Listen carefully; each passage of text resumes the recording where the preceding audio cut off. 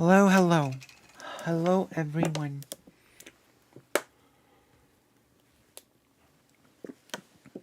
How are you this fine morning?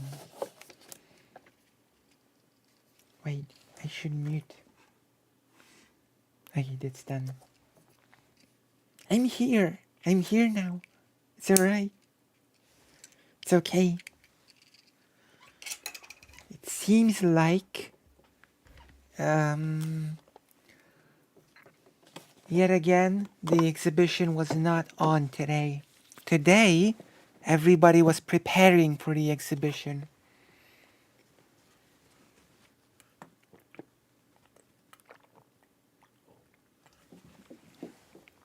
So I've seen a whole group of children in front of the museum, the Pauline Museum, and they were all holding a piece of paper, and they were turning the piece of paper and saying, "Do not forget, do not forget." And one of the child said in a funny voice, "Do not forget." And it was funny. Everybody was preparing for the thing. It'll be on today. So I guess I'll use material from today's visit as part of the broader thing that will be tomorrow.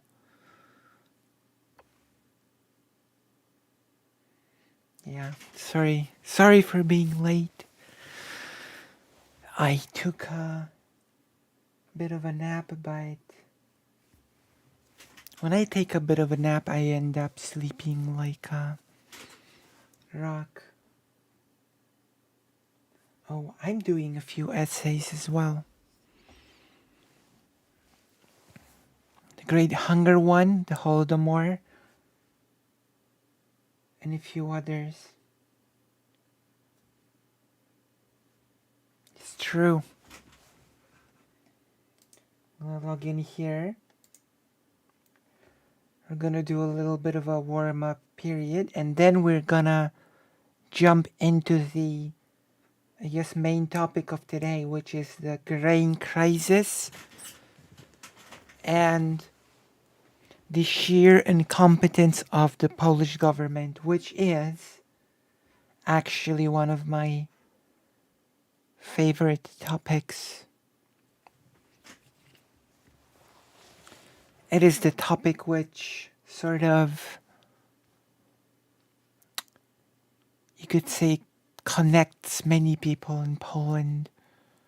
The dislike of the far-right government. Although there are people that would say that the government is not incompetent, but rather shrewd businessmen. And I don't think it's really good to be shrewd businessmen in a situation like this, but I'm getting ahead of myself. We're gonna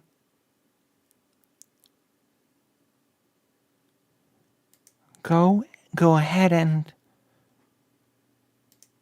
check it out later.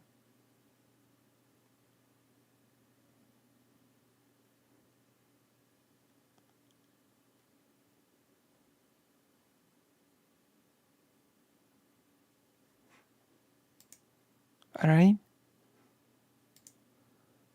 Alright. You know, we could actually use the warm-up period to discuss a few short things that have caught my attention and that I've thought of discussing, but they do not have to be full-blown segments, but rather just short discussions. Let's do that. Let's do that. because there have been things going on lately, and I'm asking myself on whether or not I should cover it today and make the stream extremely long, or if I should just postpone it till tomorrow. Then again, these are a bit time sensitive.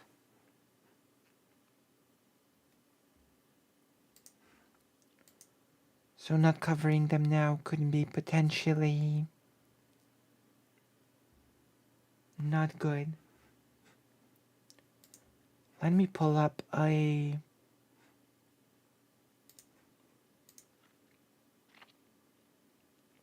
Ptasie Mleczko, my usual default browser page.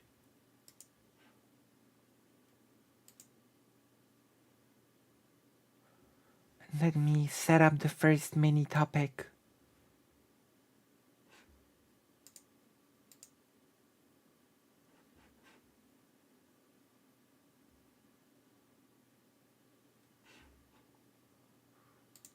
I'm gonna turn some of these off.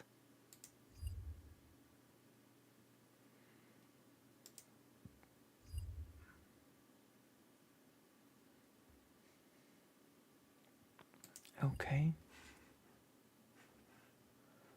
Let me set it up.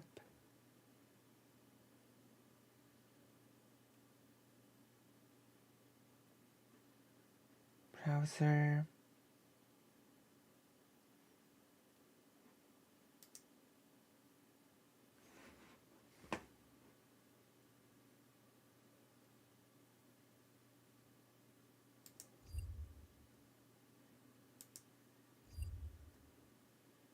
Felt as though there was an unaddressed elephant in the room. Why did this play? This horrible video.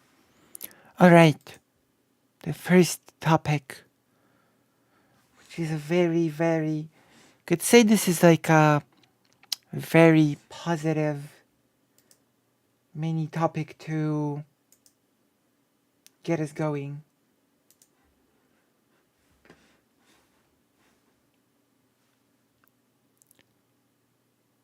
Here's the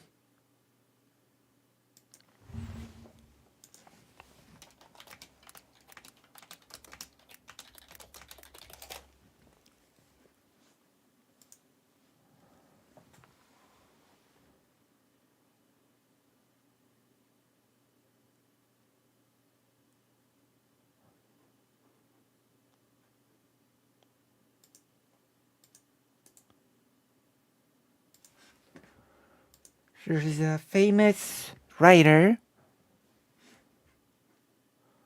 quite a famous writer, that has had a statement to make. And quite the statement it was. Let us take a look. It's on Twitter. I've got the link. I'm ready. It's in here. Let's listen. That's not the link. It's also insanely unlikely. Okay. I'm gonna fetch the right link.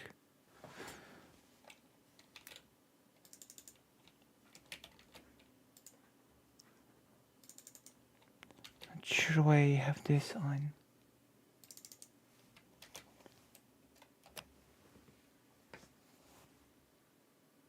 Hello. Okay, so we have a famous writer, and she has a thing to tell us all. And I would like us to listen because it's a pretty nice message from a famous writer. She's apparently a candidate for the Nobel Prize. She's called Margaret Atwood. I'm not sure if any of you have heard of the person or this message, but if not, let's listen in. I'll make it full screen. Hello, my name is Margaret Atwood. I'm a writer. Today we are seeing an alarming rise in aggressive authoritarianism. The horrifying invasion of Ukraine is the most visible example. In many places in the world, trans people live in fear of death just for being who they are. Democracies should respect the rights of all human beings. Trans people are people. They are also your fellow citizens, your neighbors, your family members. Choose democracy. Value diversity. Hello. So basically, a very interesting comparison was drawn here.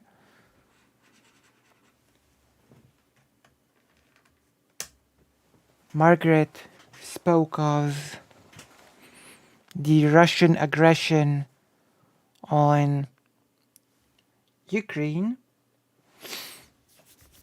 and then spoke of trans people being attacked by bigots, by transphobes, by so-called gender criticals, and basically compared it to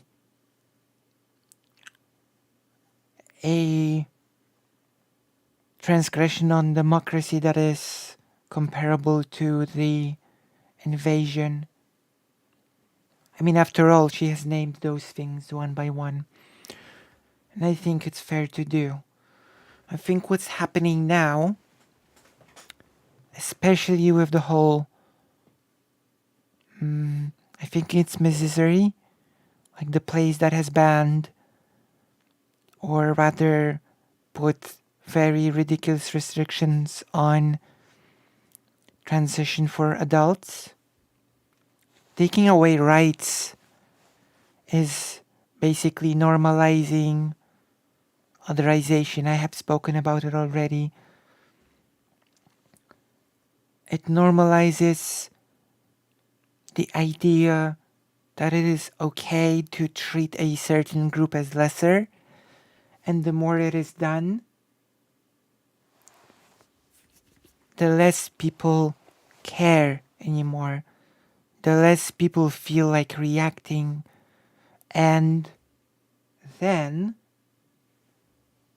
the more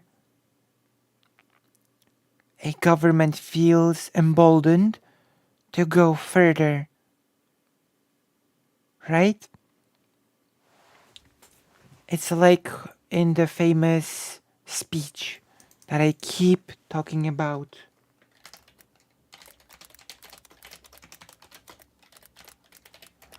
The famous speech by Marian Turski, the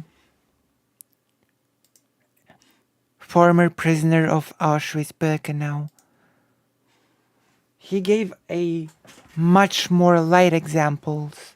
He said that one day in the 30s in Germany, signs would appear in the park saying Jews are not allowed in this park. And they would think, that might be not fair. It might be, not very convenient, but there are many other places to go. And then the same sign would appear on swimming places, right? And then people will say, again, it's inconvenient, it's not really just. But then again, there are lakes in which we can swim in, rivers. That's not a big deal. It's not really the end of the world. And that it would escalate slowly and slowly. And that it creates an atmosphere of treating those things as normal and not something to be alarmed at, if that makes sense. And slowly the government escalated, and we do know how it all ended. And it sort of reminds me of the argument of some people that say, sure, the government discriminates against trans people. Sure, it is bad that it tries to push laws that would take laws away. But is it genocide? Does it meet that threshold? It doesn't, does it? It really doesn't. And it really sort of creates this atmosphere of, maybe it's not so bad. Hello, Mnesench. Welcome to the stream. We're doing a mini discussion now before we go into the main topics. And the mini discussion number 1 is the mini discussion about Margaret Atwood basically pleading with people to choose democracy and not to allow the mistreatment of trans people. Because I have just carefully explained what that leads to. Auschwitz did not fall from the sky. It was a series of, at the beginning, very slow, methodical escalations. You know? It was sort of making people accustomed to this group being different, lesser. You don't have to care about them. You don't have to be worried about them. It's alright. It's fine. It's whatever. And this is happening here, right? And I would say in the case of the US, it's sort of the case with more than trans people. But this is going to be one of the next mini segments that I've got prepared here as part of the warm-up section.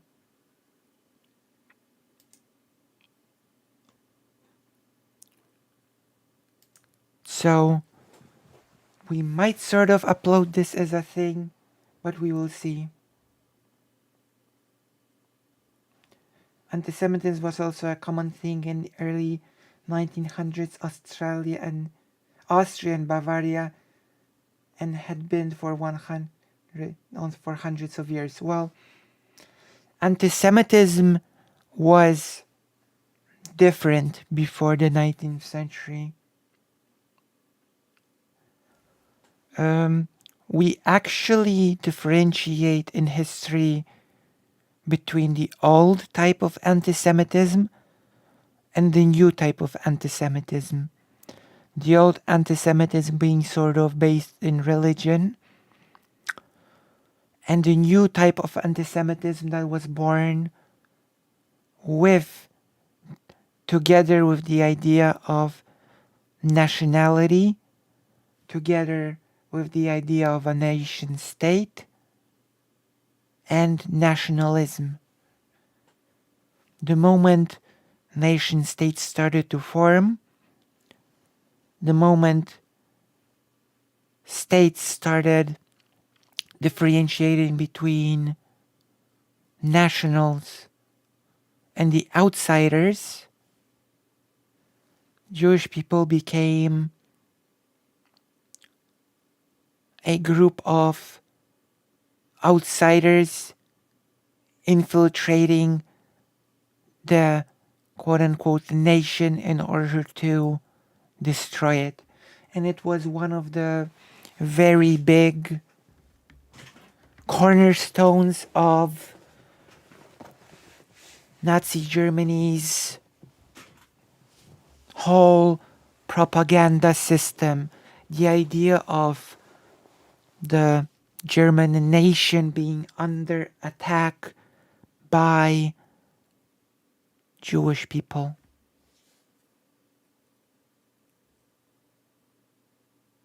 Yeah, you're right. the sort of the building blocks of the Nazi ideology were built in the 19th century when the German nation state was forming, and a trial run for what later was the Holocaust was done in Africa by Germany, which is not a thing that people are super familiar with. We might look it up right now, in fact.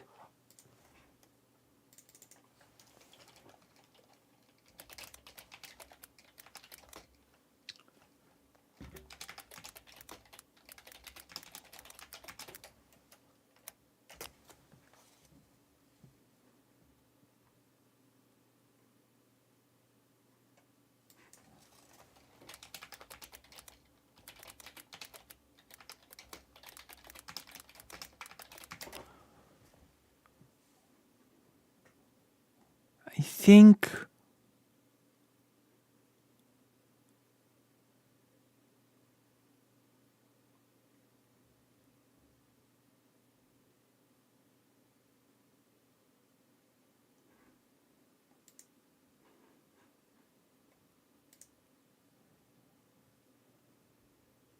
there you go. I found it. We are gonna look at it briefly.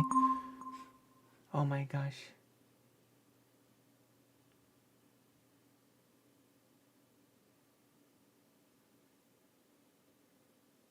Okay.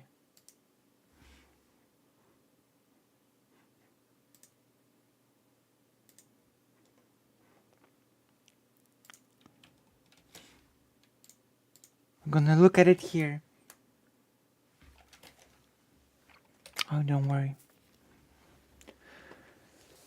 In Germany's extermination program for black Africans, a template for the Holocaust. Decades before the Nazis turned to the Jews, German colonialists in Southwest Africa, now Namibia, so yeah, they humanized, built death camps for and slaughtered tens of thousands of tribespeople in a systematic genocide. Here Edwin Black reveals the full horrors of an airy and odious precursor of the Shoah and its legacy in the US.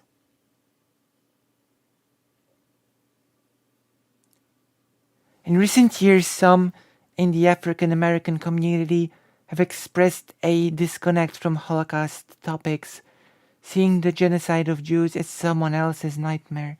After all, African Americans are still struggling to achieve general recognition of the barbarity of the Middle Passage, the inhumanity of slavery, the oppression of Jim Crow, and the battle for modern civil rights.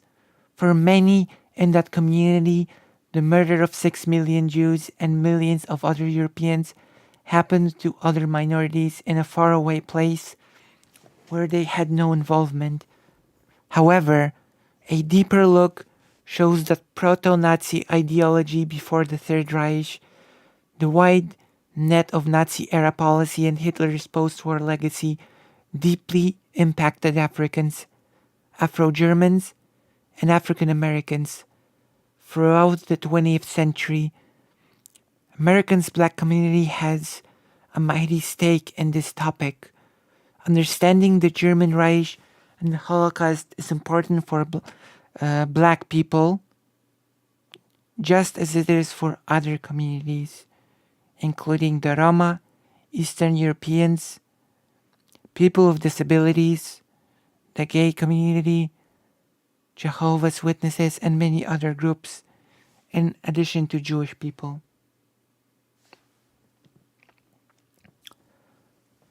The dots are well known to many scholars, but are rarely connected to form a distinct historical nexus for either the Holocaust or the African American communities. This is understandable.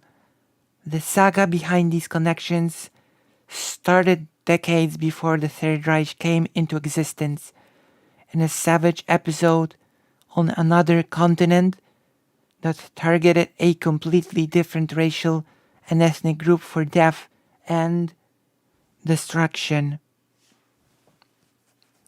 This also puts to bed the ridiculous argument that Nazi Germany probably did not really want to genocide Jewish people till the last minute.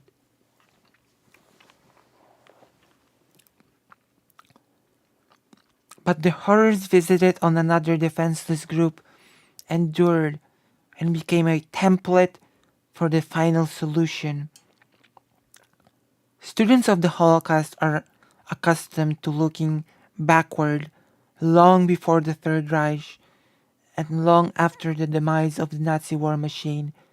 African Americans should do the same.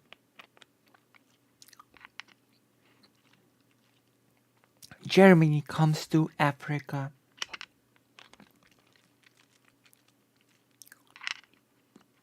And we basically have the whole article that describes how Germany has done a genocide on people in Africa, and it became, as the article implies, or not implies, it just says it, the template for Nazi Germany and the final solution.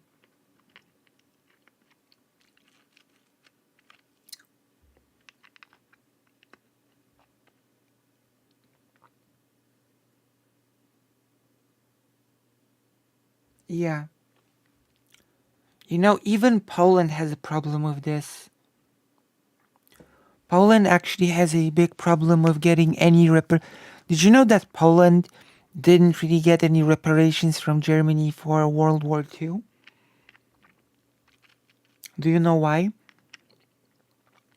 Because after World War II, Poland was basically given away to the USSR, became a puppet state of the USSR. Hello, Draken. And basically, the communist, or rather the puppet state government of the Polish People's Republic, told Germany that it does not want any reparation. The government basically said after World War II, under the dictation of Joseph Stalin, we forfeit any claim to any reparation for the war. Hello, Ahmad Nasser.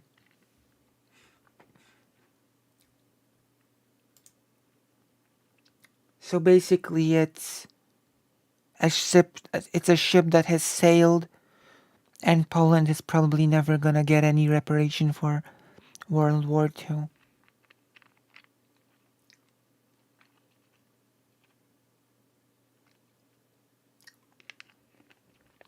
Oh no, the Polish government that was in the pocket of the USSR officially said at the time, we forfeit any reparation. And so the matter is considered settled.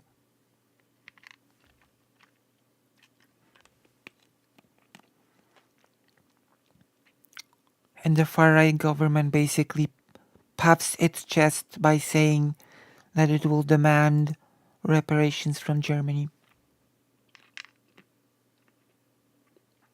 So that's the thing. Oh, let me see the link. We will probably end this mini segment that has turned into a full-blown segment with this. Germany adheres to contested Namibia genocide deal. Tenama and Herrero have asked Namibia's highest court to stop a planned reconciliation deal between Namibia and Germany A decision is pending, but Germany appears set on implementing the deal.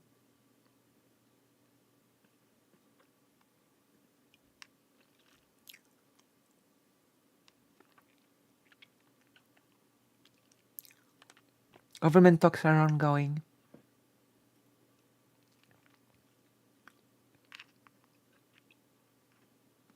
No agreements of Herarendama.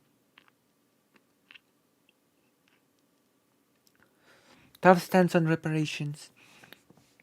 The German government also remains tough on the contentious issue of reparations. Germany is offering Namibia 1.1 billion over 30 years. The money is expected to be used for development projects that benefit the Herarendama.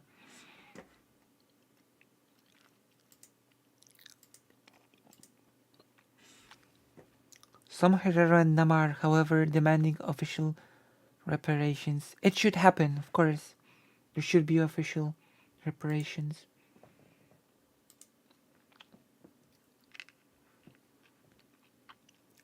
For lack of a legal basis, there are neither individual nor collective claims for reparations by individual descendants of victims of their associations against the German government, the Foreign Office wrote to Dagdalen.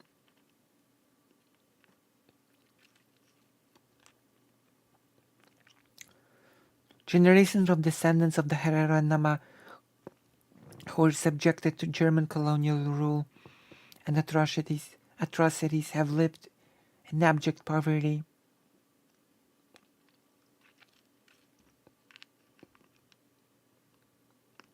Namibia, the price of genocide. So yeah, it's all connected. Alright, this is it for this mini segment. If you enjoy me going over things like this, press like, subscribe, hit the bell, consider subscribing, consider supporting the channel, since it is what keeps me going. And let's move on to the next mini topic of the day.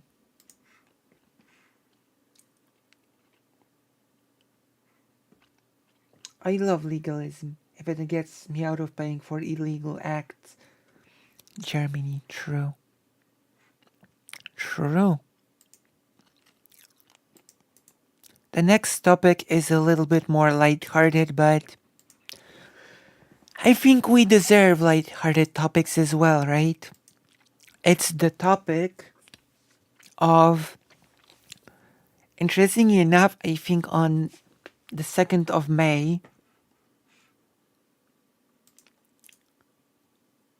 it seems like in the 2nd of May there will be a debate between Vosh and President Sunday. Isn't this the deeply... But there might be actually also a debate between Lav and Vosh, which would be, in my personal opinion, it would be amazing. I want it to happen. Okay? Make it happen. Because I know that Lav would be out of her depth in this sort of debate. She would not have much to say. And there's a clip floating around in which Vosh basically says this. Isn't this the deeply mentally ill woman who got into a tiff with Destiny a little while ago? She became a TERF and she said this person's brain is like a eldritch black hole or something. True. There's something deeply wrong with her. Probably multiple things. Oh yeah. Well, she's a TERF. I've seen her tweeting about how trans women are men or whatever, and she apparently likes that video and likes the call out of me. So those are the allies you earn, I guess. True. These are the allies that you earn. I should actually go over that ContraPoints video, shouldn't I? It would be hilarious. I want to see it. We would watch it live. I guarantee it. Laugh them out. Destiny gave her a huge platform before she. Well, Destiny will give a huge platform to anybody who like probably says negative stuff about the left. So I don't know. It's not. True. That is true.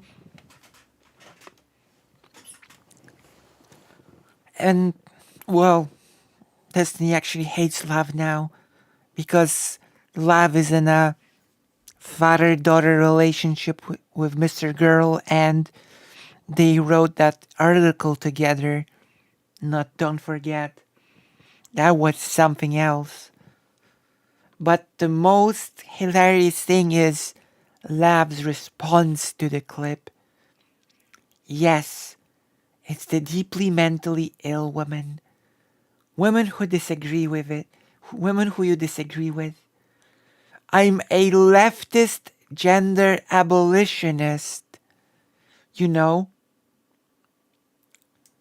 Because, according to Lav, leftist gender abolitionist is when you are a bigoted biological essentialist.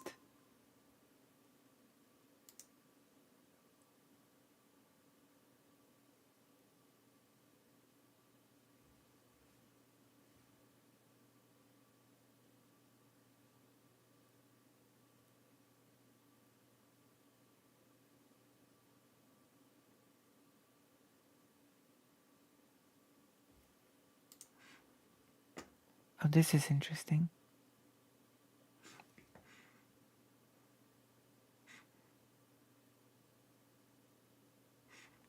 So, yeah.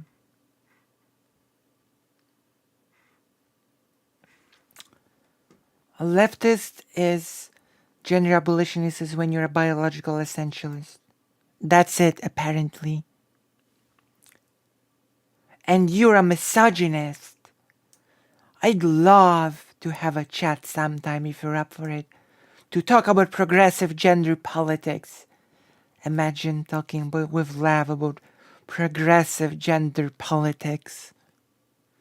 But I understand if you don't want to platform someone who could make you look pretty dumb. Okay. OMG, Vajvi, please, please, please do this. I know snuff films are illegal on YouTube, but this debate murder waiting to happen is too good to pass up. And I agree. I join this person in the request. Please make it happen.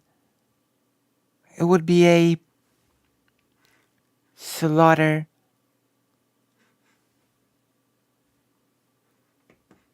Would be hilarious.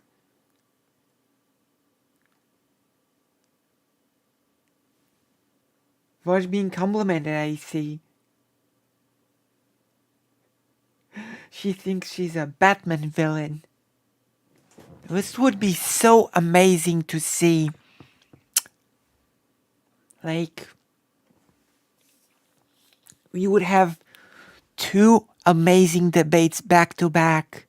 I'm already looking forward to the one that will happen on the 2nd of May. I would love to see Voice Destroyer. She's way over her head. Yeah. But don't forget, and this is such an event that I'm gonna link it here. I'm gonna link it in the chat. President Sunday is having a debate with Lav on the 2nd of May. Live, laugh, love. I'm hereby officially advertising this event, you should all participate. Even though maybe I should just watch it happen. Maybe I should just watch it unfold and comment on it. Because I honestly, unironically believe that love is one of the worst people. You know? In my eyes, love is such a horrible person that it makes perfect sense. It makes perfect sense to me that Lav and Mr. Girl got so close to one another. One horrible human being to another horrible human being. Another Sunday W incoming. True. True. So we should all mark this in our calendars by clicking let me know we're doing this. And we should all tune in. And by the small chance that anyone watching right now is not subscribed to President Sunday, you should. You should subscribe to President Sunday. Alright. On to the next mini topic of the day, which is, and this is another grim topic, okay? This is another grim topic that I feel needs to be reported on. Have you heard of the newest, and I'm pretty shocked that the term newest has to be employed, but I guess when it comes to these things, it is what it is. Have you heard of the young teen that was shot in the head for knocking on the wrong door? Have you heard about it? Give me a doomer, Ducky, if you have heard about the kid that was shot in the head for knocking on the wrong door.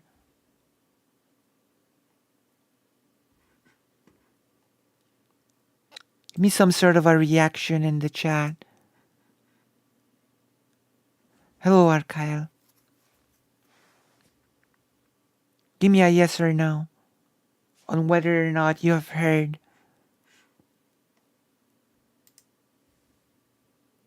You've heard about it. Okay, Maya knows about it.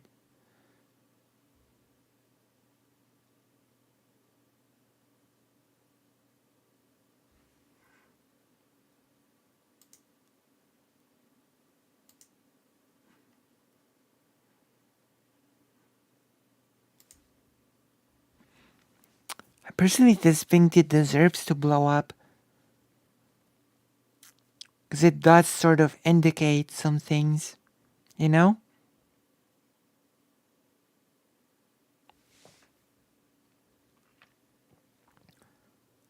Because once again, like,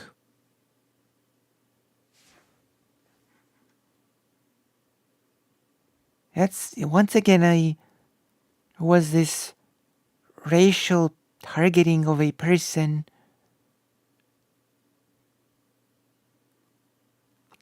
Let's see the thread here.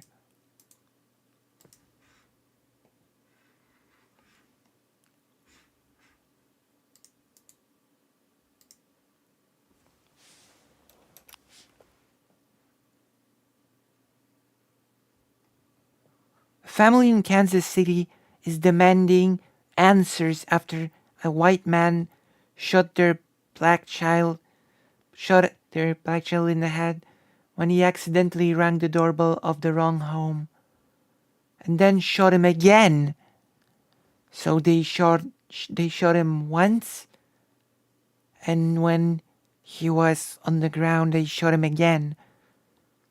The man was taken to police station to make a statement and then released.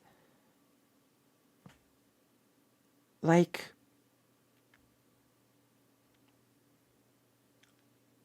there was definitely a racist component to it. Like,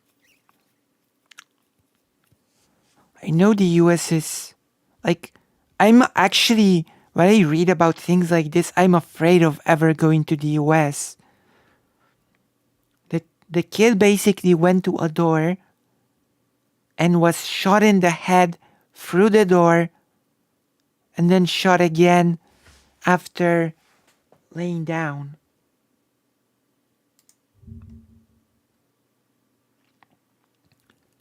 This is a hate crime. Kansas City black family demanding justice after a white man shots black boy Ralph Yarl in the head twice for ringing doorbell of the wrong home. White man released by police hours later. And the police describes this as an error. How do you make an error which is shooting someone in the head through the door? What kind of an error is this?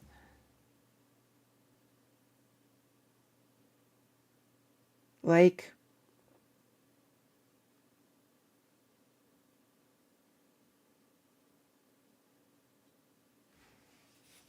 I don't know what to say. Like, the US feels like a really terrifying place to me, that you can just knock on someone's doors and you can be shot on the head.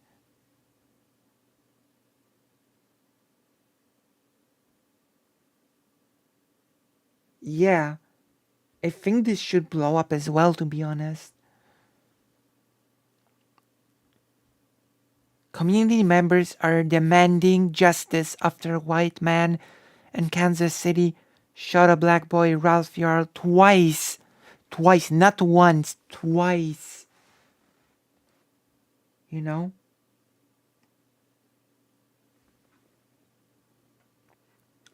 For ringing the doorbell of the wrong home.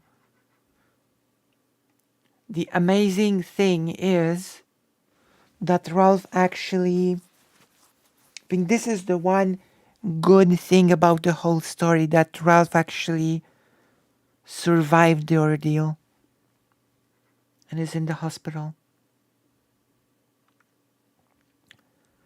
Kansas City MO Ralph Yarl, a 16-year-old black boy, was shot twice by a white man in North Kansas City after accidentally ringing the doorbell of the wrong home while attempting to pick up his sibling. The white man reportedly shot Ralph in the head through the glass door. Then, when Yarl was already bleeding out on the ground, shot him again. The family has described it as a hate crime, and community members are calling for justice for the young victim.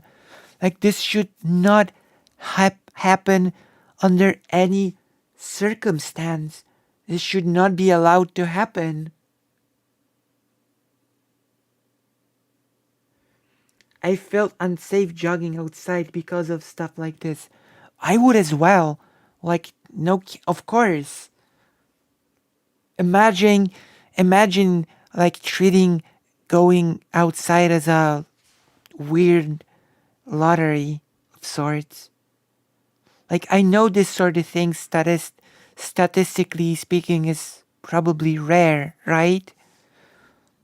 Like, you can whip out the statistics and say this is super rare, but this sort of thing does create a psychological effect of just being terrified of doing anything, because basically anyone can just decide to shoot you on the head. This was not an error. This was a hate crime. You don't shoot a child in the head because he rang your doorbell. The fact that the police said it was an error is why America is the way it is, said Dr. Faith Spoonmore, the aunt of Ralph Yarl. And I agree with this wholeheartedly.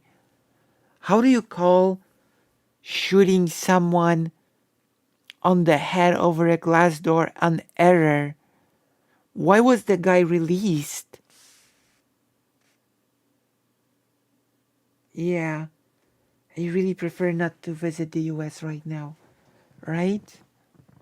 Like, it's terrifying stuff. Reports indicate that the white man was taken to the police headquarters briefly to provide a statement but was released shortly after without charge. So a man shoots a child in the head and gets released. I have to check something right now because this is getting out of hand. One moment.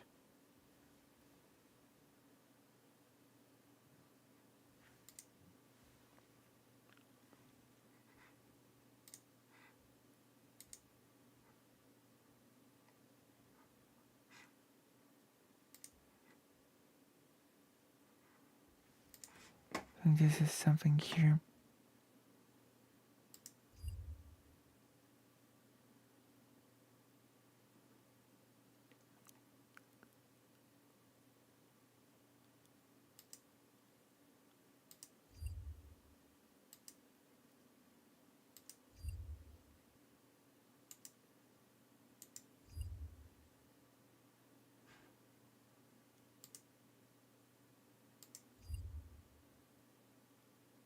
There we go.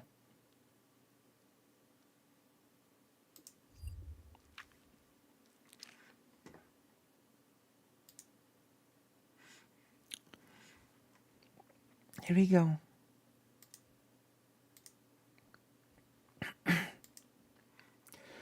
Feel like I'm playing Russian roulette every day, right? Like, there should be something done about this.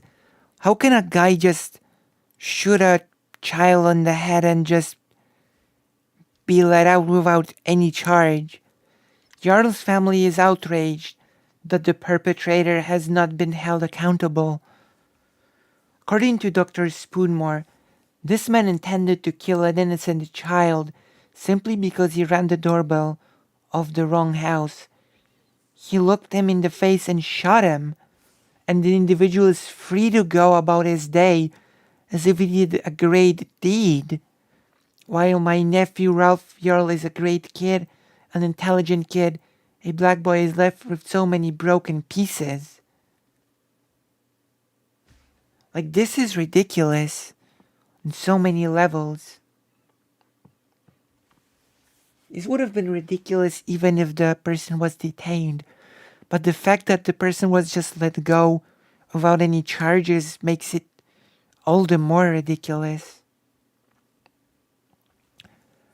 Lee Merritt, a nationally recognized civil rights lawyer who has represented Ahmaud Arbery and Cameron Lamb, has taken up the case. Sean King, a well-known activist and journalist, is also assisting with the case. Since this story was first reported by the Kansas City Defender yesterday, it has gone viral across social media platforms, reaching millions of people, which is good. A protest is scheduled for today as community members continue to demand justice for Ralph Yarl. The Yarl family is urging supporters to help spread awareness about the case, and bring attention to the issue of racial violence in America. This is a developing story, and more updates will be provided as they become available.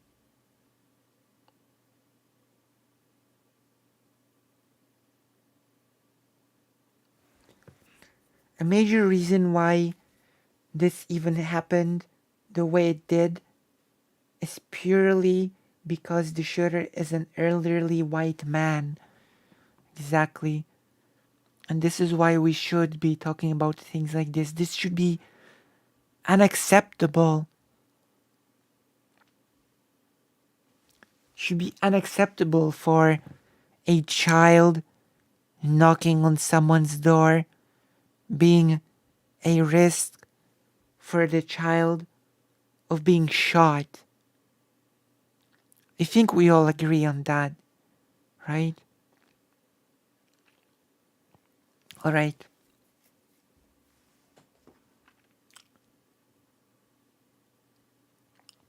I will be going back to this as new information will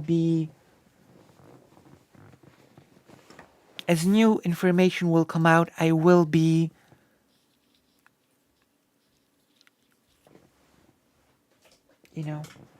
we will come back to this and we will see how this develops. I at least hope that the shooter will be arrested. Come on. Like, that's the minimum, right?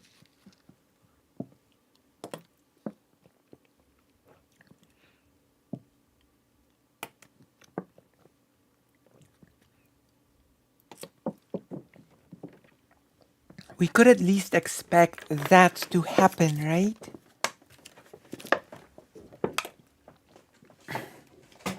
People should not feel emboldened to just shoot at people whenever they don't like something they do.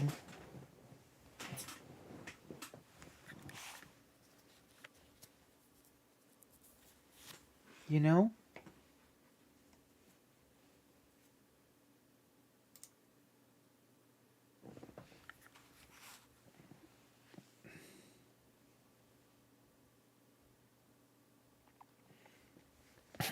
I didn't see this comment. I live in America and I wouldn't suggest anyone coming here. It's a country. Let's just put it that way. It is a country.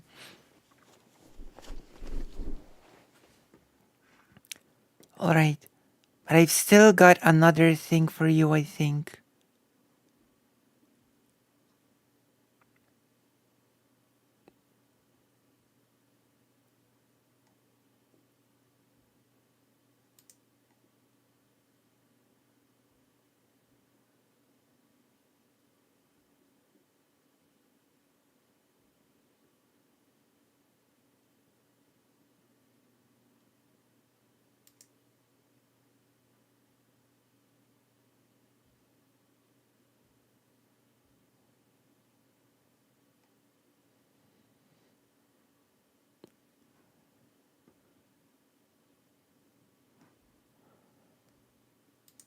I think we are depleting our short topics for today.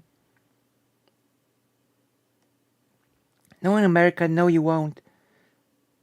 Be at least for a little bit. I think, if anything, this should cause people of all types to protest, basically. Not just the community directly related to the boy. That is my opinion. Should be a much wider protest about this because this is happening again. Once again. It just shouldn't. Should not be a thing. But now, I'm gonna tell you a little bit of a story because we are heading into a whole new topic. If you're ready. Are we ready? Give me some hyper Lucy's if you're ready for the next thing. If you're ready to move on. If you're ready to do the topic that I wanted to discuss with you all today. Because I'm actually quite surprised to hear that everybody here is interested in hearing about the so-called Polish grain crisis. We're gonna have like an article app. I'm gonna give my quick synopsis. A super unprepared synopsis from the perspective of a regular Polish person. To which, like, I have discussed this topic with my mom a bit. The topic of the Polish grain crisis, because it's constantly in the news now. I'll give you a hug.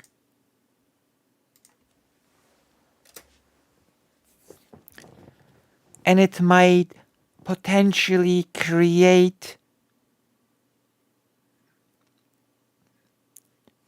this one be a little bit of like a crack on the amazing relations between Poland and Ukraine, and that would be a shame, because the whole situation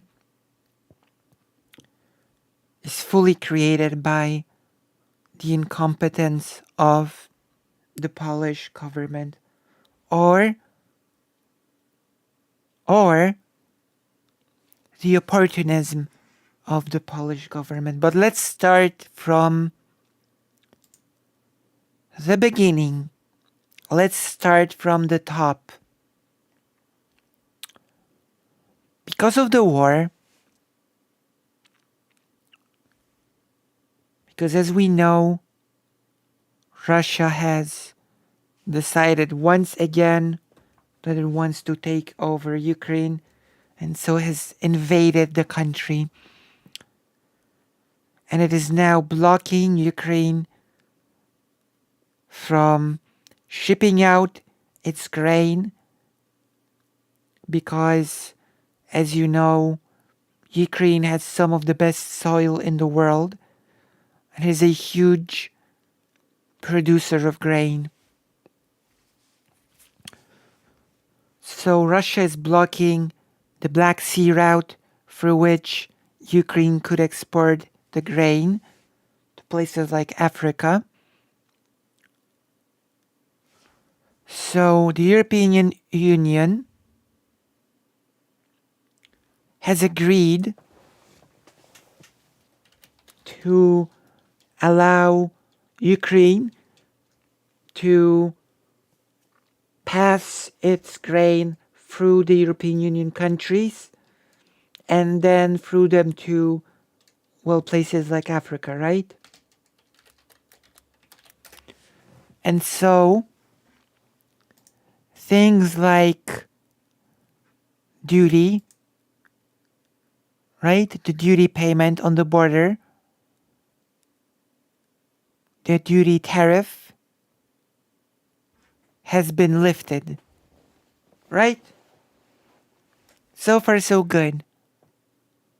But now enter the Polish government,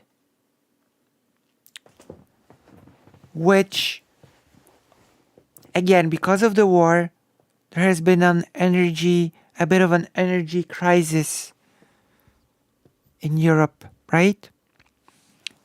And so Poland has decided to go heavily into coal, even though that's sort of the thing that everybody is going away from for obvious reasons.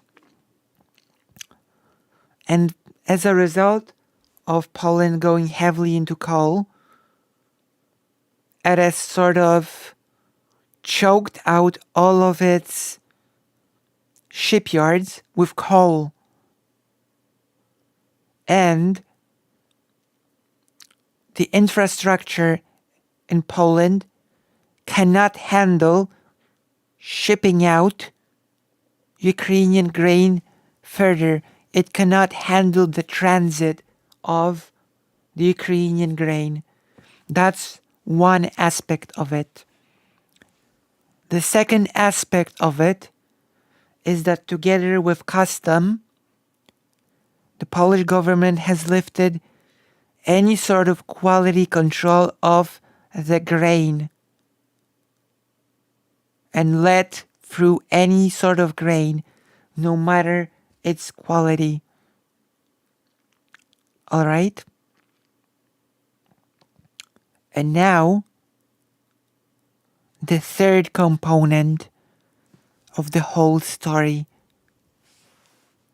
The Polish government seeing a business opportunity, quote unquote, naming the bad quality grain that was not inspected as the so-called technical grain that does not need to be fit for consumption. So the Polish government would buy this grain cheaply, very cheaply, because there is no custom. And then selling them into Polish mills as grain for consumption to be transformed into flour for use. All right? So this is what's happening. And then, because the Polish market became flooded with the cheaply bought grain that has not undergone any sort of inspection, Polish farmers were unable to sell any grain whatsoever. So the grain was just stuck in the farmer's hands. Okay, and there's a new harvest coming, by the way. So this is the situation. And then, to make the situation even more hilarious, very recently, like a few days ago, the Polish government, without any sort of discussion with Ukraine or the European Union, locked the border when it comes to Ukrainian produce. So no Ukrainian produce can enter Poland anymore. Which is hilarious because it was also done without consultation with Polish farmers who are now protesting because along with the untested grain, a lot of products that was being bought before is also now halted and cannot be many crucial products that farmers need for functioning. They cannot get it anymore because the border is locked for Ukrainian produce. So, can you now see why this is a big problem? And to add salt to injury once again, 10 months ago, the government urged farmers not to sell early because the prices for the grain will go up and they will make more profit if they don't sell. And now they cannot sell at all. And when the political opposition warned that there is a grain crisis incoming, the Polish government has then framed its political opposition as pro-Russian. So this is the mess that we are in. And this is just setting the stage. We will be looking at a few articles about it right now. So before we move on, how do you feel about all this? Is any of this new information? Have you known about it all? Is any of this new? Were you aware of all of it? Or maybe none of it? How much did you know about this situation? Is the main question.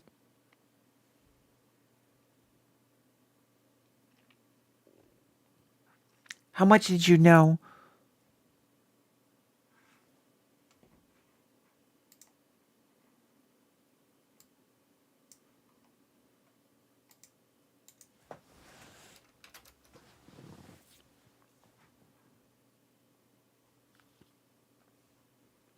How much do you know?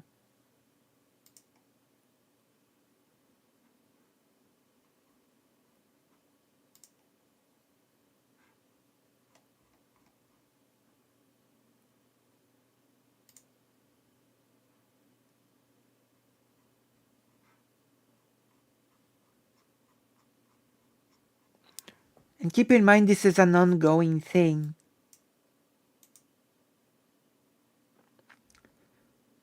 Only partially aware. Didn't know Polish politicians were this incompetent. I knew there have been transport problems since the war has started. Like, this is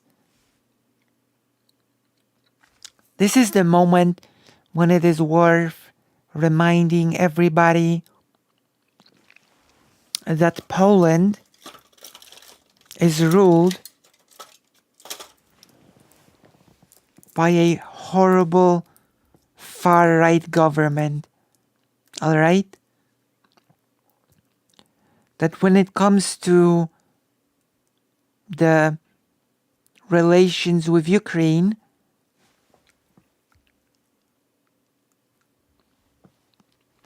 the thing that made it work was not the government. It was the citizens that accepted Ukrainian refugees into their own homes. In fact,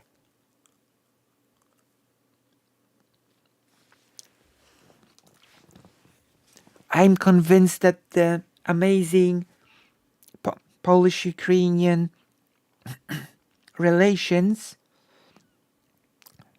happened in spite of the Polish government.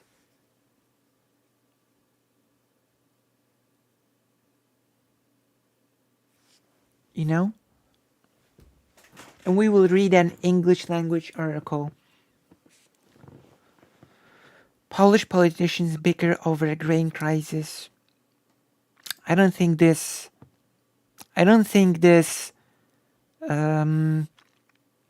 title gives the problem justice. From my perspective, and maybe this is my own bias, it is not just politicians bickering.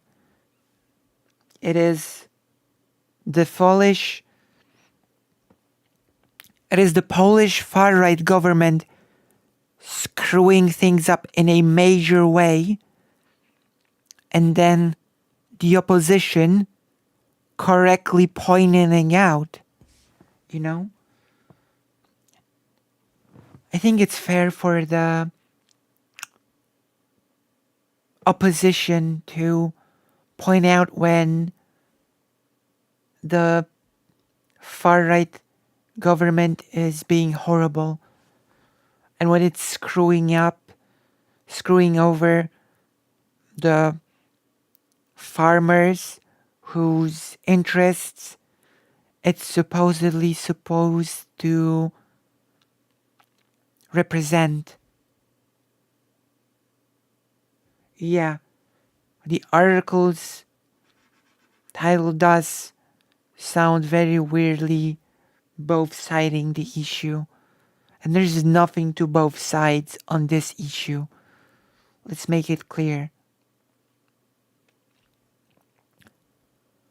The Polish opposition is helping the Kremlin by touting media reports that companies connected to the ruling camp participated in importing Ukrainian grain to Poland, causing huge disruptions in the market, according to new Agriculture Minister Robert Telus. I'm sure that a brief look into this person will tell us everything that we need to know. Who is he? Oh wow! Robert Telus says that if you start criticizing and saying about the bad things that the Prawo i Sprawiedliwość party is doing, then you must be a Russian shill. But wait, what party does this person belong to? Oh wait, he belongs to Prawo i Sprawiedliwość. Surely there is no conflict of interest here, right? Nothing to see here. You're criticizing my party? You must be a Russian shill. Okay. No conflict of interest whatsoever, right?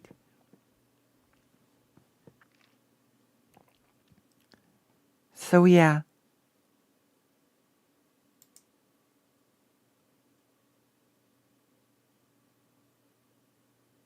Like, it is important to note that the minister Robert Telus is in the ruling camp.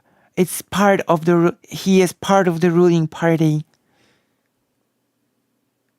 You know?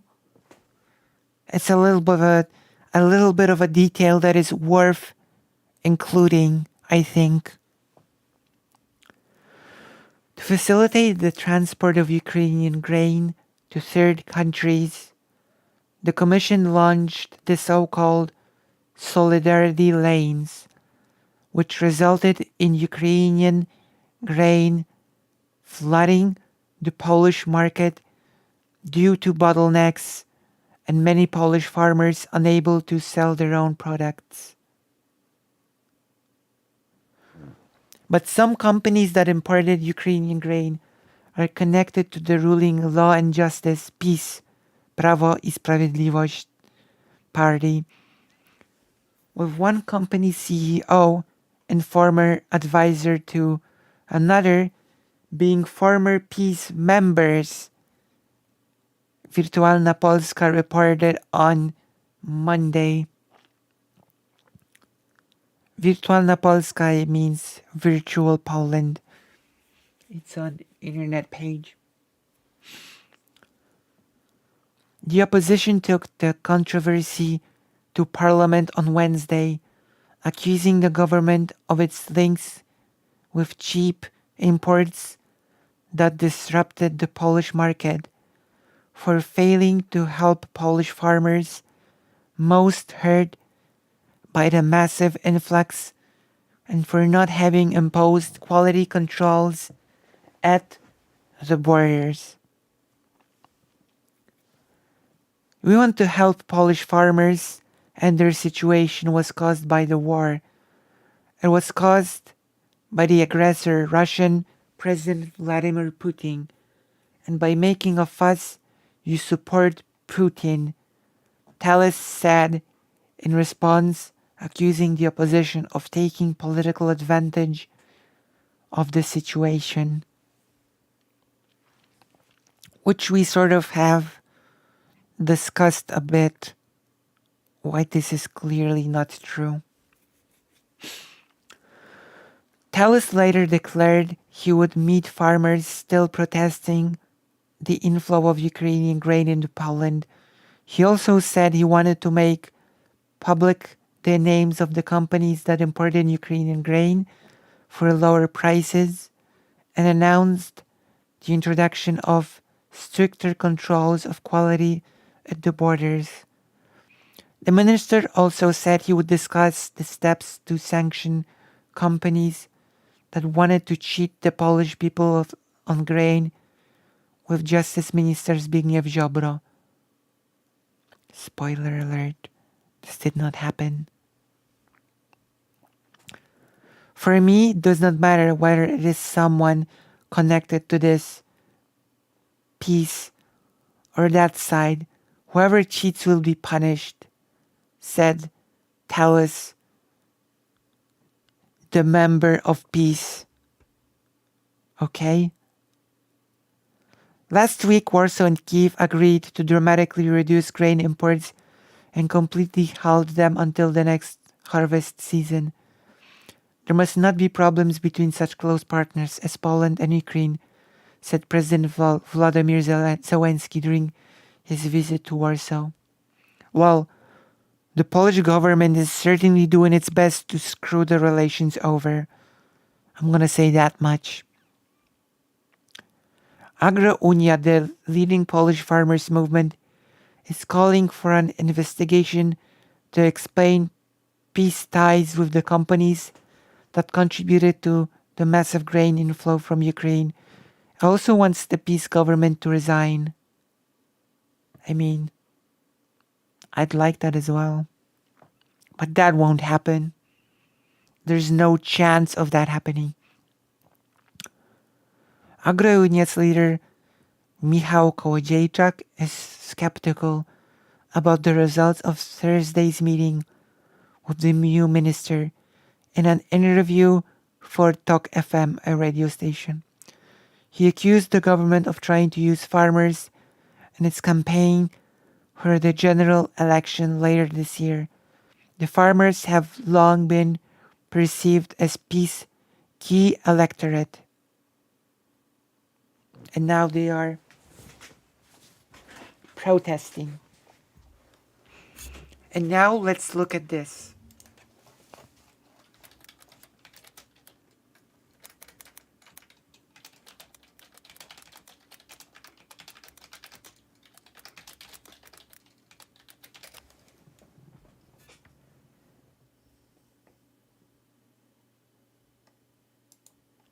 Because then this happened, and I've already talked about it.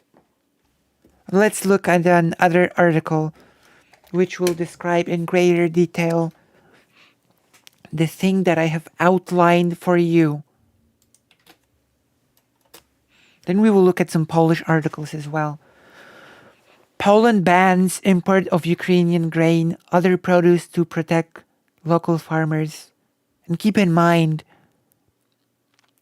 Poland cannot just do something like that without any consultation with the European Union, or, from what I know, with Ukraine for that matter.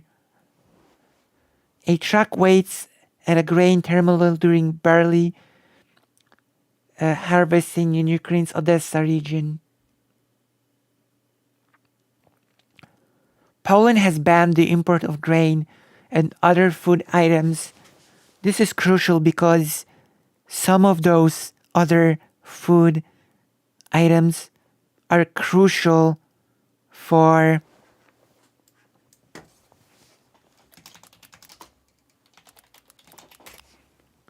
creating food for farm animals. Like some of the products that have been now banned are crucial products for creating fodder for animals. This is another aspect of this.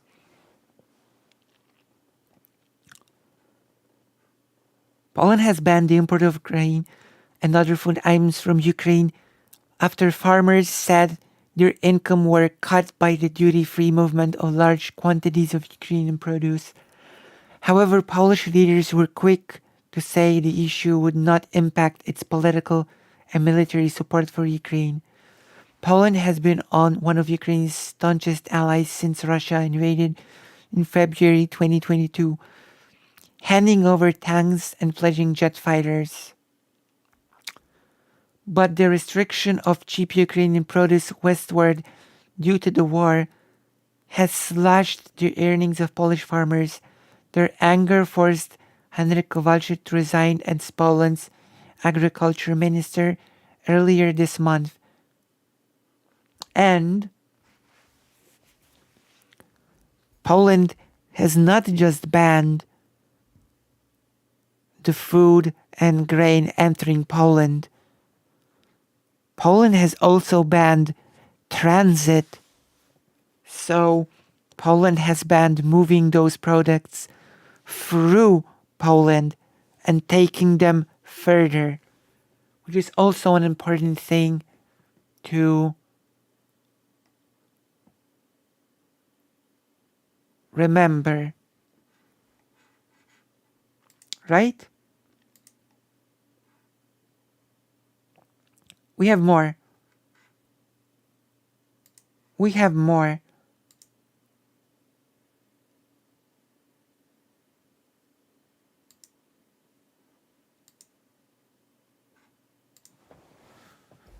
We have more.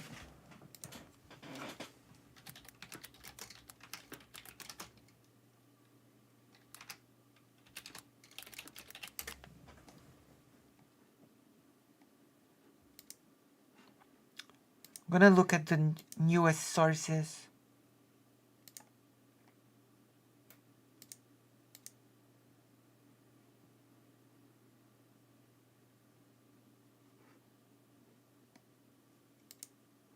Let me see.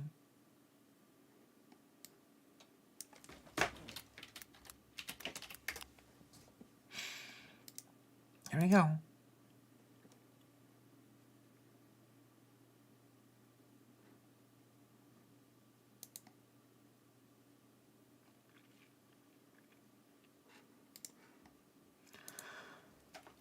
We're going to look at a few Polish articles. I'm going to translate them. So be patient with me, okay? We're gonna do some creative translating.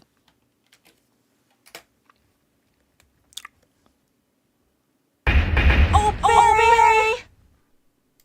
Oh, thank you. Thank you for the tier 1 sub. Thank you very, very much. Thank you. Thank you, Jess. Alright, let's get into this.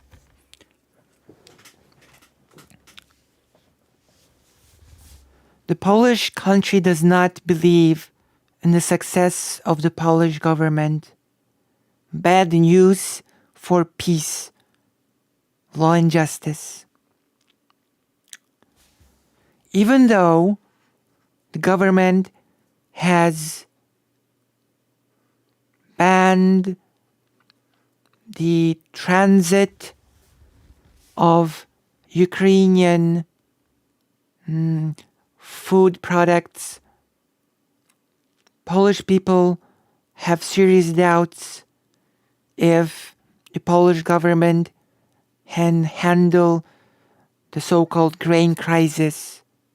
A new poll suggests. Let us remind everyone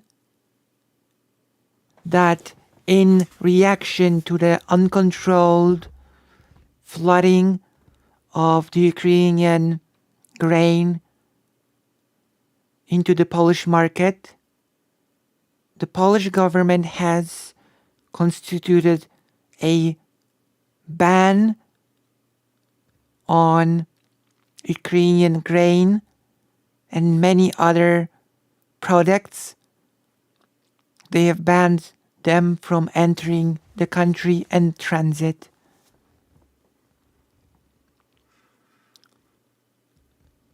So there has been proper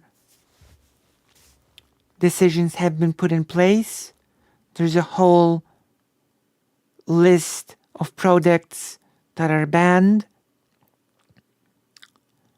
And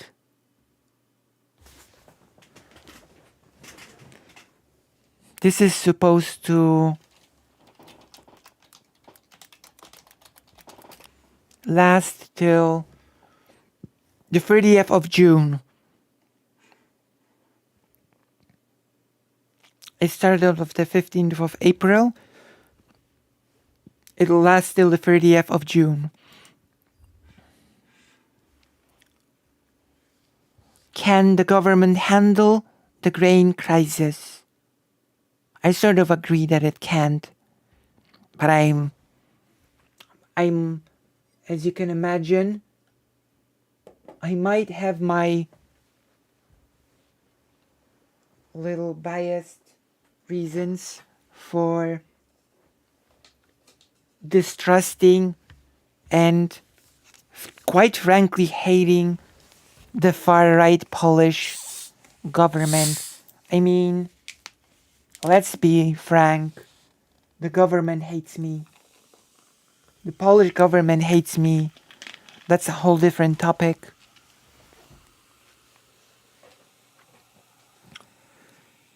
In a new survey, United Surveys, done for the RMF-FM, which is a radio station, and Dziennik Gazeta Prawna, the law newspaper, Polish people were asked, do you think the government will be able to solve the problem of the flooding of cheap grain from Ukraine?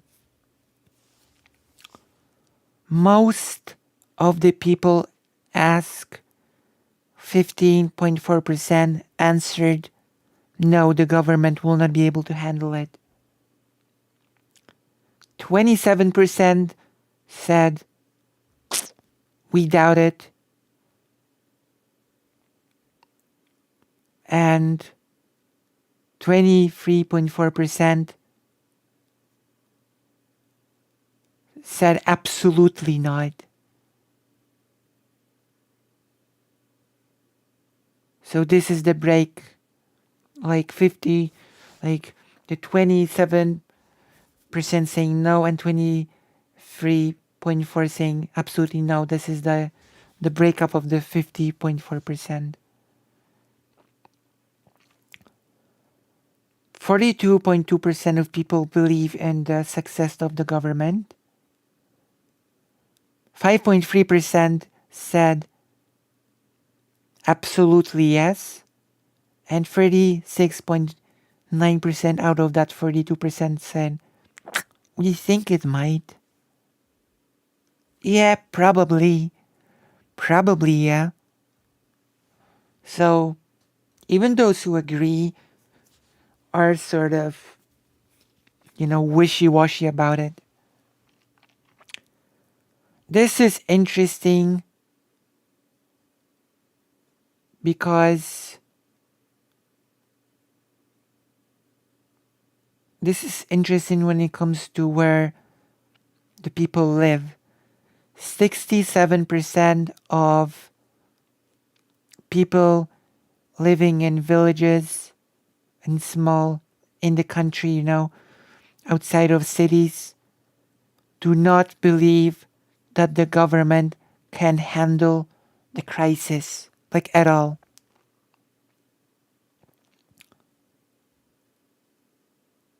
The biggest faith in the government, which actually surprises me, is comes from the people living in big cities.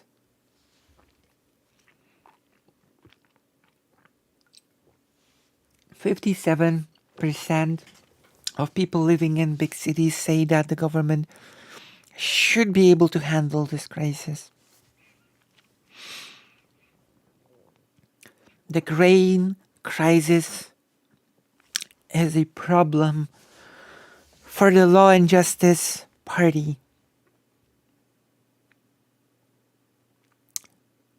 Oh, the survey also asked, how will this situation affect the popularity of the ruling party? And even in this case, the survey constitutes a big warning for the ruling party, because nobody from the people asked for the survey answered that the government's position will end up stronger because of this crisis. Only 5.9% of people said that it probably will strengthen the government's popularity. 20.4% think that the grain crisis will absolutely weaken the government's popularity or the government's position. 27.2% think that it will probably weaken the government situation. And 42.1% answered that nothing will change. And 40.4% said, I don't know, it's hard to say. I don't have an opinion.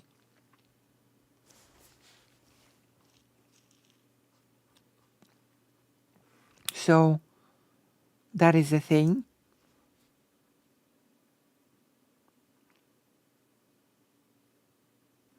Okay? And now we will see what basically the person that is considered the leader of the opposition has to say about the whole crisis. We're gonna now read some statements from the political leader of the Polish opposition scene, called Donald Tusk. Let's see. Tusk about the grain crisis. Lifting the duty did not mean that we had to forfeit any sort of quality control, which is, to be fair, in my opinion, it's a pretty good point to make, right? Just because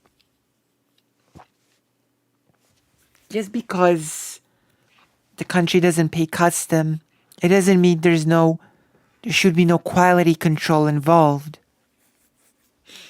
which led to the buy-off of the technical grain etc. I've explained this before.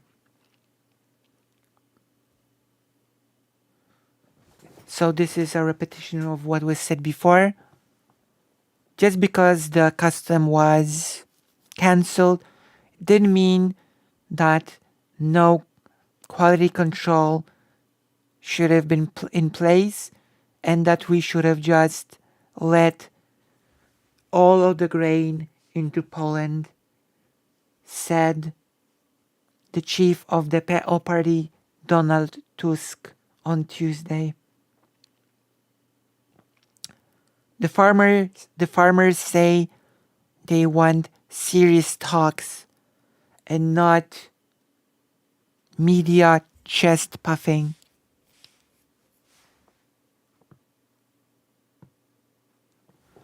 The farmers say that they have suffered from a huge cost that is related to the production of the crops that meet the European Union standard.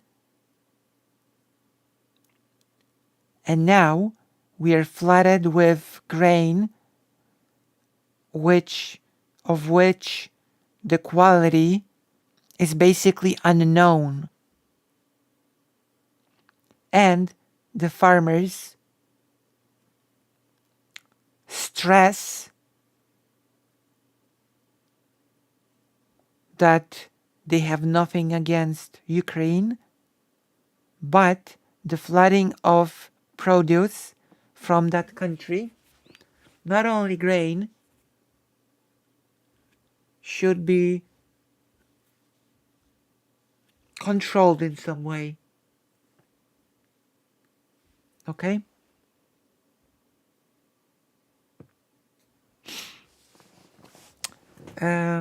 Wiesław Gryn from the Zamoyski Farming Association said, "It is unacceptable for a situation in which the Polish farmers were set on a course to clash with the Ukrainian agriculture, okay, of Ukrainian farmers." Tusk was critical about, no, not Tusk, Wiesław Gryn was critical about the government's proposition of help, saying that the government does not propose realistic solutions to the problem. And that subsiding is not the solution. Basically, the Polish farmers' position is, we don't want a handout from the government. We want to be able to normally sell what we produce for a normal price. Right?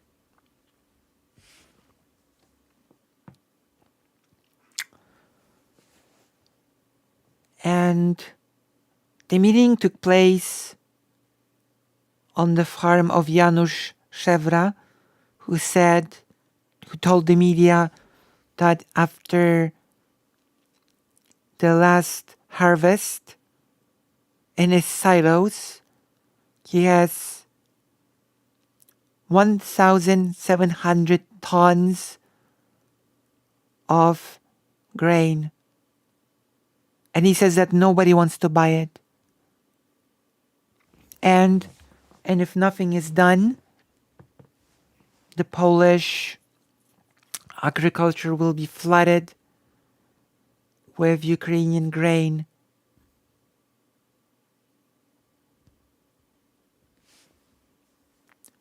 Tusk admitted that he is not a specialist when it comes to farming, and he cannot do very much as part of the opposition. But he stressed that the voice of the farmers will be heard and that the opposition will be pressuring the government when it comes to the topic of the grain crisis.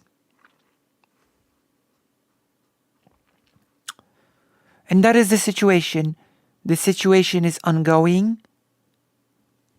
And I will add a few more details before we finish this segment up. The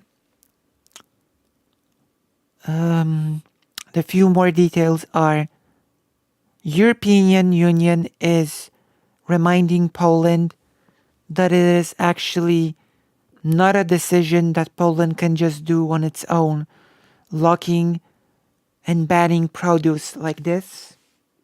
Okay?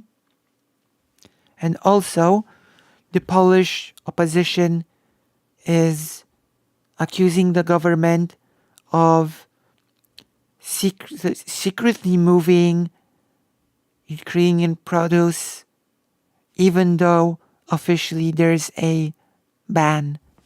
So it's a whole mess. It's an ongoing situation, and I will keep updating all of you on the situation as it happens, okay? We will have an update on this situation because this situation has not been resolved, not by a long shot. And we are looking at an ongoing situation.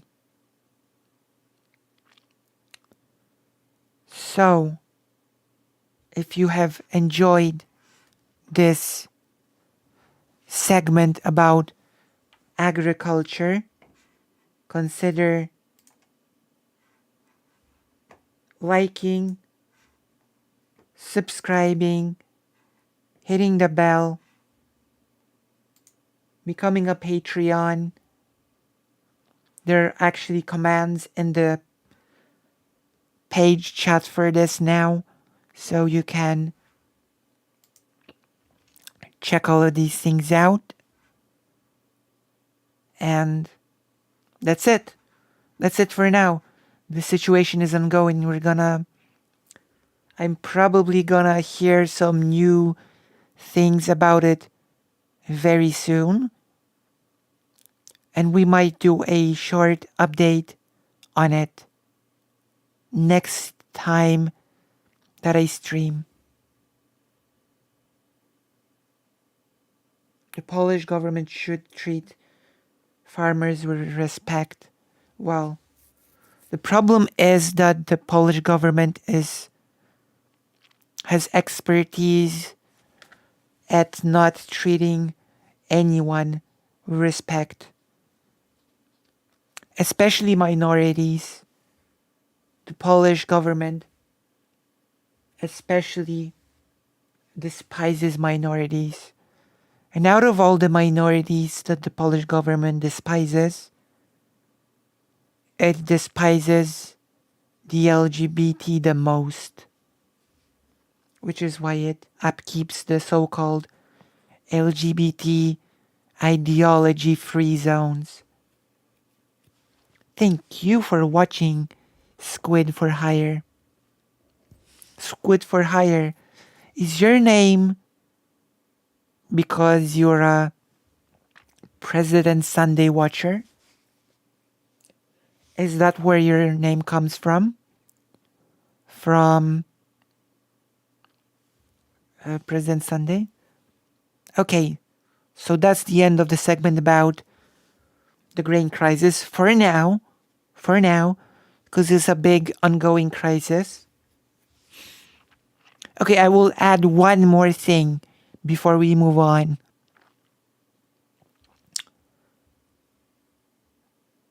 Yes, ideology-free zones. That is what the government says, basically. We don't hate the LGBT. we simply oppose the ideology.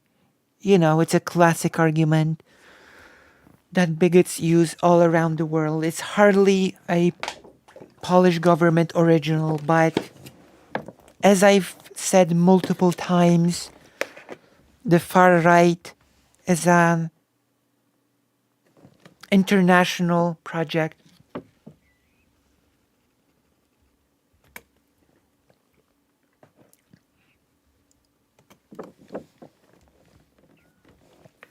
Oh, you watch Dylan Burns? Nice. Dylan is doing such amazing work in Ukraine that it cannot be understated. So have you seen my conversation with Dylan Burns? If you have not, then I highly recommend that you watch it. Because I think we've had a pretty nice conversation. I hope I'm not being just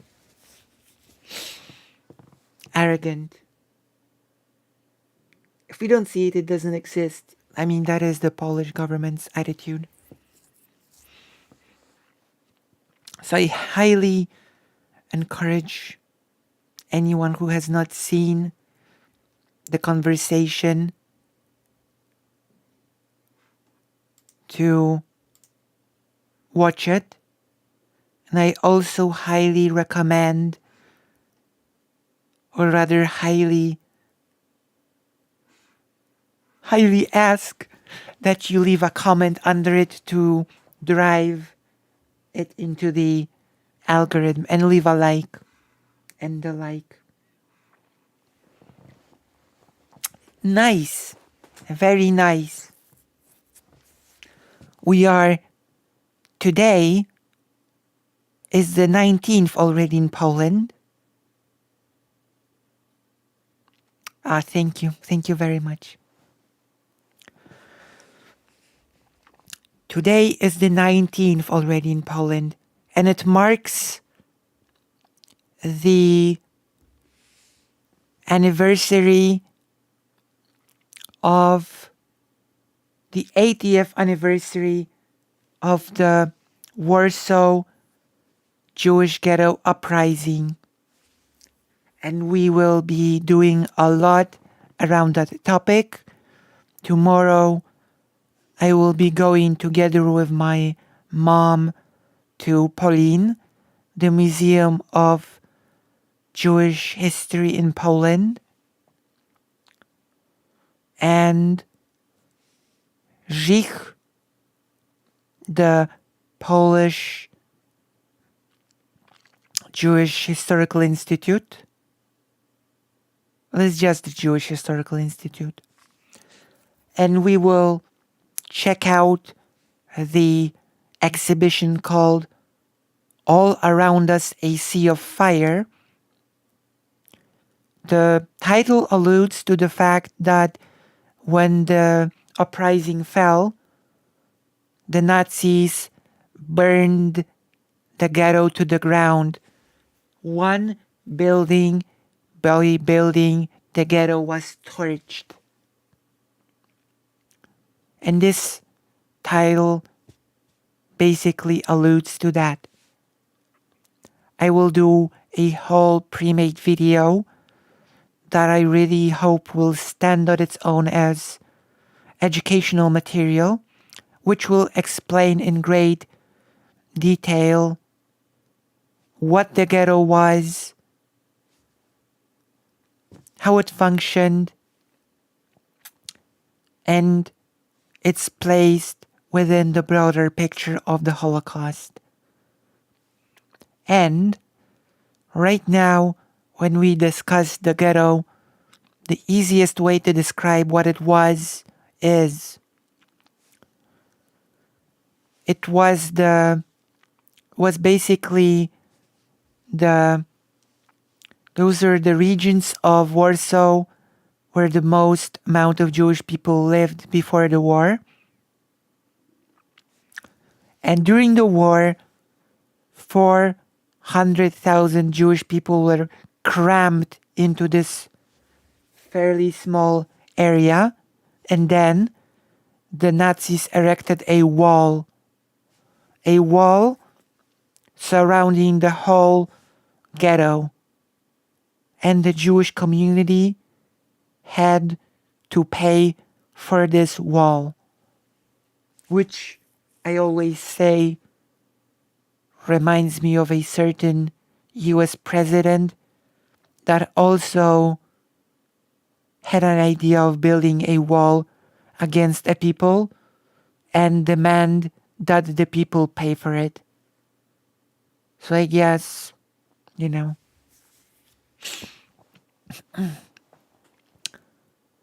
I guess some people like to take the Nazis' example when it comes to certain ideas which should be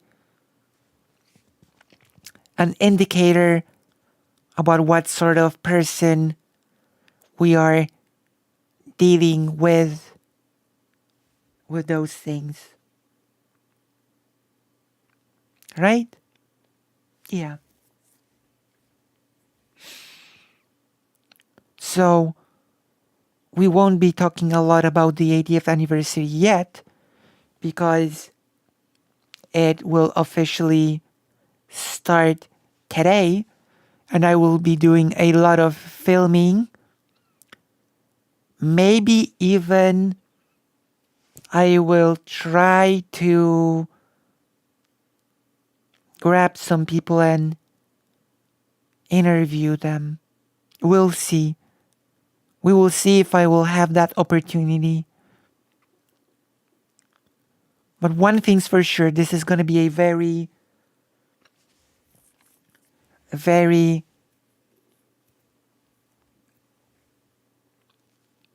big event, and I encourage everyone to follow what is about to happen when it comes to this, and all the things that I will be uploading related to the 80th anniversary of the Jewish ghetto uprising. All right, we have done this.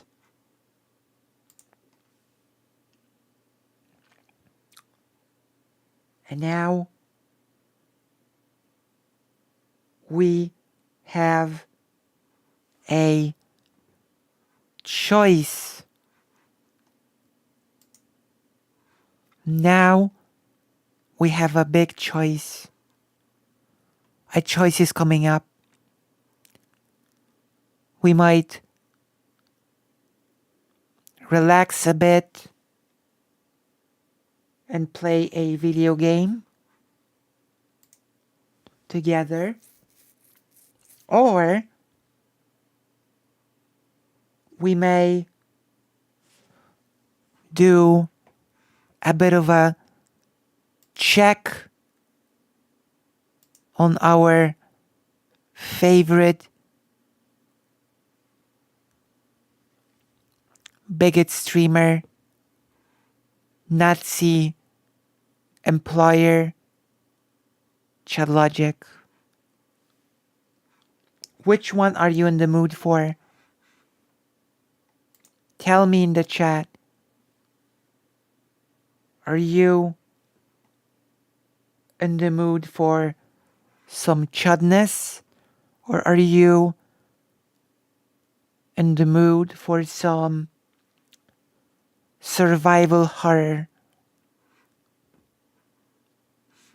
I'm okay with doing both.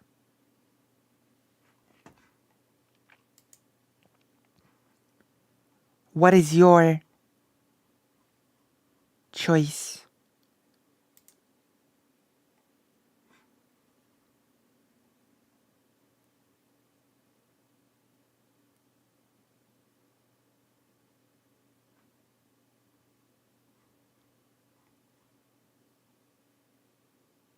Bazinga.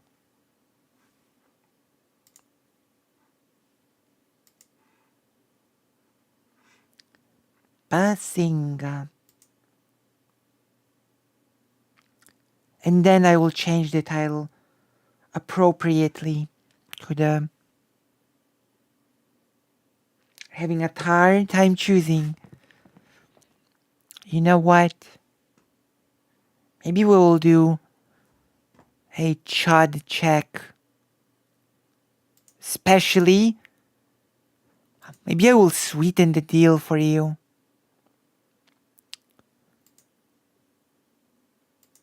Chud Logic has been having this weird falling out with the, or maybe not falling out, but this weird thing with Destiny.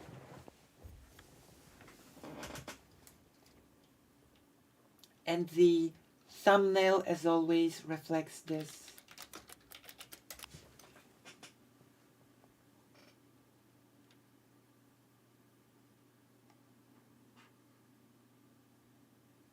All right.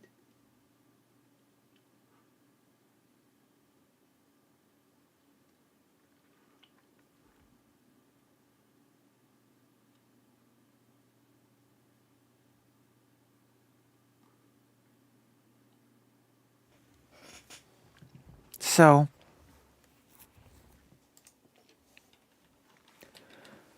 let's see. This is basically the thing that I'm thinking about covering.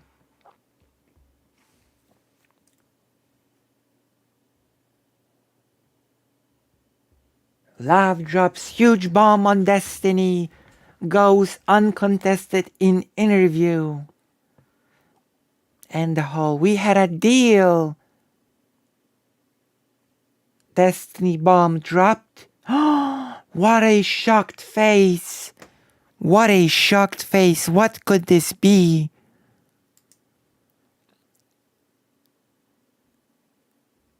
Could this be big?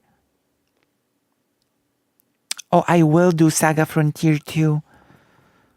I will do Saga Frontier 2 100%. In fact, I can also do Saga Frontier 1. Alright, let's go. We are doing Chud Logic. But if we're going to do Chud Logic, then we're gonna have something going on in the background, okay? I'm going to turn on the thing that is my special game for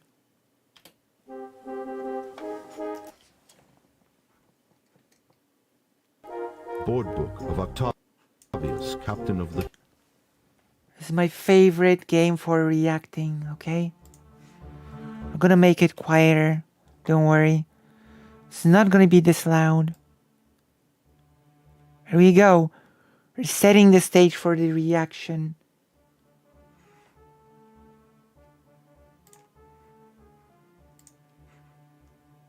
Alright, we're ready.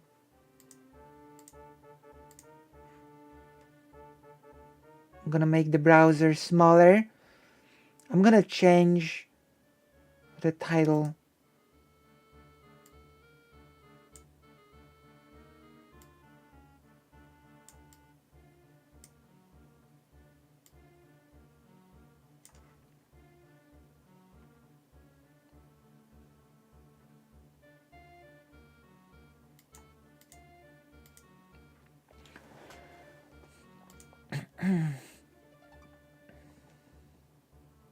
Let's capture the...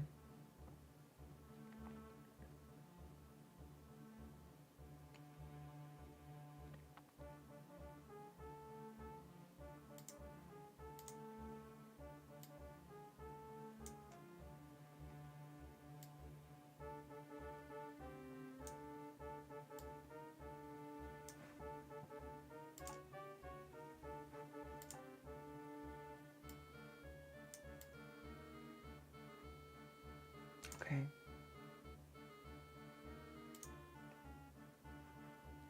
So we're gonna have to add it again. I'm gonna have to set it up again. I don't know why it's not working.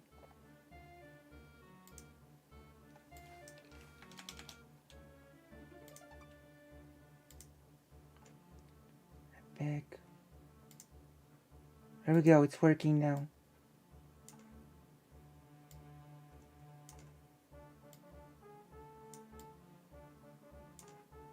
This is the little thing that we will have in the background.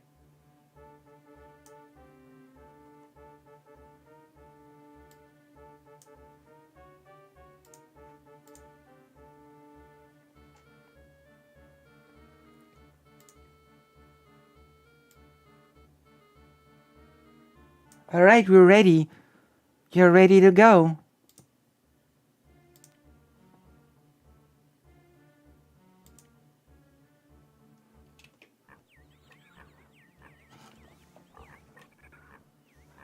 Oh my gosh. What's happening?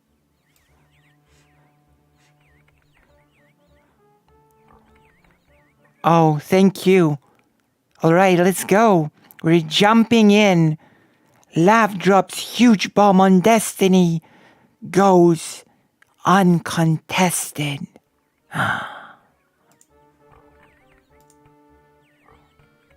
It's going to be a... Surely this is going to be an awesome video. Full sound. Observe the biggest talent of our generation. DK and his editing skill. And then pretty immediately it got pretty sexual. What? She's never said it like this before, ever. Am I crazy? Am I crazy, or is this like a... Yes, you are. I haven't actually heard any of this yet, but I can already answer, yes, you are crazy. But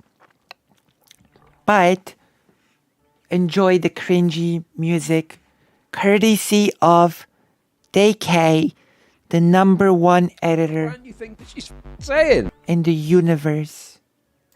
I was forcing her to send me explicit images and make sexual deals for stream time. I'm so sorry. The agreement, I guess, is that I send him photos and we're sort of chill with each other and then I get airtime. Is Tom retarded or something? Tom is honestly one of the most brain dead that covers all this shit, okay? If it was Sparta, we would... Aww. Oh no. Tomfoolery is being criticized by Chad Logic. Oh no. How will he recover from this burn?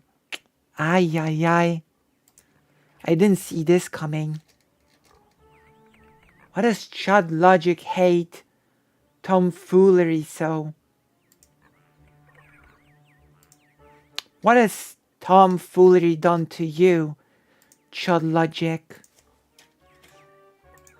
left at the cliff and been chucked off the edge of the cliff. One of the little decrepit babies. Oh my god. From the words of Chad Logic, isn't it a bit excessive, mate? Isn't it a bit mental what you're saying? Bit crazy? Oh yeah. I saw this but couldn't find the clip. Yeah. I've got some sort of this thing. My throat's fucked basically. I don't ever look to work. Oh no. Chad Logic. The agreement that she... I know your pain, Chad Logic. My throat is bad as well. So I guess I can sympathize with you. See, we're united in this pain. The throat pains. We'll send him photos and we're sort of sexual with each other and she'll get airtime. Is there like any evidence of this whatsoever? So yeah, my point is I'm glad that Max and Lav both put me off for as long as they did, because it's turned into... And yeah, I don't believe that. If that would have been the case, it would have been a part of the article, okay? If that was happening, it would be super in Mr. Gross' article, in my opinion. But, you know, I mean, Lav is the person that famously has said that she just lies all the time, so. You know, this. That's when everything started. I'm not fully up on the lore, but like if I remember correctly, like she thought that your criticisms of sex work were disingenuous and you were trying to like advertise. And... This is even before that. This is even before that. So even before that, I called in just to talk because I saw the sex doll review, and I was like, "Hey, you should probably take more breaks instead of yelling at your girlfriend. Like, you should probably not make your feelings her problem." Which he disagreed with. But anyway, behind the scenes, me and Stephen would talk because we sort of reconnected at that time. Oh. Sort of just like passive talking to each other over the year that we had known of each other. And reconnection. Like, well, you should stream.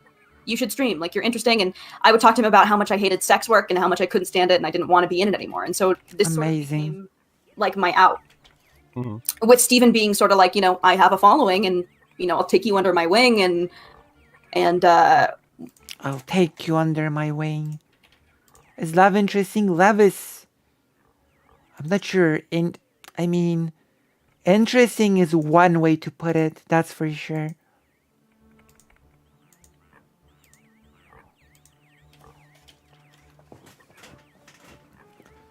What is interesting is her spiral into more and more horrible behavior, basically.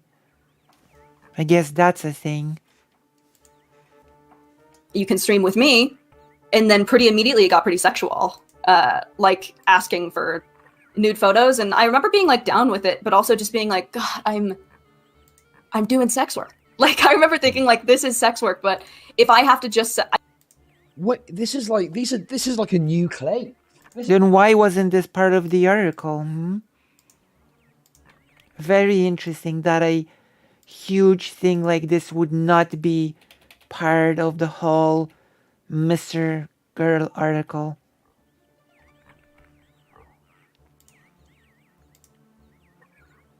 Right? In my opinion, this is all just ridiculous. But let's hear it out. Like, at this point, I don't believe anything that Lav says, to be honest. I assume anything that she says to be a lie about anything. Maybe I'm being a bit biased or mean, but it is like that is how I see it.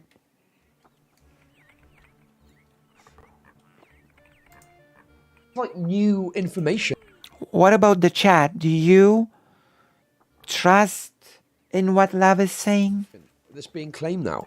What? Weren't all the logs given to Mr. Girl? Right. Also, like, she's being disingenuous about the series of events here because she reached out to him to do the whole trying to encapsulate the man in a shtick situation that she's done previously too. If I have to do sex work with one person to get out of OnlyFans, if I can change careers, I will just do it. What? I'll just do it. And so then it was sort of just like, okay, the agreement, I guess, is that I sent him photos and we're sort of sexual with each other, and then I get airtime. And then then he started. What? I don't believe this for a second. I just don't believe that. I think it's BS. I'm gonna be honest. It sounds like total BS. Maybe I'm wrong. Maybe I'm just biased against Lav here.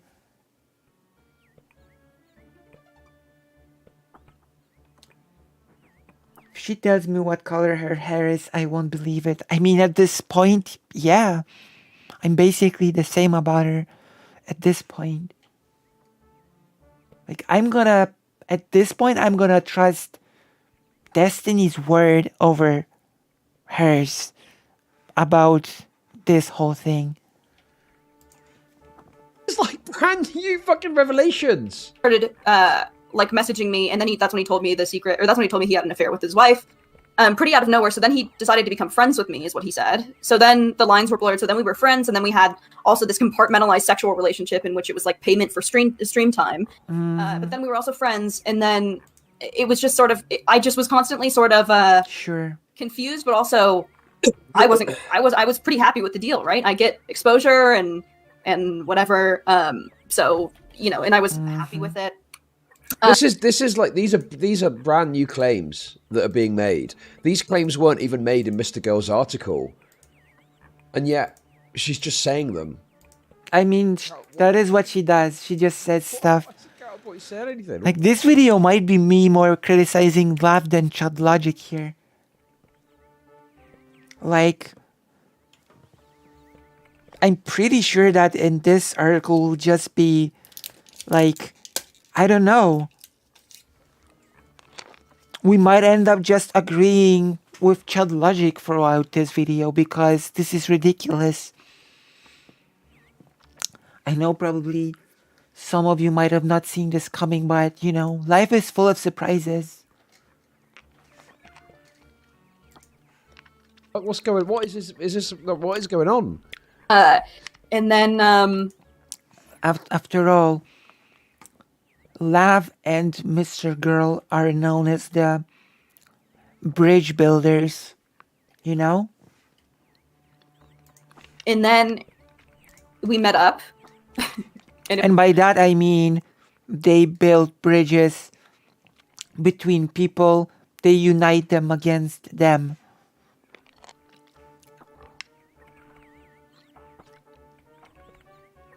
Like, I didn't see Wick and President Sunday having an amicable thing going, but, you know, Mr. Girl made it happen single-handedly, basically. Fine. And then he started acting a little different. Tom, is what she's saying true? I mean, like, No. it's true as far as the way she felt about it. Like, No, it's a lie. I'm sorry. You can just stuff it, tomfoolery. Like, it's a lie. We know at this point how Lav is. We know if it would have been true, it would have been included in the whole article. Like, come on. Be serious for a second. she's saying she's right now. Be serious. No, that is fucking. Does no one paid attention to any of this? This is new. What she's saying happened here is new. True. What? She's never said it like this before, ever. True. Going over She has not. the course of events, and yes, like the course of events that she's giving right now are true, but she's adding in like her No, not thought even pro- that is not. No, I don't believe it's true. I just don't believe it. I'm gonna repeat it as a mantra for this whole thing, but I don't believe it. Yeah, it is an obvious lie. Like, come on. not even that is correct, because the series of events she has laid out is wrong, because she reached out to Destiny with a sexualized Yeah. initially as well. Like the whole Come series on. of events she's presenting here is fucked. process into it, right? So when she's saying like, yeah, I was just kind of like giving, I was giving him pics for content, like that is her interpretation of it. Whereas Destiny's saying like, no, I mean, you say her interpretation, I just say lie, okay? Like, come on. Tomfoolery, come on. Don't give us this BS. well, I just wanted sexual pics from you. It had Come on. We're gonna edit the title, by the way. In real time.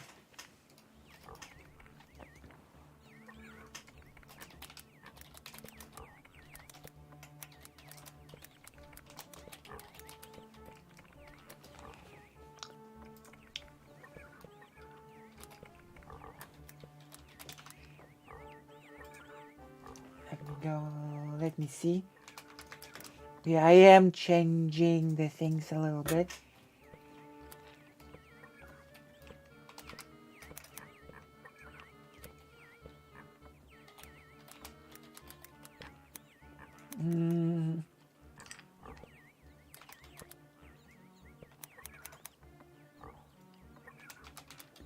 I guess.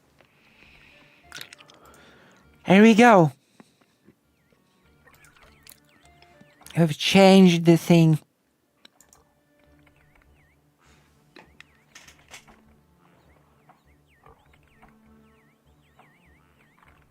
Those are alternative facts that she's saying.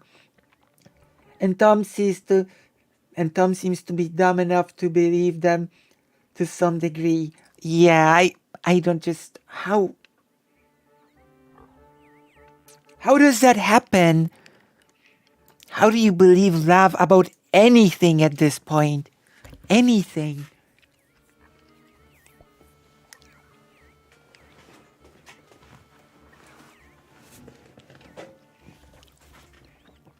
You know what?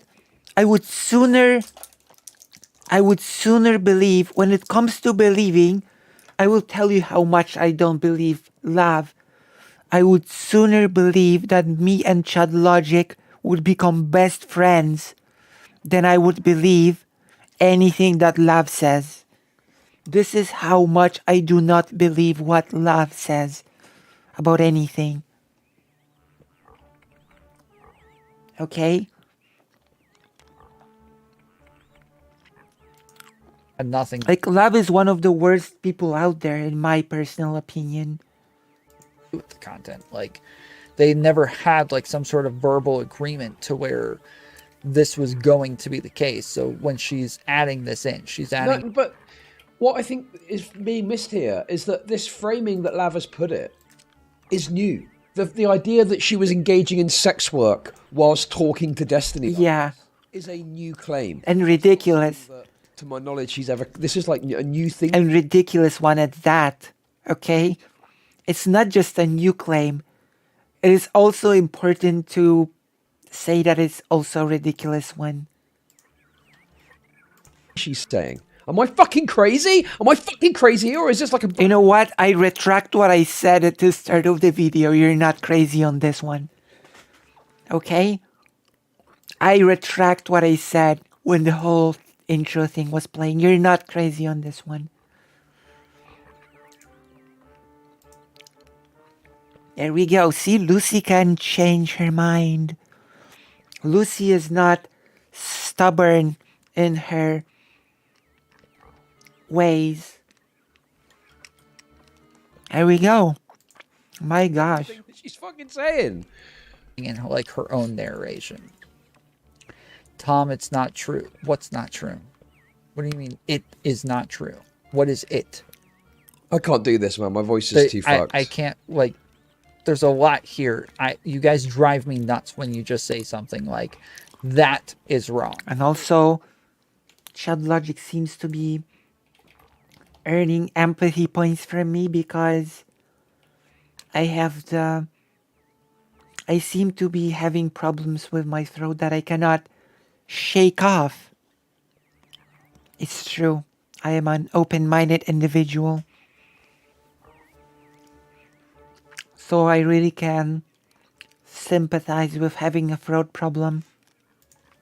It is not true. Like what? What is it? What is it that? What are you talking about? The nude pics never happened. They had been sexual for a while when she was streaming. Yeah, she mentioned that. I don't know what you're... She's lying. Asking what part is not true? All of it, probably. Or most of it. The sexual relationship I have. Maybe it's just because people haven't looked at it as much as I feel I have. But people just don't have any fucking clue. True. This is the problem with Lav. This is the problem with Lav. That she lies all the time? Just so often and regularly. You need to be able to keep track of what it is she's saying. And her opinions change all the time as well while we're at it. Her story changes, her opinions change. Everything just changes from day to day. You need to know what's what. Yeah, true. I mean, the biggest thing is, point to me in the article where this framing exists. Like, surely if this is the claim that's being made now, that would have been something that would have been present or at least mentioned in the article in some way. True.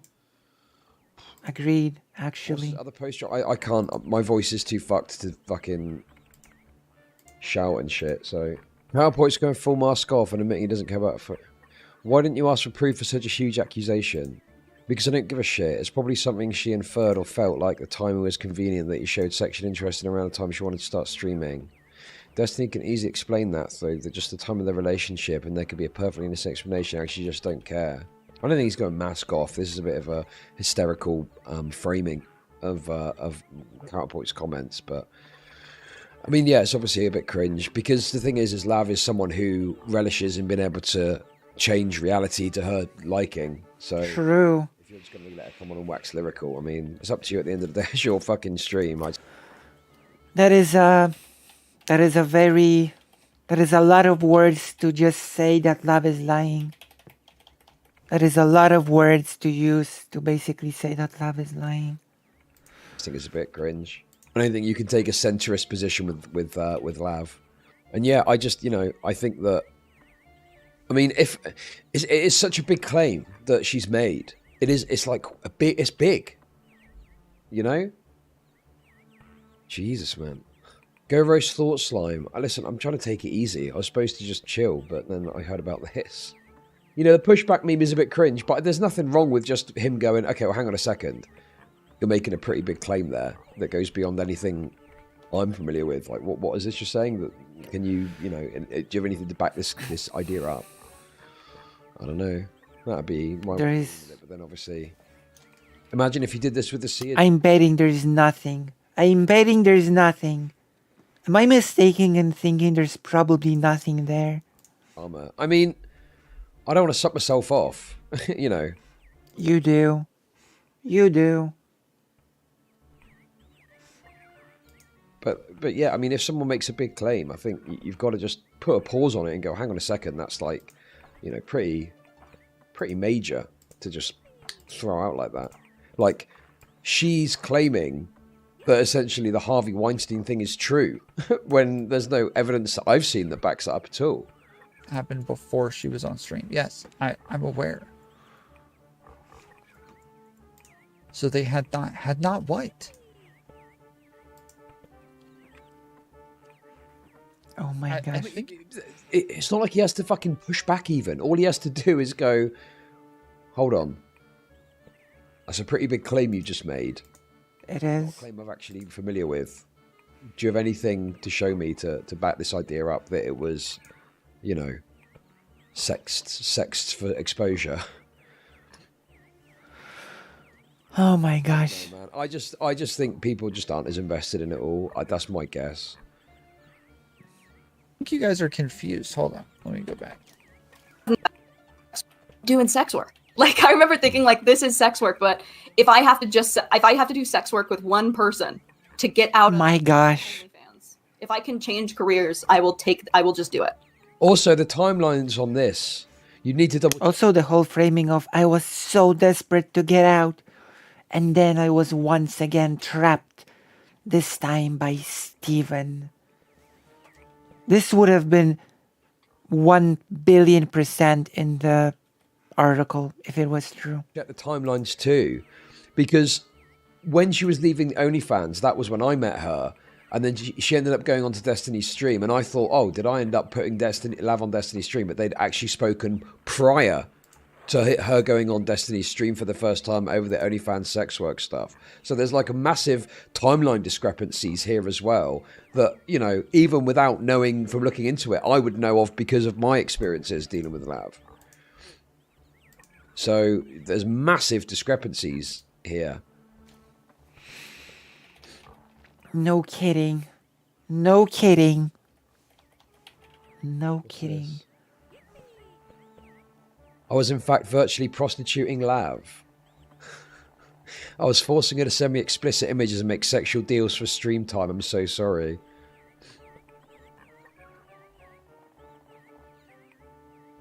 He raped me multiple times and he told me if I didn't come onto his stream afterwards, he'd tell the word that I raped him.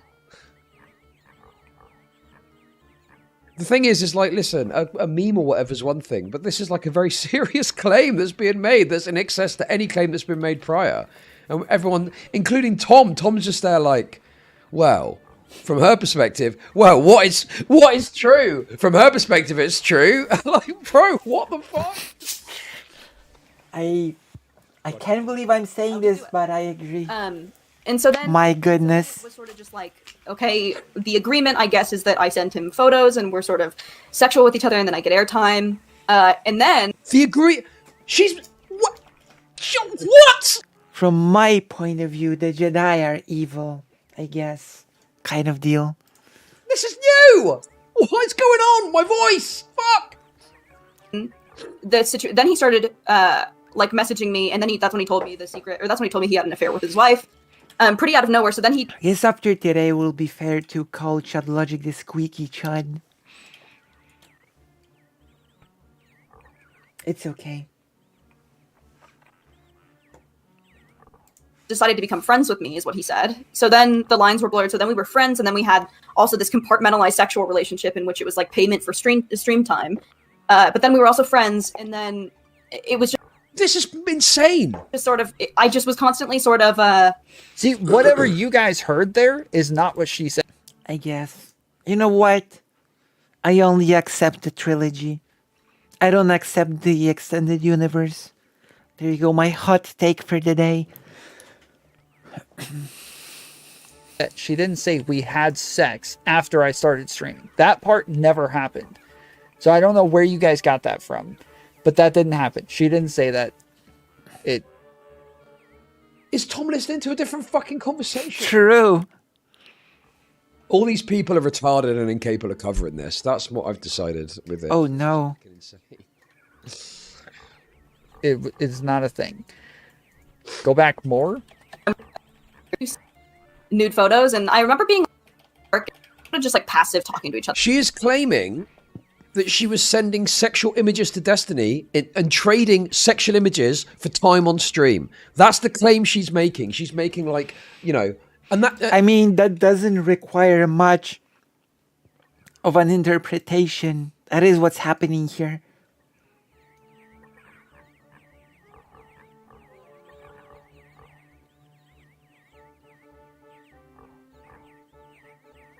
I guess.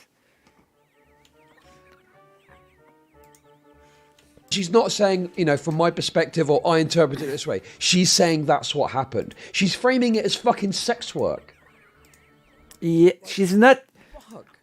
Oh, I mean, yes, she is. She's explicitly doing that as well. On one of his streams, and like kind of strange relationship where we keep up with each other. It's mostly friendly, not really sexual.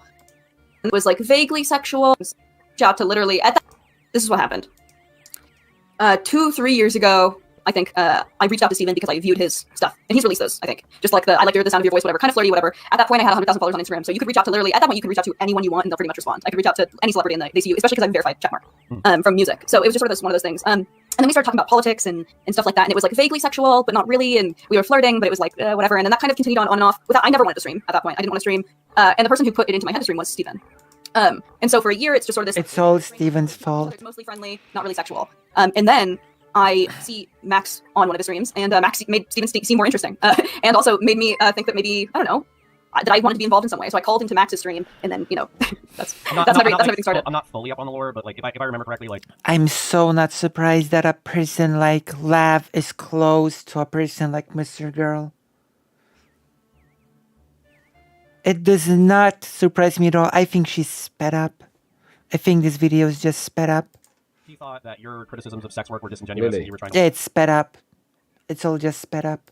advertise. This is even before that. This is even before that. So even before that, I called in just to talk because I saw the Sexdoll review, and I was like, "Hey, you should probably take more breaks instead of yelling at your girlfriend. Like, you should probably not make your feelings her problem."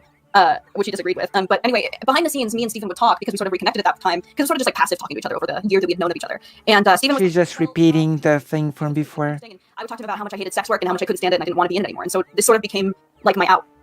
With Steven being sort of like, you know, I have a following and, you know, I'll take you under my wing and Under my wing. you can stream with me.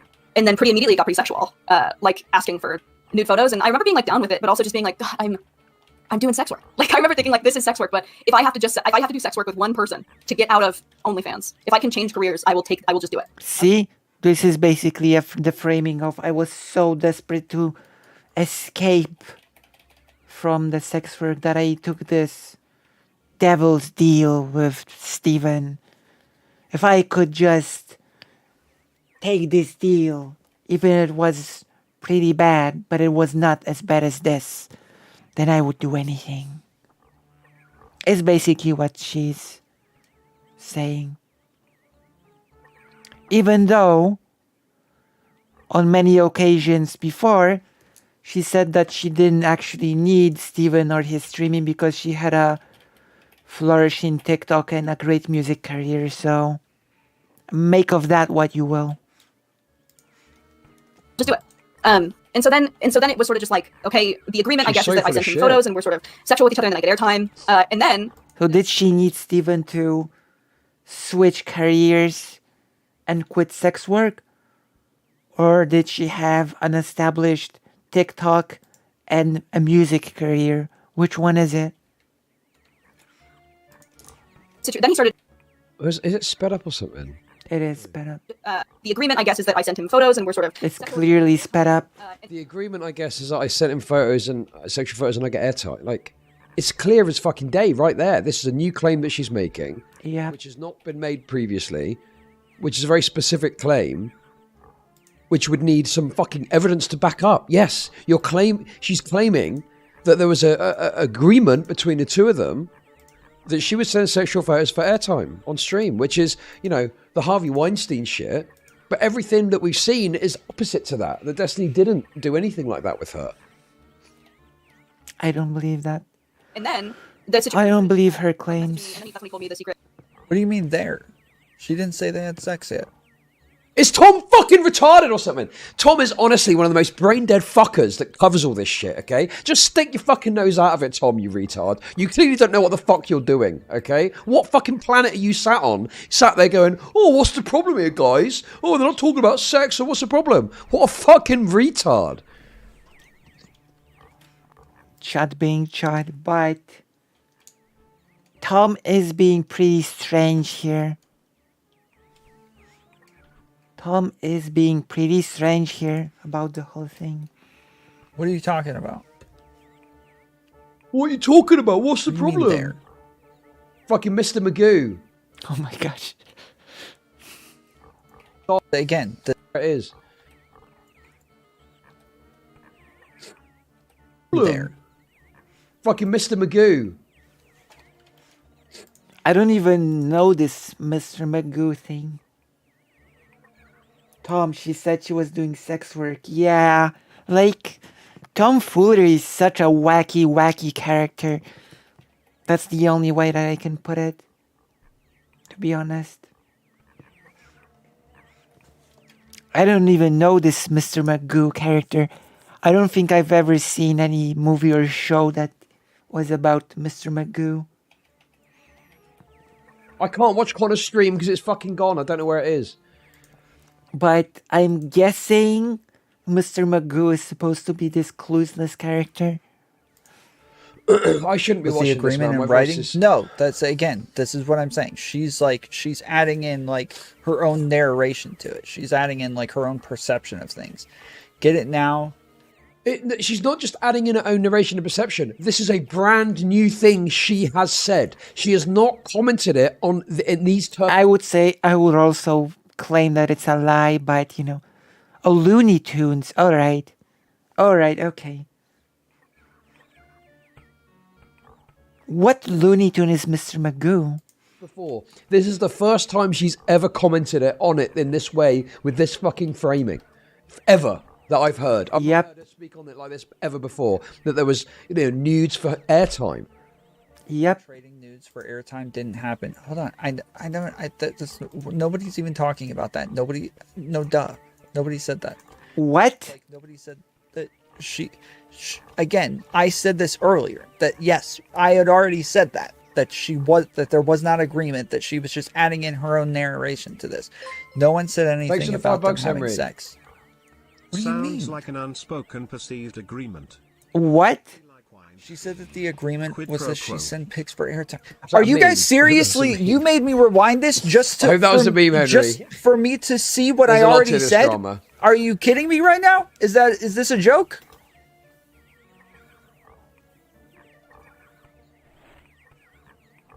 What the hell? Oh my gosh, tomfoolery. Out of his depth. What's happening? What is How is happening? Tom so fucking retarded on this? What is happening here? That's when he told me he had an affair with his wife. Pretty out of nowhere. So then he. What the fuck is going on? I was just like, literally, what is going on? and then I found out that I was unhappy with the way that I was part of a sexual dynamic in which he was sex. Okay, I think I went to. Then he started saying, and this is a man who, but also I was pretty happy with the deal, right? I Oh, get we're back to one exposure sec, and- okay? I and don't think I'm gonna whatever, miss anything, am I? So and I was happy with it. Yeah, see, this is a big part of like BPF's argument is that like if she seems to be like complicit in what it is that she's saying, and she's saying like, What? you know, yes, I wanted to do this. This was my Oh. deal. This is what I wanted. I got my share. I got what I asked for. Like, I'm pretty sure. Oh my gosh. Like, I'm pretty sure this is what BPF is talking about. That like, yeah, it sounds like she's like agreeing to do this ahead of time without like any sort of like I don't know, coercion or anything to it. And then we met up, and it was fine. And then he started acting a little different, and then I started coming on more.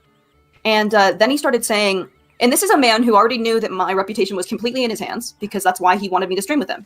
He knew. There we go. My fate was in his hands. But of course, she keeps saying that, and at the same time, she keeps saying that she was already established and didn't need him at all. So, like,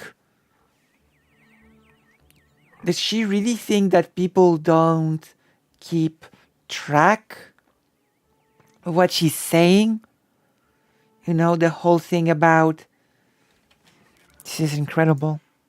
Exposure, and that I would be building a community through his community. So he knew that he had all the power. And through that, he started saying that I was an abuser. And he said that I would abuse him and manipulate him in conversations. And so all of a sudden, Okay, wait. Okay, God, hold on. Did I miss anything? You guys are saying they had not been sexual for I've missed a lot. She was streaming. She said that they had been sexual for a while when she started streaming. Okay, now I understand. Okay, so when you said it's sexual for a while, I thought you meant that she was saying. Oh my "That's my God. fault." Okay, so I misunderstood. Yes. Okay. So Wow. Has the penny dropped? yes, they had been sexual for a while before. The penny has not dropped. No, it has not. I was like, wait, hold on, buddy, No what the fuck pennies. is going on? And I was even messaging him like, I'm gonna kill you. Why would you say something like that? What? And so now his his fans are like, wow, she's so vindictive, she's so manipulative. Who did Destiny What the- have an affair with and considered leaving Mel for? Nobody really knows, but like it seems most everybody believes it's Lauren Southern. Like consensus, everybody believes that it's Lauren Southern. Interesting. There's every time I've asked for proof, people are like, "No, it's proof." Like even counterpoints, he admitted it, and then they show like very vague messages that don't actually like say anything. It's just all very vague. All, Anyway, listen, that has been rated 5 Pinocchios, so let's just move yes, on. it's conjecture. Oh my gosh. Nothing substantial here. Nothing to latch on to. Okay, move on from Couldn't say, this. Don't know. Wouldn't like And I to was just like, speculate. what the fuck is going on? I was just like, what the fuck is going on? And then I talked to him about it, and he said I was using Darvo. And so I was just like in this situation where I was just like, what the fuck? Although that would be pretty hilarious, the whole Lauren Southern thing. That would be pretty hilarious. Going on? It was so hilarious that even Demon Mama broke her silence on Steven to talk about it. It's just like, literally, what is going on?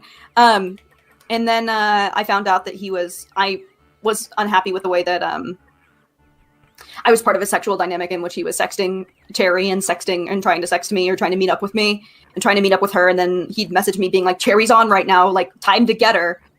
I don't think see. You're saying it's crazy how Connor just let her lie and didn't push back once. I haven't heard a lie yet. I don't know of any lies here.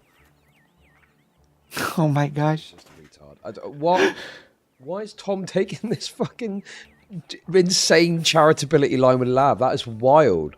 So far, it like everything she's saying. My gosh. is just so vague to where you could misinterpret this. And I think that if I was him, I would be asking for a lot more details. But Oh my god. lie about anything so far. And I became This video is full of surprises because I'm not gonna put it in strong words like this, but so far it seems like I'll be bashing Lav and tomfoolery here together with Chad Logic, which I not in a million years that I see coming. Oh my god. This is so wild. This is incredible. Incredible. Incredible stuff. Became really uncomfortable with the Okay. dynamic of No lies here. No such thing as an affair in an open marriage. That's just not true. That is just blatantly untrue. he had sexual relationships against each other. Has Tom never talked to a compulsive liar before? She's doing the exact same type of lying about my ex stepdad would do. That my ex would do, yeah. Like, I don't believe what I'm seeing here. And so I Anyway, came is out. that it? Have I managed to get a bit of fucking... I didn't even intend to do this today. Now I'm starting to see why tomfoolery took the side of shoe on head in the whole Balenciaga fiasco. Now I'm really starting to connect the dots on this one. I thought I wouldn't be able to cope with... I need the white blood... Someone just said in chat, I need the white blood cells for myself. But that was just crazy.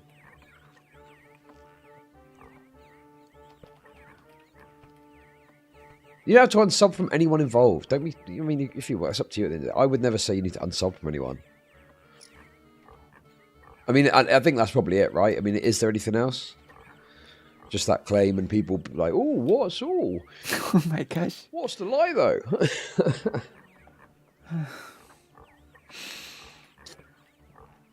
Such blatant nonsense, Don. How long was I talking about it for?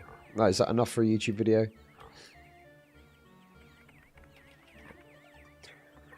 Just got a DM about the stream. Want to say, really disappointed. The Lawrence Southern rumour spread as far as Aswin. It's nothing but just that, an unsubstantiated rumour. I agree, DK.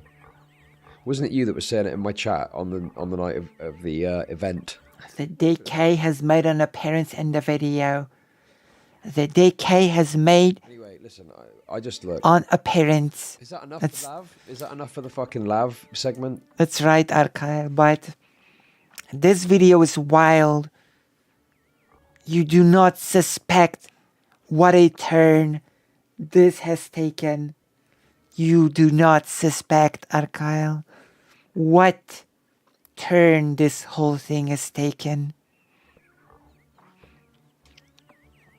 I didn't expect to be doing a checkup on Chad Logic and be agreeing with him so much. Well, what do you know? This is what happens when you're dealing with a person like Lav, I guess. Can I just watch my little fucking fake Tourette's TikTok thing I wanted to watch? Oh, apparently Counterpoints does comment on it at the end. The last Videos. stream, okay. There might be a saving grace for Counterpoints, let's see. Lav lied about saying Destiny trades are sex for stream time. Yeah, I thought that was not accurate. I agree with that. Not accurate is putting it lightly. I just... Maybe I'm alone in this, but if someone makes, like, a big claim like that, to me, it's like, you gotta fucking... I don't believe I'm saying this, but you're not alone in saying this. Wow. I'm going even further than Chad Logic here. I'm just calling it a lie. I'm just saying it that it's a lie. Say something. I'm actually going further than Chad Logic is going here. Which I'm shocked to say.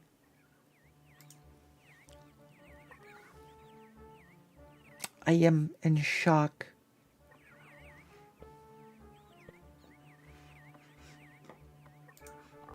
See something, say something. He's kind of just like, oh well, yeah. Like, I don't know. So I'm not asking him to be like, Lav, you have done a deed most foul, and you have lied in the court of destiny. Like, just I mean, I guess I'm gonna be the one to say it. Love, you have done the deed most foul and lied. Because I genuinely think that she's just a liar. So there we go. I've done it.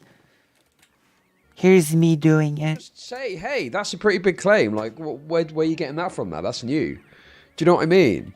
Just fucking something, at least. I don't know. At least register the fact that you're saying, hey, that sounds like total bullshit. Don't send me to Tom. He's mean. Based. Doesn't How often are you planning on doing battle reports? Well, I mean, if we get a positive I reception, mean, I gotta say, listen. Hopefully, he wasn't as. Hopefully, he was a bit more thorough when he was a fucking copper. I mean, Jesus Christ. Oh my gosh. I mean, we made like 70, 80 bucks off of the battle report. I don't know if people were just being sympathetic to me because I have a kid. Or... I don't know. The cops in the cops in the U.S. are not known for being very thorough. Are they? Actually enjoying the content. But if if people enjoy the content, then I'll do it. I'll do it monthly, probably. She didn't lie. She just holds a lot of viewpoints. True.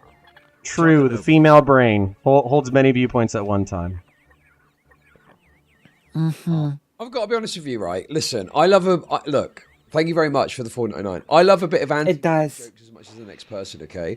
But I feel when you do it with Lav, it gives her a lot of cover.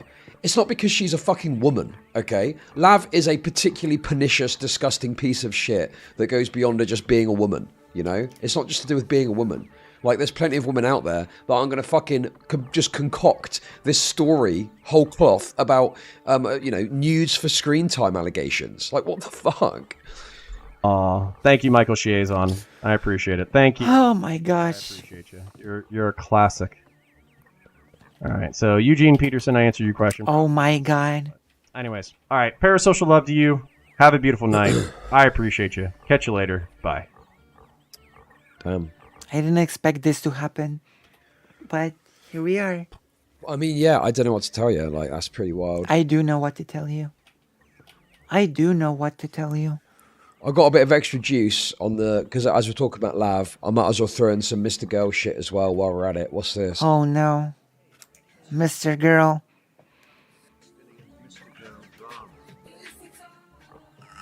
Bro.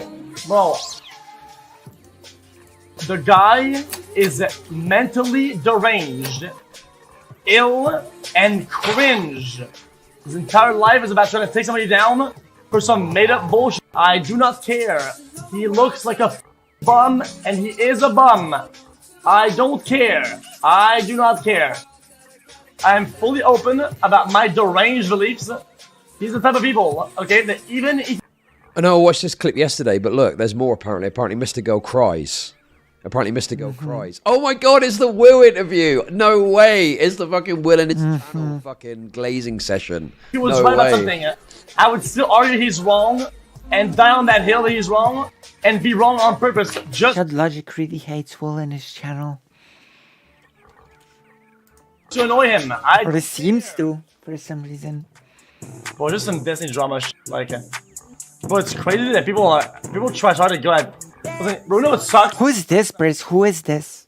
Bro, you know what's odd? Who is this? Is that it's hard not to sound like a Destiny Glazer, right? There's a bunch that he does wrong, but people try to attack all the wrong angles about him. And it's just cringe to see them try it. It's just odd. There's so much shit to go at him about. Just get him at his weak points, not his strength. I have no idea either.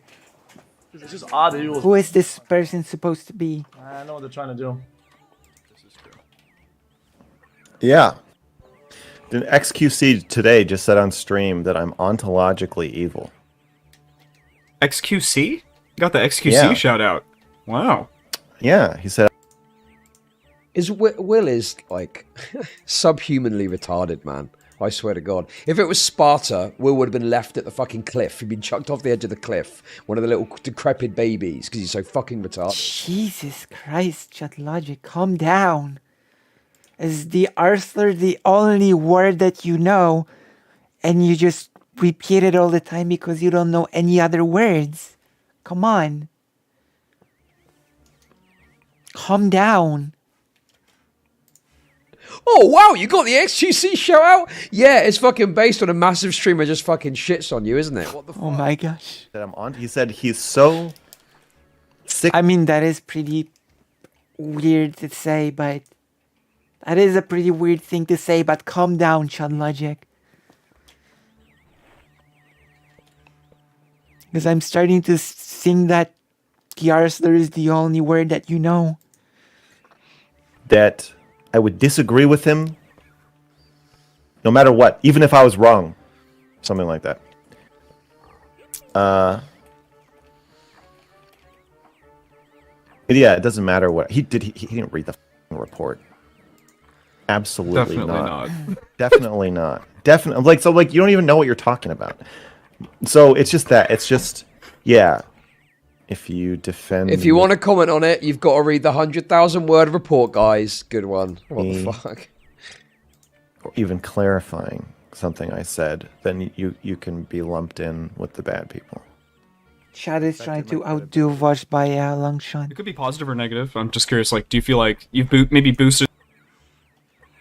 It was that XQC. I couldn't see him and couldn't tell. I think it was, but I'm not sure who that is.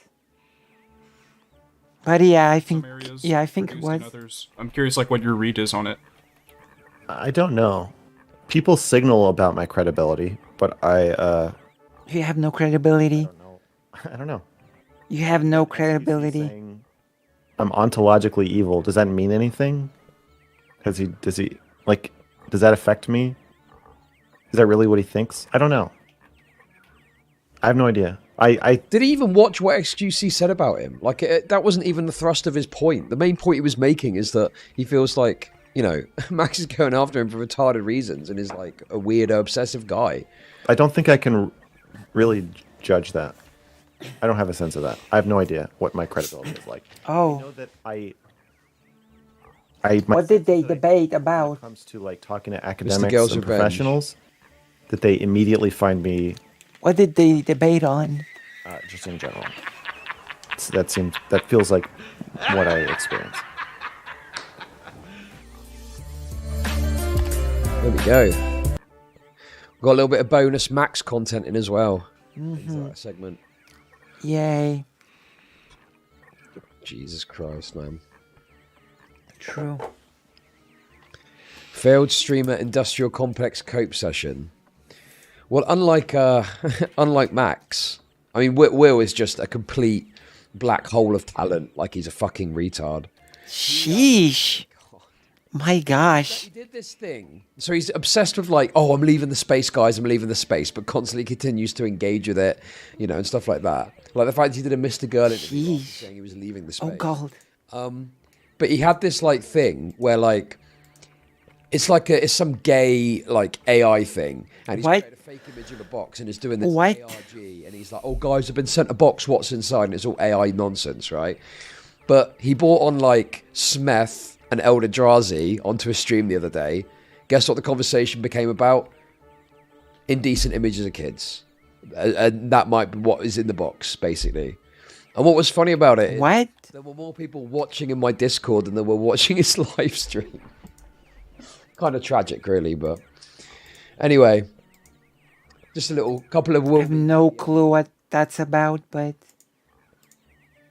I don't think I want to know.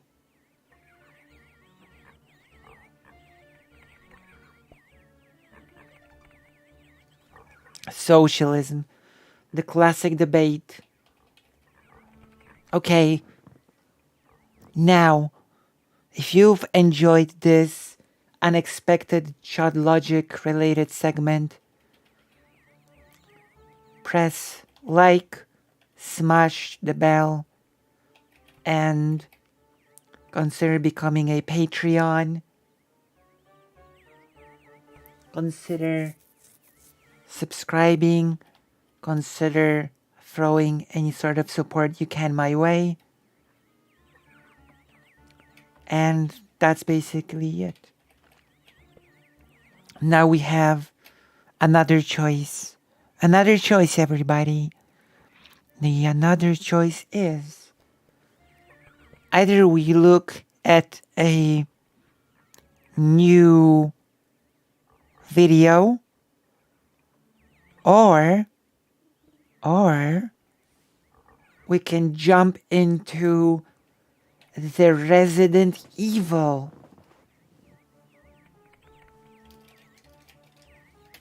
I'm gonna pause the game. I'm gonna stand up. I'm gonna go to the toilet. And then I expect to see some answers in the chat. Resident Evil or more video. Resident Evil versus more video. You decide while I'm in the toilet. Okay?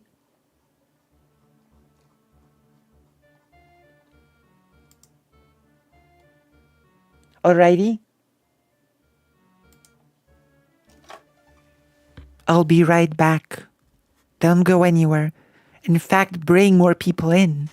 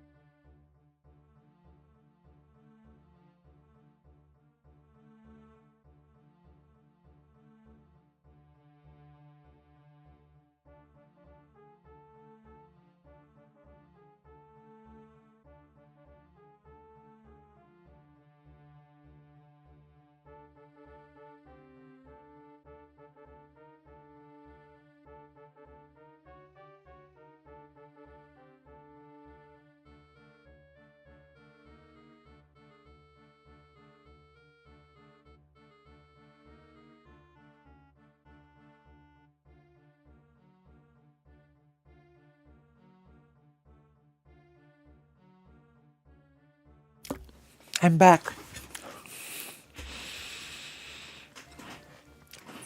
Okay, let's click. Let me see what video we can watch.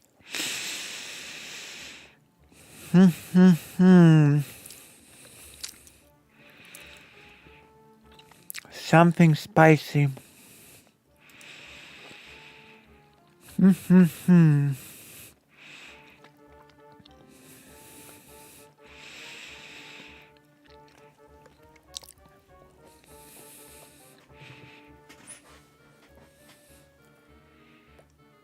What about this? ContraPoints returns. And she's very mad at me. You wanna watch that or Resident Evil? Vosh versus Resident Evil. Which one do you choose?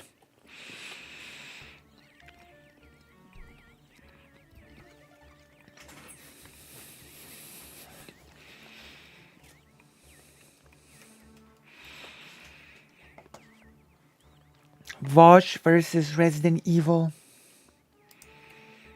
Choose.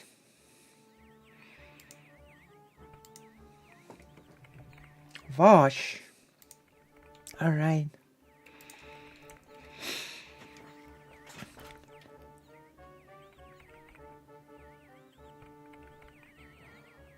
Resident Evil 2. Okay, so it's a tie. Someone must be the tiebreaker.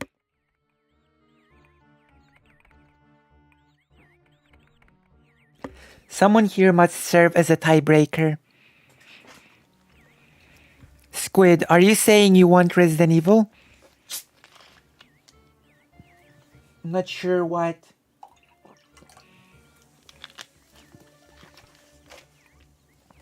I'm not sure what your opinion was. Are you saying you want Resident Evil? You might be the tiebreaker here.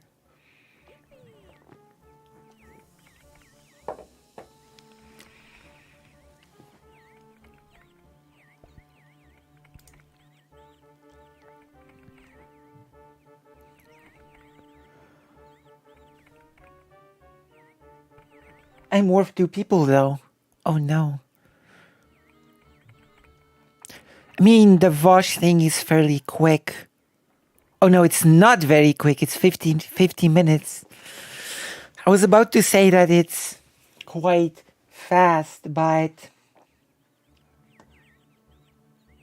Okay. Alright. I will cover it if you donate. That's a deal. Donate and I will cover it.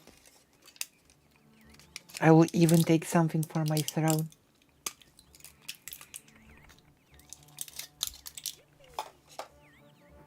Alright. I agree to those terms. I agree to those terms. Let's do this. I am now waiting for a donation so that I can start the Vosh thing. And in the meantime, we're settling in.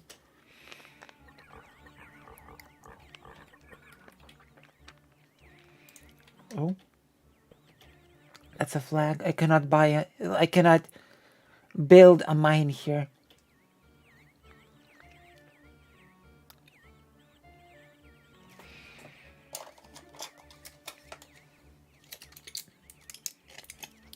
It's okay. It is good to support your streamer. It is good to support your streamer.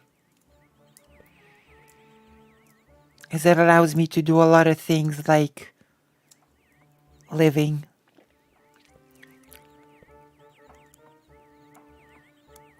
Okay, Contra.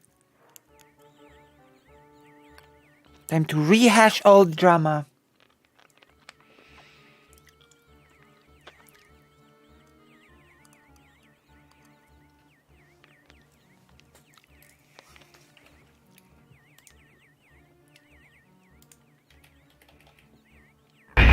Oh, Barry! Democracy is only good when I win. Alright, thank you very much for the donation. And with this, we are entering the Vosh official channel, I guess. It's not even the pit. Play is that Contra was defending her friend who was sexually harassing me in a context in which she had admitted she didn't even know what my argument was and was literally just like lunch table politicsing. I remember that. I remember when that happened. It was quite strange, So but I here remember. am, you know, I do politics. I've never made an enemy in my life. Nobody dislikes me. Everyone's fine with me.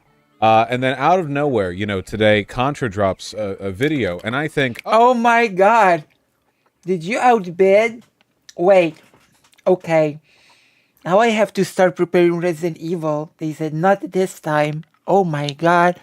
Wait, does that mean that democracy has lost? No, hold on. What do I do now? Do I wait for Jess to outbid Maya Major?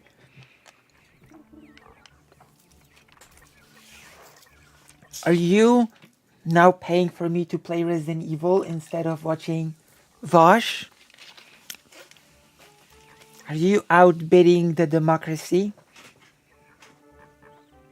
We are $5 ahead. So, do I see 20? Do I see a 20? Is this turned into a bidding session? Do I see $20?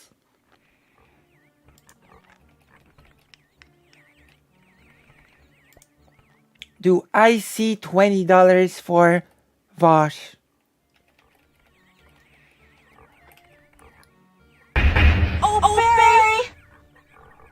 Alright, $20 for Vosh. Do I see a 25 in favor of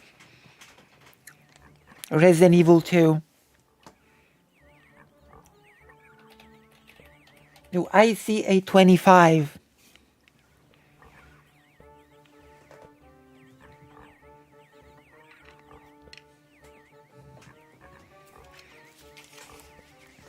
Do I see 25?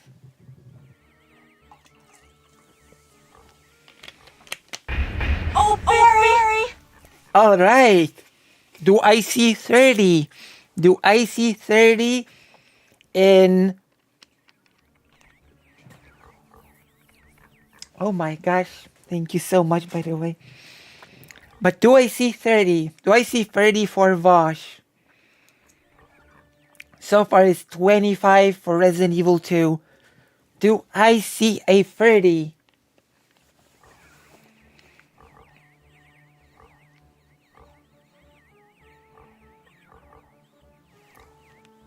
I see a 30. Are we gonna be playing Resident Evil 2?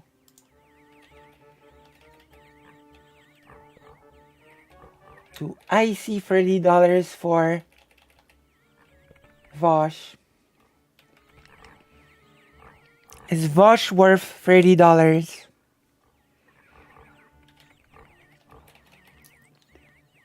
That question came out all wrong, but you know what I mean. That question came out wrong. $50. We've got $50 for Vosh. So the question is then, do I see 55? Do I see 55 for Resident Evil? Do I see... Alright, do I see 60 for Vosh? I see $60 for Vosh.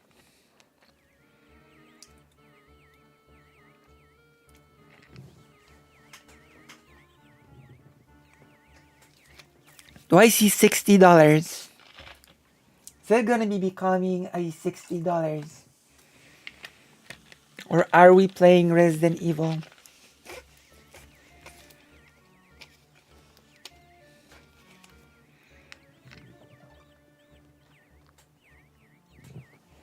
Do I see 60?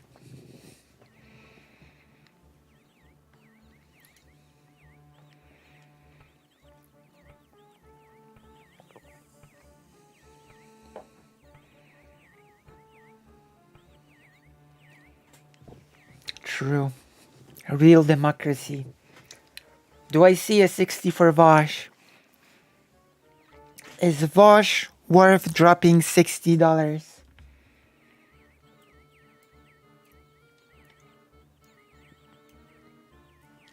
Is Vosh worth it? And the ContraPoints as well, of course. Is the drama worth $60? $100! $100. Thank you so much. They said the democracy will be mine. Do I see $105 in favor of Resident Evil?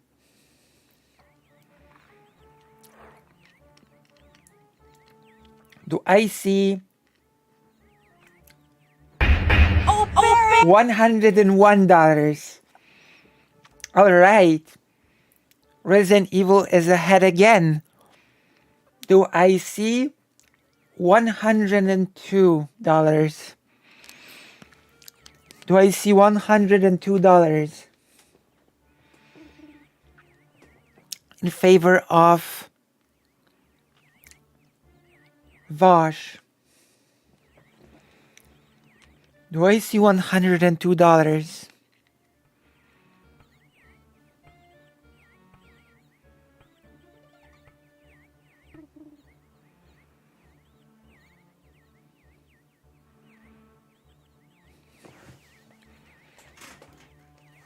Do I see $102? So that we go watch Vosh.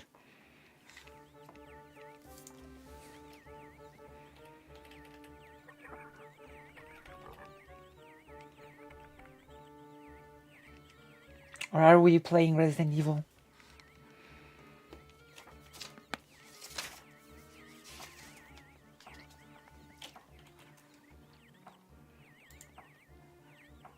Do I see 102?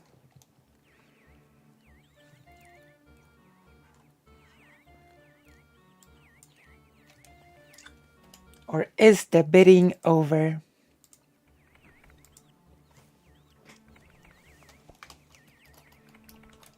Is this bid over, or are we going to see 102?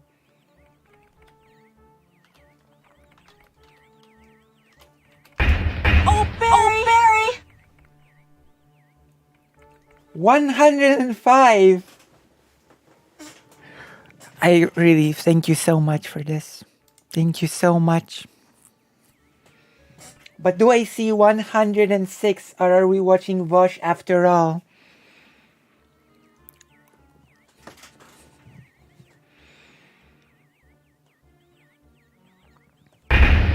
Barry!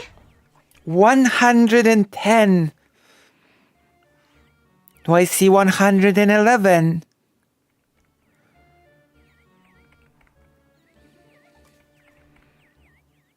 Do I see 111? You win, GG. Okay, I guess we're playing Resident Evil then. Thank you so much. Thanks to you, thanks to the both of you, I will be able to unironically take care of some really sudden dental expenses, which I was actually very worried if I would be able to afford. So thank you very, very much, because this has happened quite unironically when a pretty major health-related expense has sort of suddenly popped up in my life. Okay, let's get into the Resident Evil. So once again, thank you very, very, very much for the donations. I'm gonna have to call up the dentist tomorrow, because weirdly enough, two of my family members are having a dental crisis, and both of them are short on cash.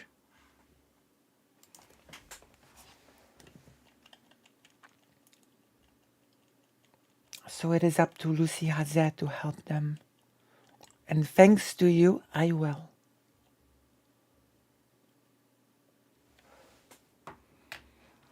It is thanks to you that I definitely will be able to help them now.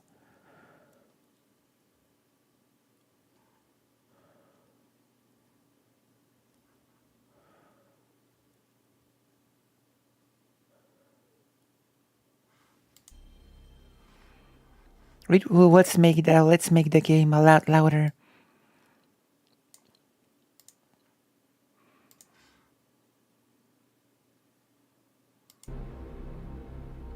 Is the game okay? Is the game loud enough? Oh wait, I have to actually turn the browser off.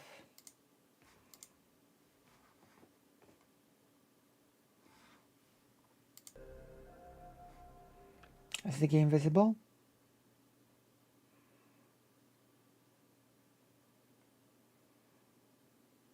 Game is visible, I think. Wait, no, it's not. What's obscuring Resident Evil?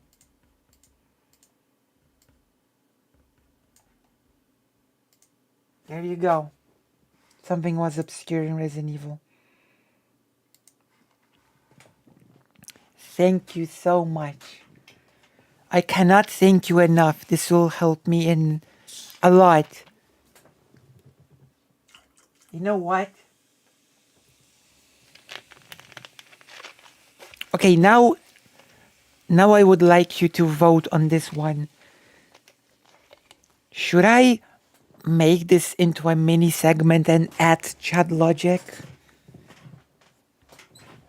Oh, it will. I'm not joking about the dental emergency. I'm not joking about the dental emergency. The dental emergency of my family members is quite real.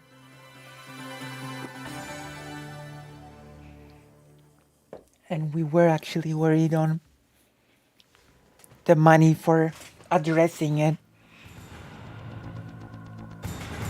So thank you very, very much.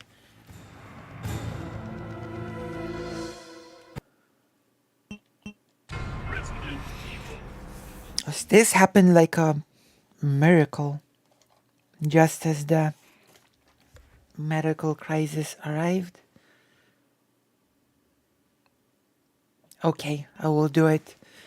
I will do this and I will add chat logic because he really cried about the Patreon thing, and I'm pretty sure he'll be really weird about this. What should the title be? It should be something like The Pity Party for Lucy Hazet.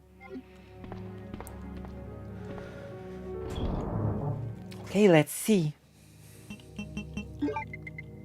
Let's see here. I've got herbs. My gosh. I think we can put these away.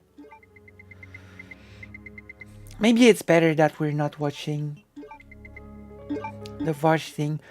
Actually, I've got an additional question for you.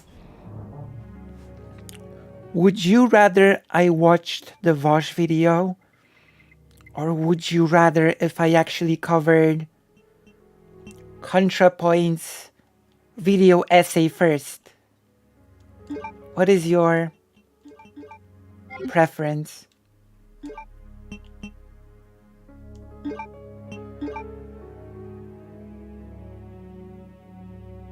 Oh, it's not a Beretta. It's not a Beretta like in Resident Evil 1.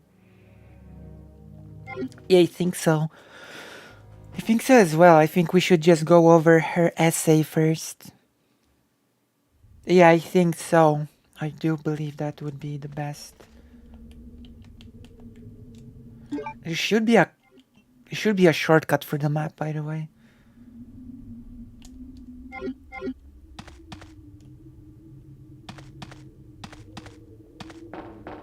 Oh.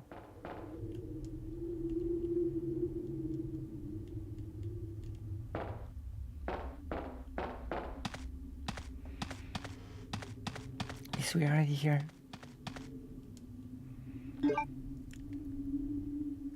I saw a video today that said that before Resident Evil remake on the GameCube, that before that the Resident Evil franchise was a joke. And I could not disagree more. Like they said that with the Resident Evil 1 remake on the GameCube, they tried to turn the series from a joke into a respectable horror series or something, right? But in my opinion, they really upped the quality of everything in Resident Evil 2. Like, are people really gonna try to persuade me that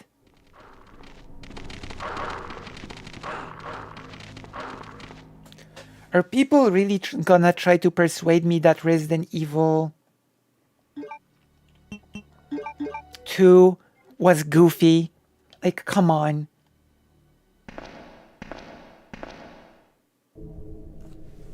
Okay.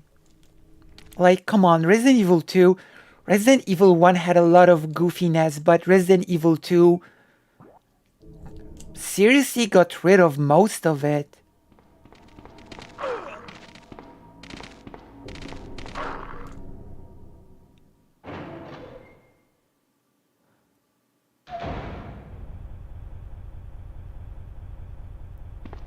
I feel like Resident Evil 4 Remake is too much for Resident Evil 6. It's moving right back into making those games again, just without the quick time events.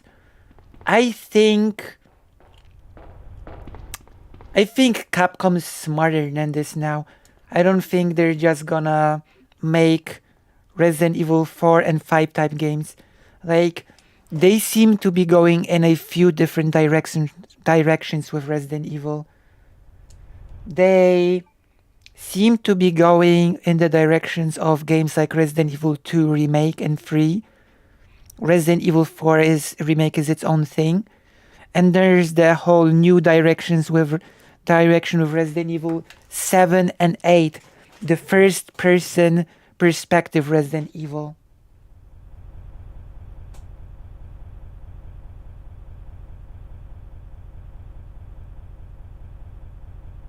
Yeah, it did.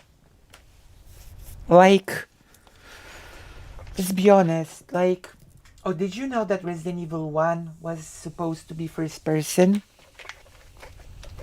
Resident Evil 1 was supposed to be a first person game. So yeah, I would not be worried that Resident Evil 4 Remake reflects the direction of the whole series.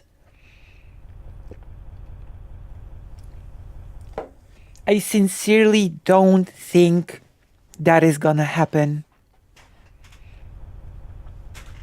I think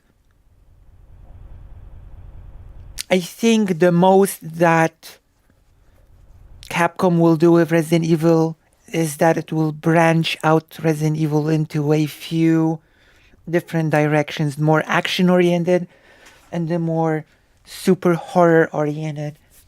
Because from what I know, Resident Evil 7 and 8 were huge successes. Resident Evil 2, which was more like a traditional Resident Evil, was a giant success as well.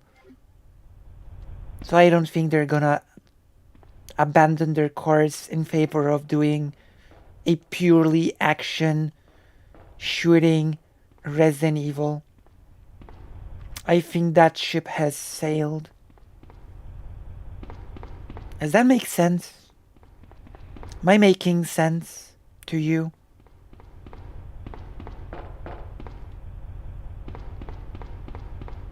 Do you prefer Resident Evil 2 original or the remake?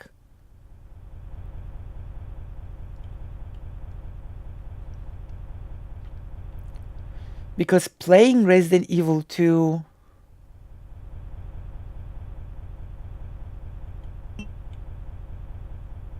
playing Resident Evil 2 now, I have to say, even though I love the remake, there are reasons to come back and play this. I have no idea what I'm doing.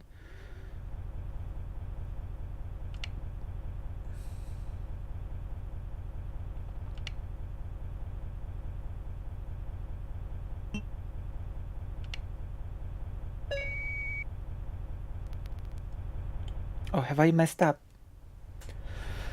But yeah, I think you can enjoy Resident Evil 2 Remake and still it would be worth to return to this game and play it, to Resident Evil 2 Original.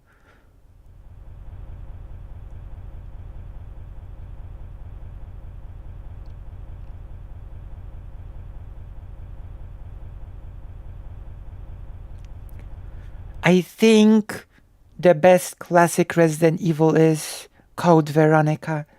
We can only hope for a remake of that.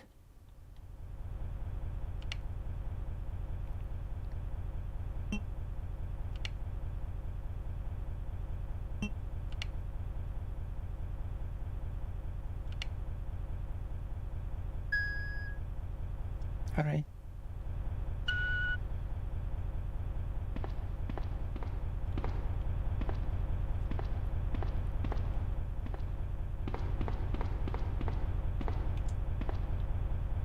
Oh.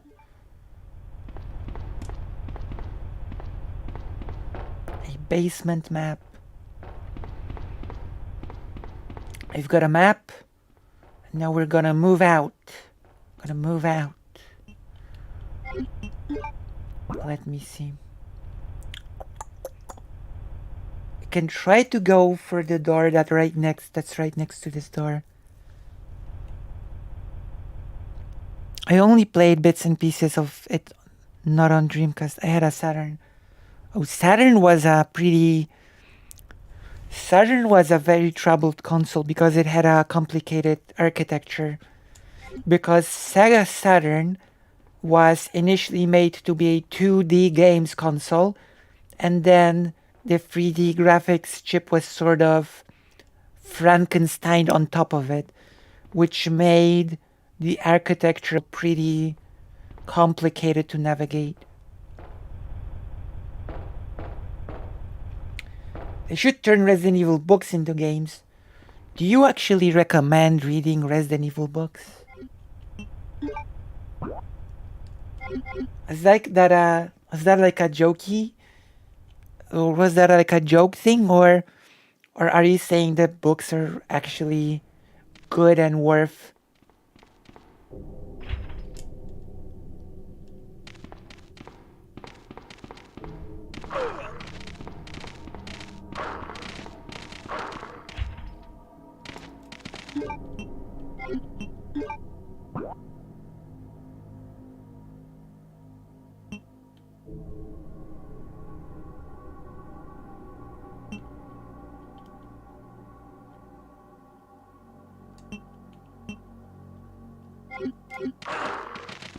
Oh my gosh.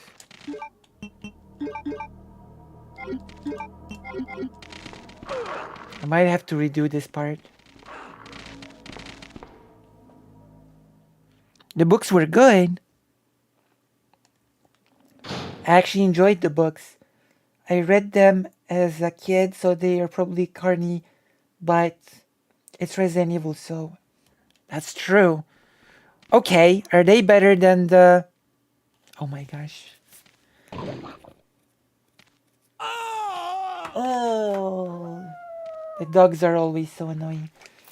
Okay, so are the books... And think before answering. Are the books better than the movies? Are the books better than the movies? The movies are pretty horrible. So I think that your answer should be that easily yes.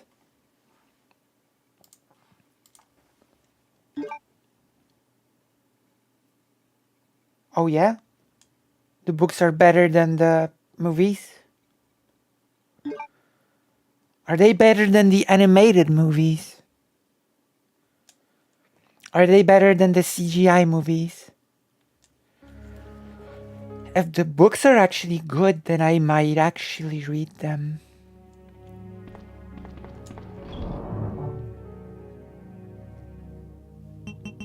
So should I just shoot the dogs?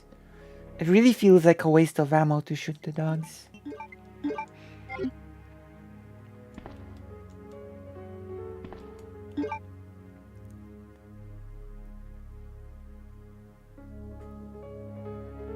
They're significantly better.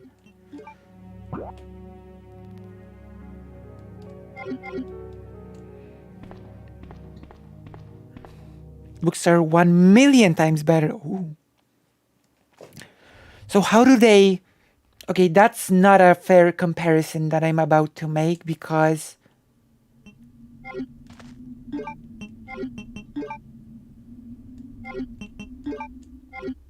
Oh my god, what am I doing? It's not fair what I'm about to do. But how do the books compare to the games? I know it's not fair because the games are interactive, so they will be more fun just because of that. But still, how do the books compare to the games?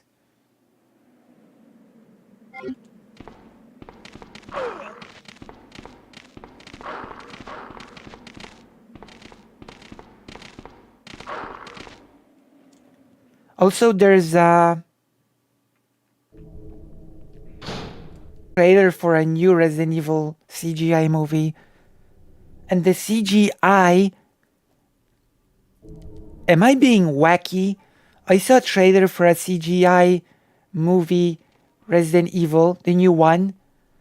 And the CGI in it looks worse. It looks worse than...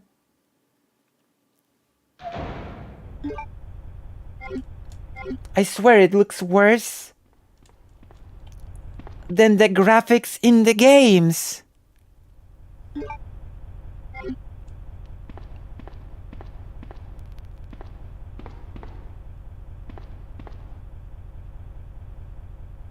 Okay, that makes sense. Like, am I mistaken? Like, the graphics in Resident Evil 2 Remake the characters look better than the movie, and it freaks me out a bit. Am I the only person that thinks that? Or no?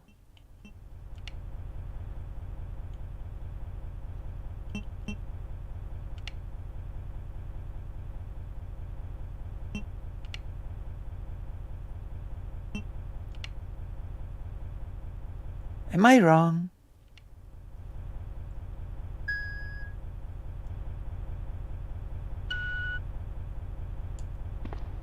Hey, where am I? Where is the arms storage? Where am I supposed to go now?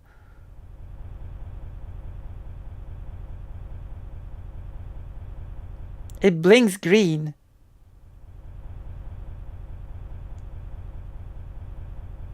So I should be able to open it now. Why can't I open it?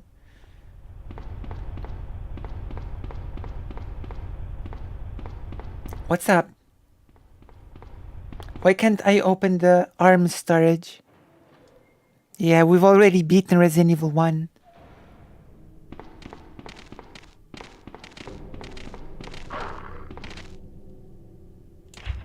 Wait, where is the...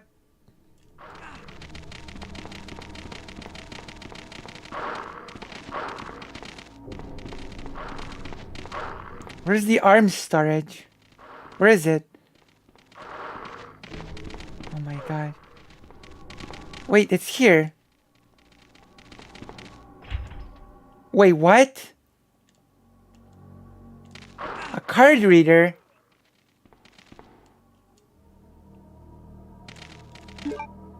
I don't have a card. So being here is just a waste of time? Wait, I died again.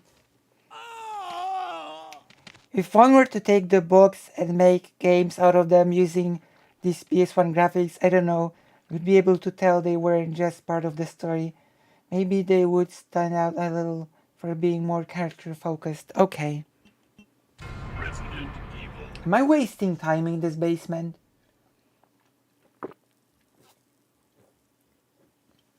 Maybe I should read the books. It's okay. It's all part of the process. I just don't like the dogs very much. Weirdly enough, I feel like I used to be very good at avoiding the dogs.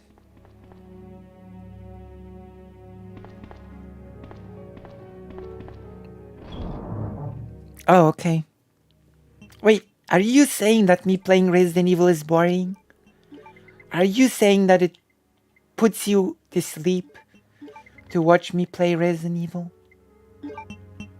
Is this what you are trying to say to me?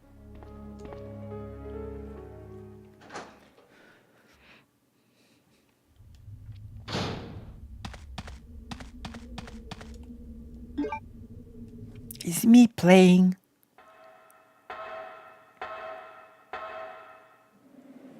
Okay.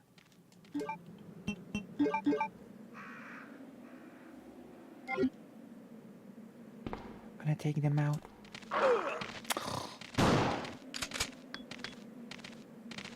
Come here.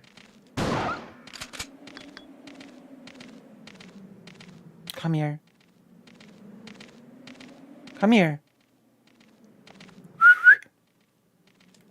Oh my god. You.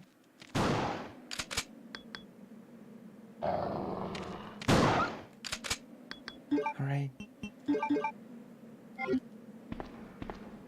I'm gonna return and take some ammo. In that case. Oh, okay. That makes sense. Well, I'm gonna interpret it as you saying that my... Oh, I should change the title of the stream, by the way. My streams are so nice and relaxing that they give you good sleep.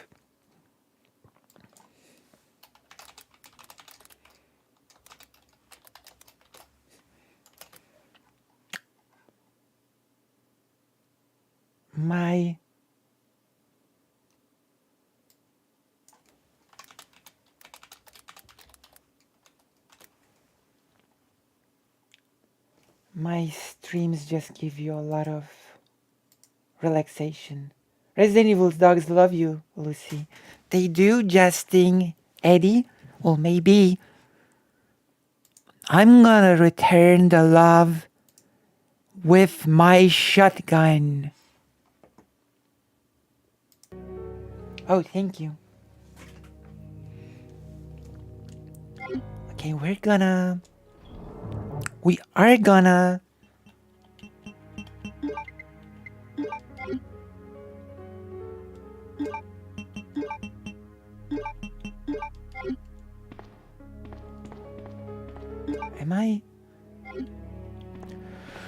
Okay, I'm choosing to shoot all of the dogs.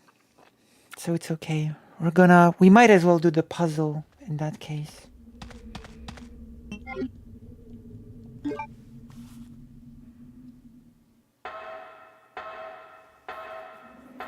You know, I've actually never played Resident Evil 3 all the way through.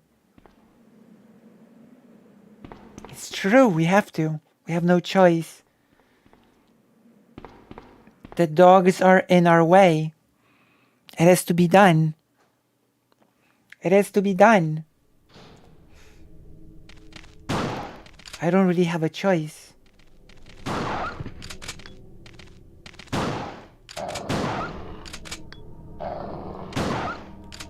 Here we go. Had to be done. I did this out of love, not out of hate.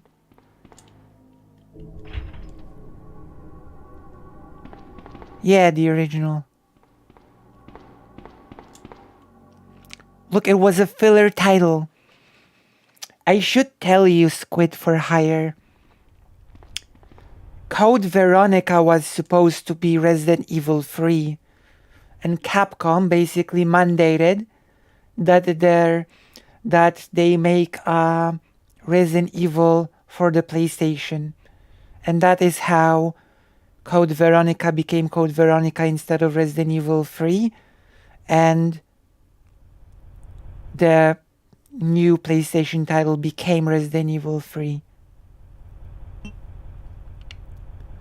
The plan for the next stream will be that I will be talking about the 80th anniversary of the Ghetto Uprising a lot. Because tomorrow I'm going to go to the exhibition All Around Us, A Sea of Fire. So tomorrow will be a very ghetto-centric stream. We also might go over the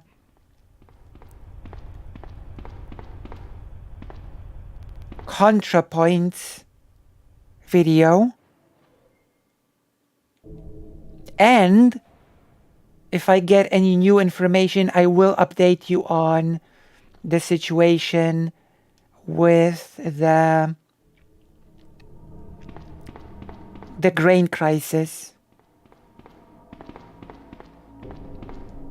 How does that sound? Gotta pull him down like Yol the Yeller. True. Where am I? There are gonna be more dogs in here.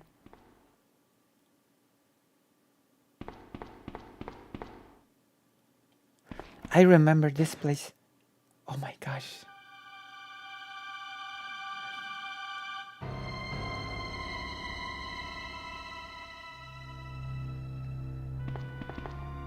Sorry about that. When I saw the uniform, I thought you were another zombie. Who are you? Ada Wong. And what are you doing here? I'm looking for some guy named Ben. He's one of those reporter types, always looking for a scoop. I heard he was locked up in the cell block, only there's a wrecked car barring the entrance. I've been trying to find another way inside.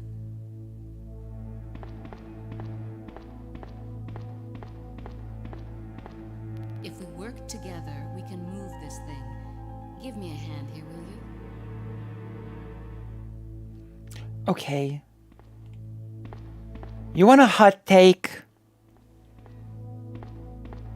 You want a hot take from me? Okay, this might be a really strange thing to explain, but I'm gonna look something up before I give my take.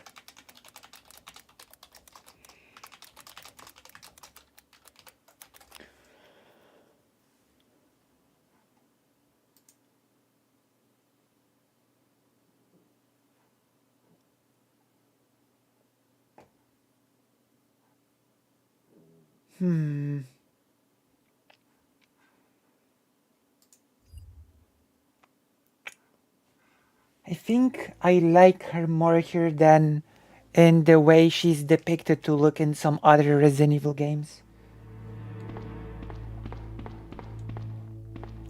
I think in the remake, this is where you meet the Commissioner. I think the whole Commissioner subplot was added in the remake, right? Was it? I don't think the whole Commissioner thing was in the... Or I think it was different. I think it was just hinted at. I don't remember if you meet the Commissioner in the original.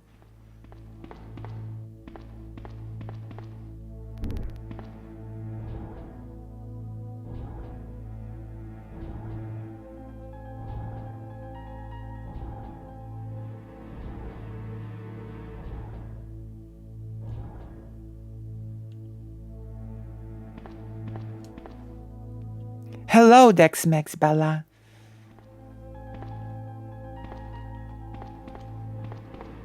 Okay. I think the music is really good in this one. I'm really happy they did not give the soundtrack to the Beethoven.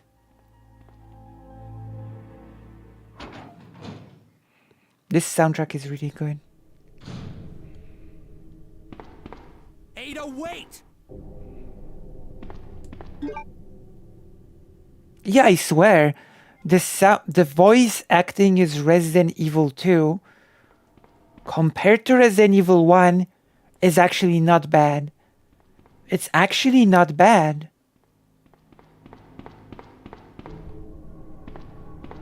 Like, it's leagues above the first one's dubbing. You know? It actually works. I think it works.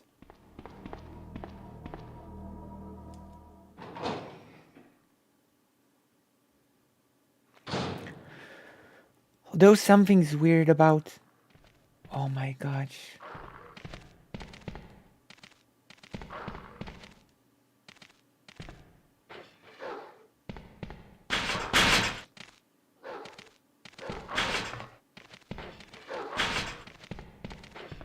Something's really weird about the audio levels because... What tool do I need? I already know that they will probably break out when I come back here next time. That's okay, I'll just shoot them or something.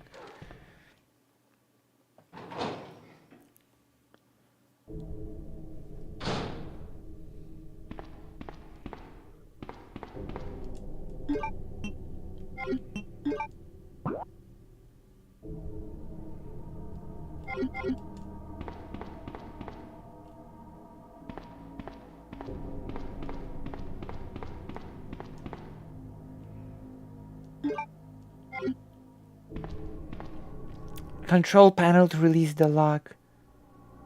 The lock appears to be open. Okay.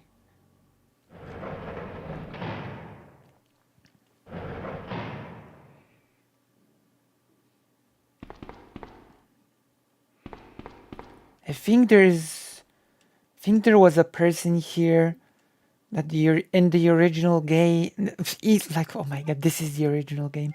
In the remake, Mr. X gets the prisoner here through the wall.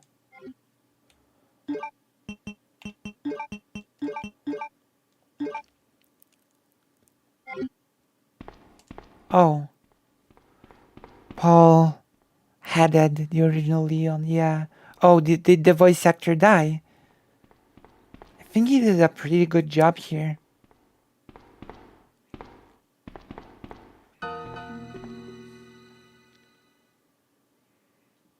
Let me guess. You must be Ben, right? Get up, now! What do you want? I'm trying to sleep here.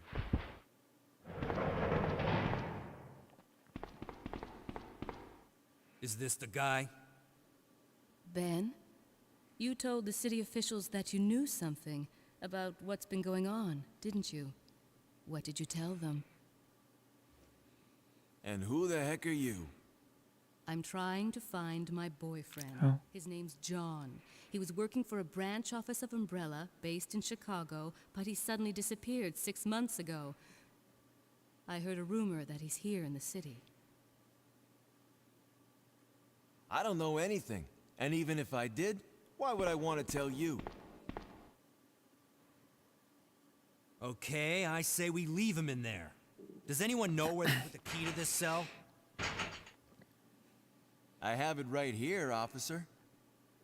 But I'm not about to leave this cell. Those zombies aren't the only things crawling around out there.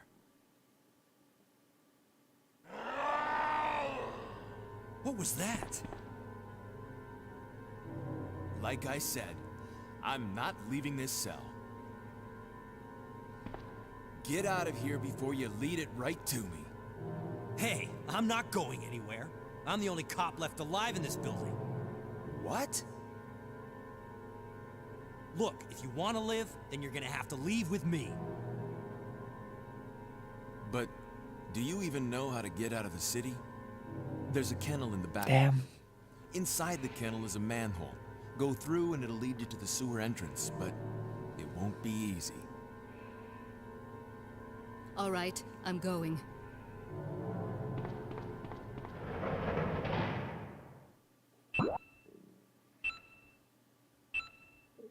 I don't have the tool. So yeah. There's a kennel in the back of the building. Inside the kennel is a manhole. Go through and it'll lead you to the sewer entrance, but it won't be easy. The remake, I think this person gets killed by Mr. X, but Mr. X is not a thing in the A scenario ever.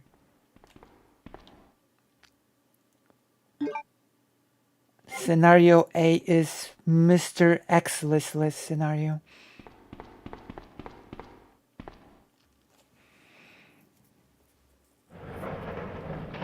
You do get a bit scared when you hear that scream for the first time when playing.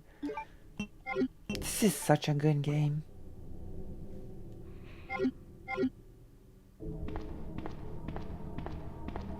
This is why Shinji went for professional voice actors. I mean, I bet that after one he had a lot bigger budget to work with. It shows. It shows in so many ways that this game has had a much bigger budget.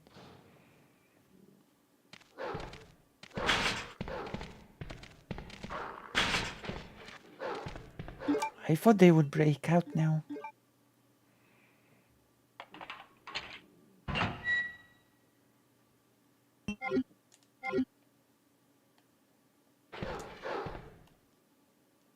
Apparently not, they're not gonna break out.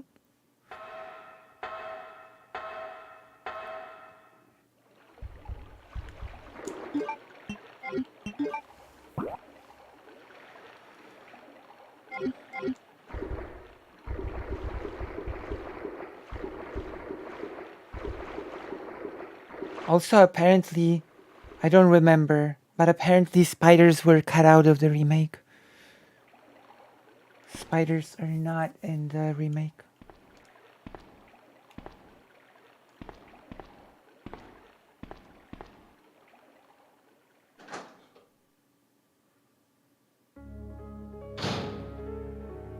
Another save point.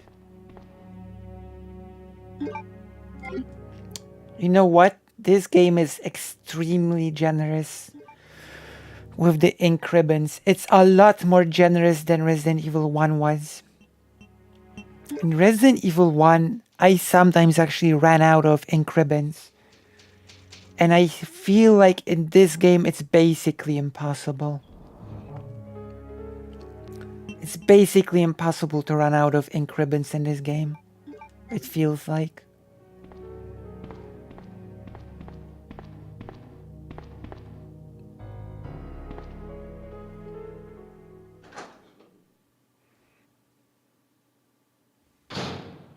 And there are a lot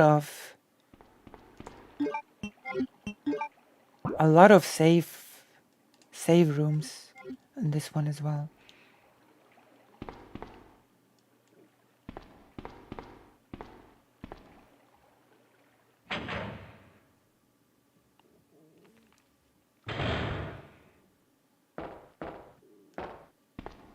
There are a lot of comparisons to be made when you just play these games back to back.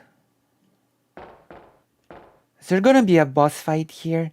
In the remake, this is the place when you fight Birkin for the first time, I think. But it's a much bigger room here in the remake.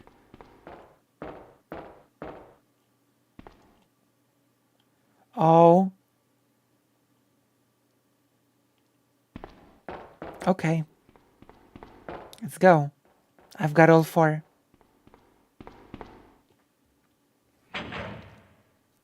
Let's go. We do have all 4 of the plugs. Ada? I don't think I've introduced myself yet. My name's Leon. I'm with the RPD.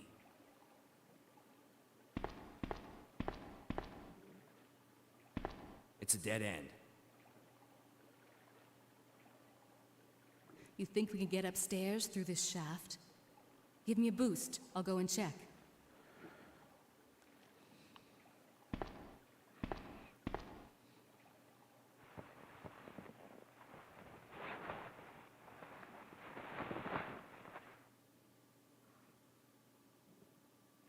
Wait, the commissioner subplot was bigger in the original? I don't remember that. I actually thought the commissioner thing was expanded on the remake.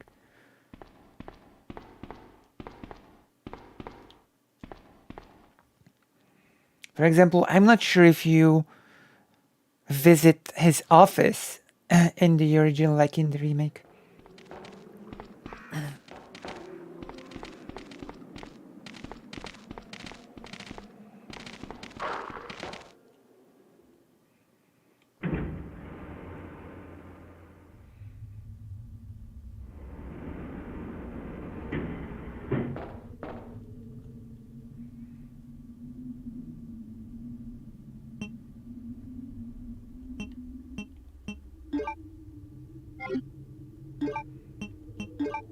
Ada and John.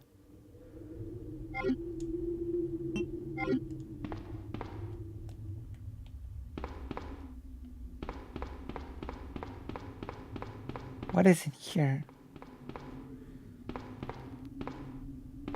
Wait, there's nothing in here? It's a dead end?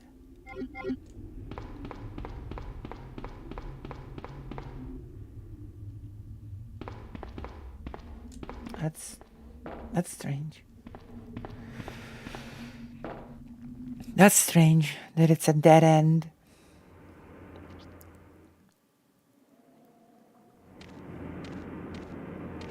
Wow. I forgot a lot of Resident Evil 2. I've played it like a long time ago, many years ago. It's such a good game. I will take it.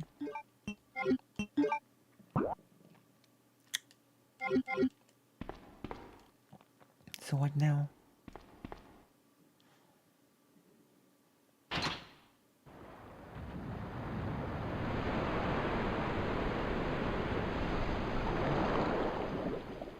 Oh.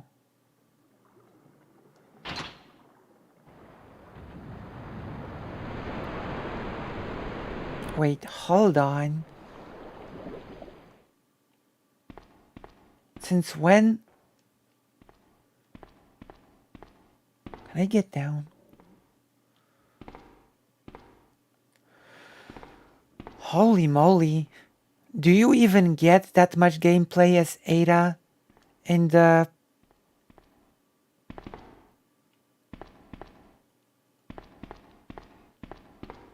Do you even get to play this much as Ada in the remake? I don't think so. I don't think you do. I think this is how you want to do it. Holy crap.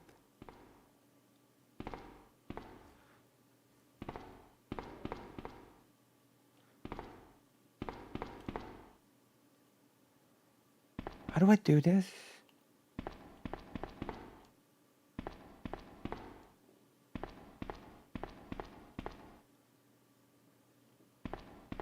Wait, hold on.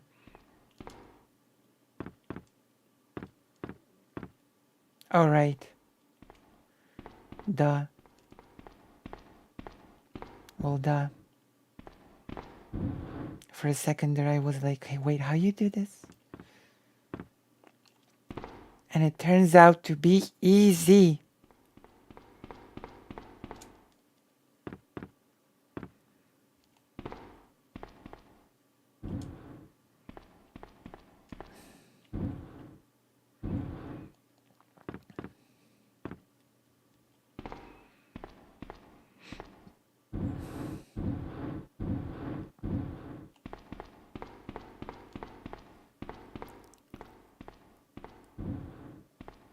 Right. I remember the orphanage.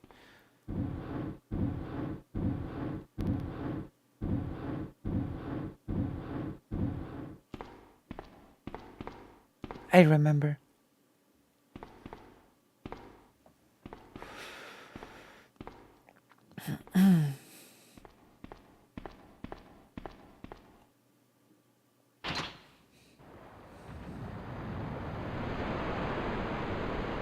One pixel off. I know. Just like in Resident Evil 1. It's tradition by now.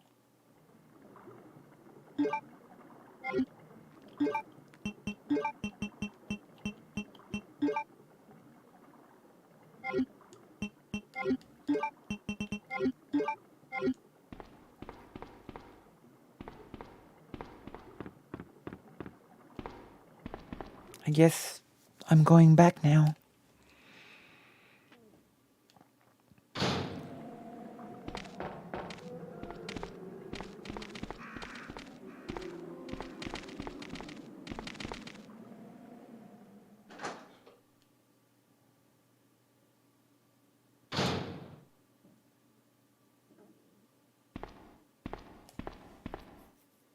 Leon, can you hear me?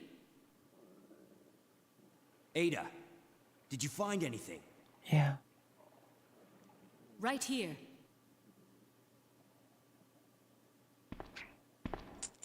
Think fast. Here's one more.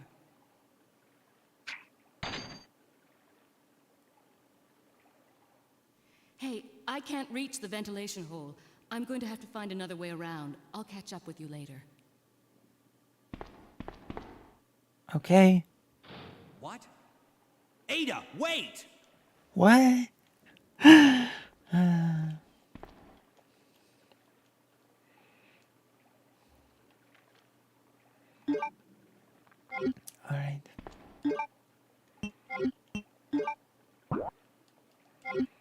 I guess I'm gonna have to come back here. Wait, this is... Okay.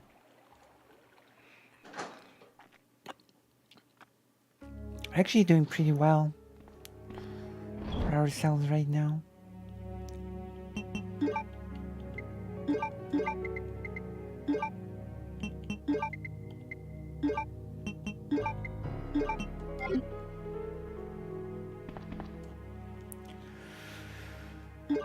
We've got a new key, and we've got all of the plugs necessary.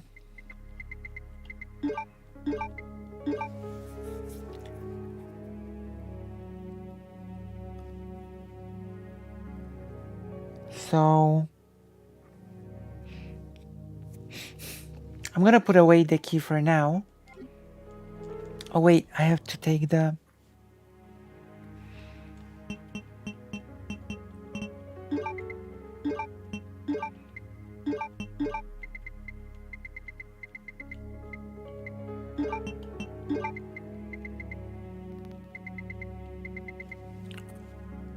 I could have sworn I had 4. But I guess I only had 3. But I think it will make sense to use them all now.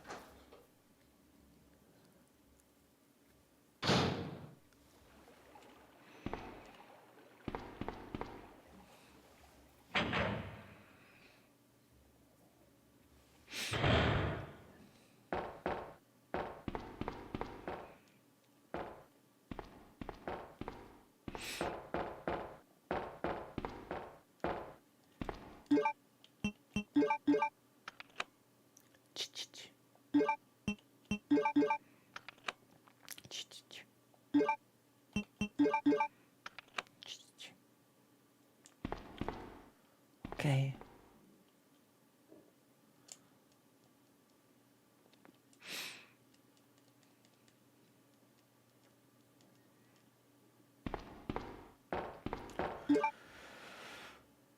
So I guess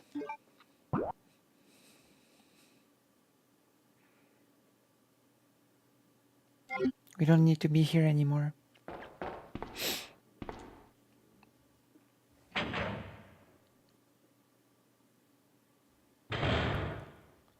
You don't need to be here anymore, and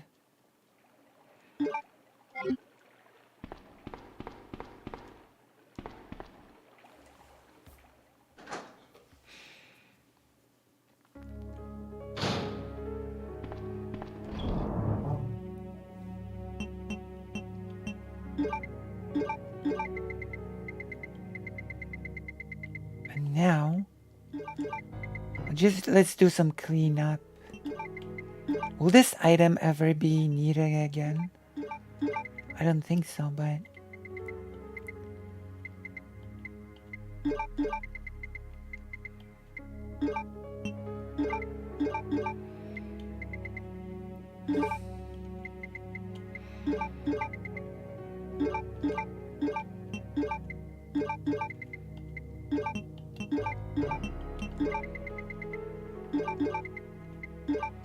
yeah, I'm doing some strange maintenance of the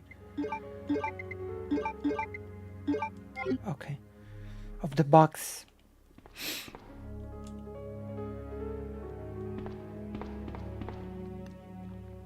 Okay, now we're gonna check the map and see where we're supposed to go.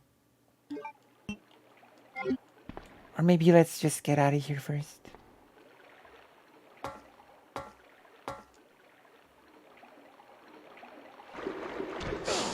Oh my gosh. Wait, I'm poisoned?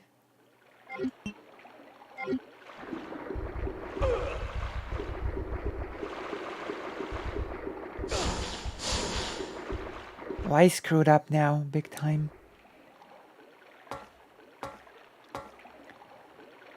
That was embarrassing. That's okay.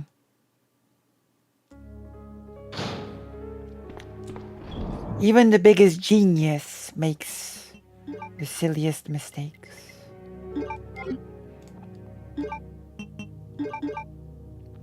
And I'm no genius, so I'm no genius.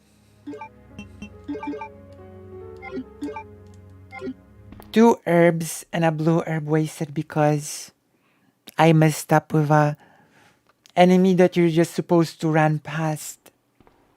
This is supposed to be like easy peasy lemon squeezy, but okay.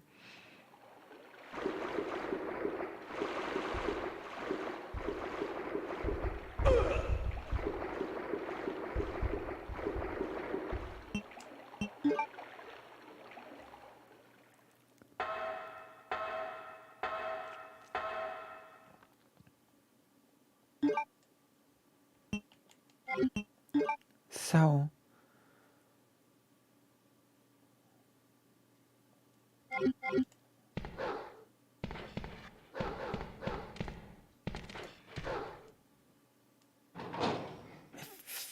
feel we've gotten rid of the dog, so that's not a problem.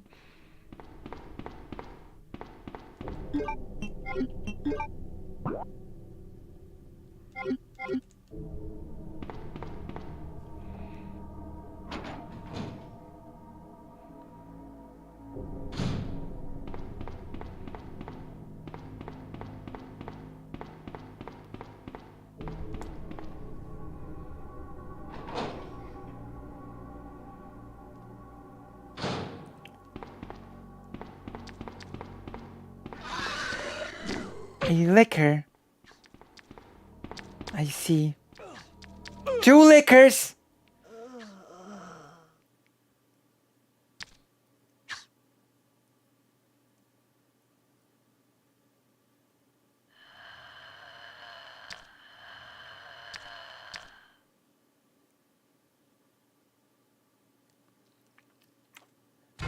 Oh, that changes a lot. Oh my god. That changes a lot. That's okay, we'll just redo the Ada thing and... Oh my gosh. Good luck, thanks.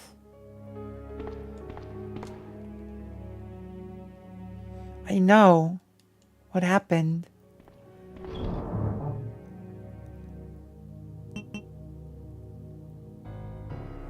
True. Plus, Chief Irons did some of the weird doings.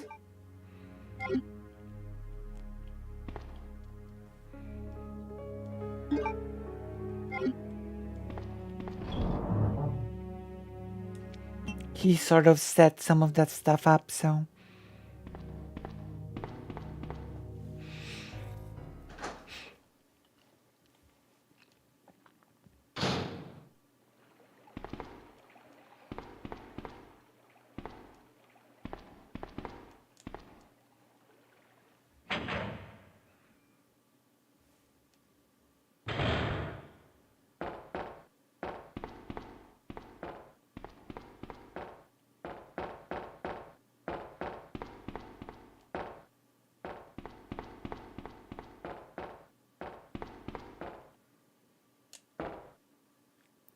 Also, the person doing the whole Resident Evil 1 remake for GameCube said that before the remake, the characters sort of did not... that there was a clash between the character models and the backgrounds in Resident Evil. But there was no such clash in Resident Evil 2, 3, and Code Veronica. And those came out before the GameCube remake.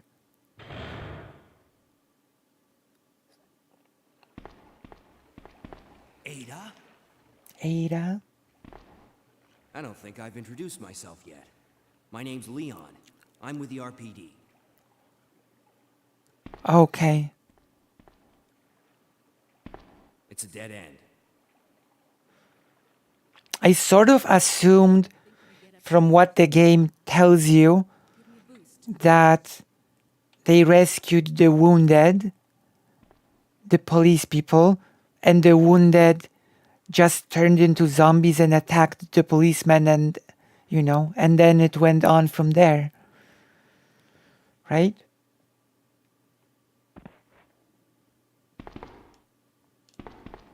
It sort of spiraled from there. That was my assumption.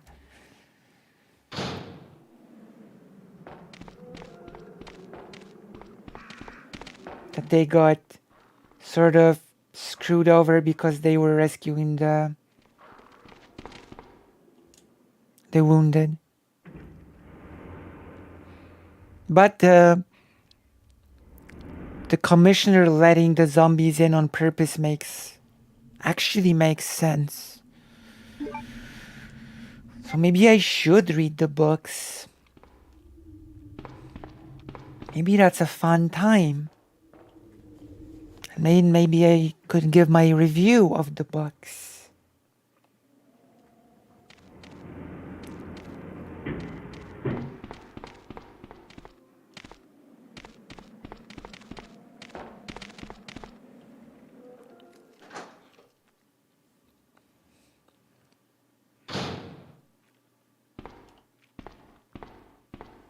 We have to do the puzzle again.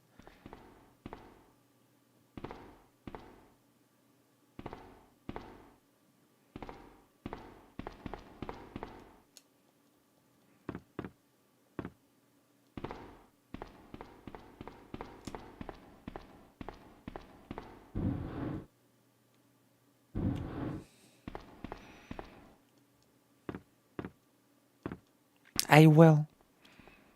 Where do I get the books?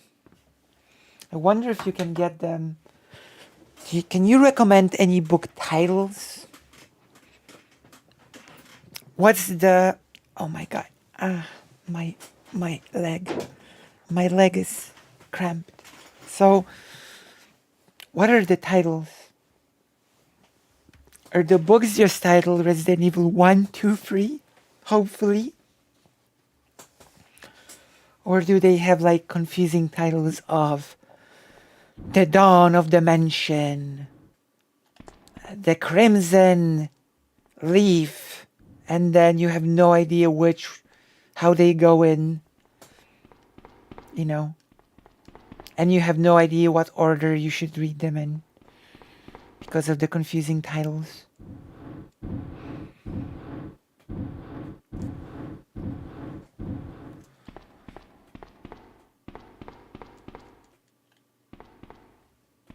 You know what? There's a lot of talk about Umbrella, but how does the company that makes those crates fit into all of this? The Umbrella Conspiracy is the first one. They have numbers on them though. Oh, right. That's good. This is good bookmaking when you have numbers on the books. You can send me... Ooh. Okay. Can you DM them to me? All right. Thank you. Wow. All right. Now I'm hooked up. I'm gonna start reading them right away. I am going to...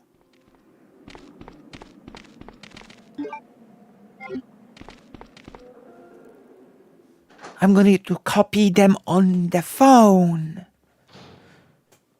There are clues in the game with the cord cut for the iron shutters, and iron claim that sabotaged the communication device, so no other help from this. Yeah. It is basically heavily hinted that the commissioner was in on it, right? That he sabotaged the whole thing. Oh wait, I screwed up. I didn't finish the puzzle. So the first hint you ever get in the game that there is something off about the commissioner was when you find that note where the worker says that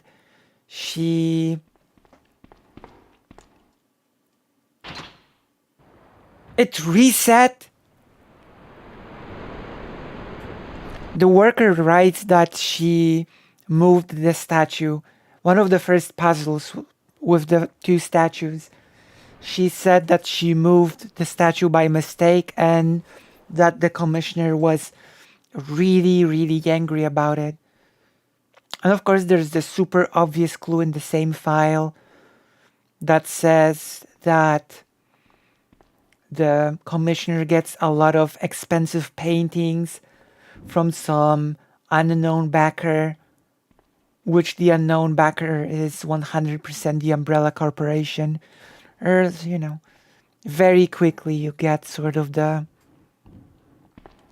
hints, the not so subtle clues that the commissioner is sus.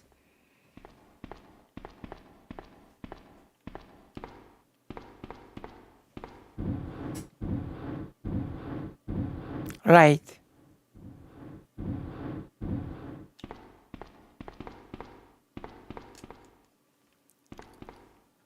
Well, is it expanded on in the books?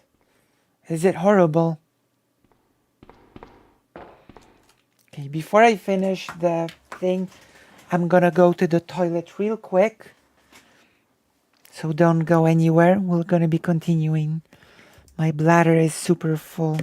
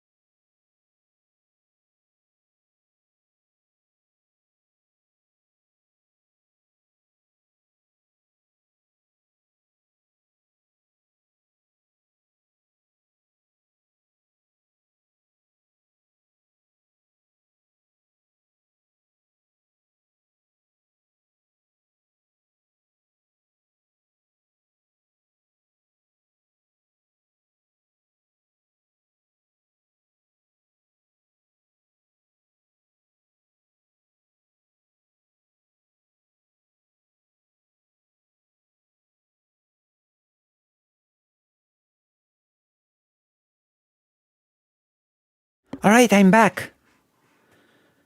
Oh my gosh, I'm gonna start reading the books. The Secretary. If you say the books are good, I believe you. I'm actually a bit of a Resident Evil fan myself.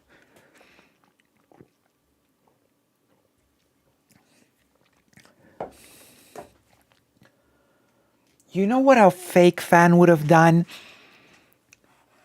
A fake fan would have just started playing the remakes and would have skipped the originals. In between the games. So yeah, a fake fan would have, you know.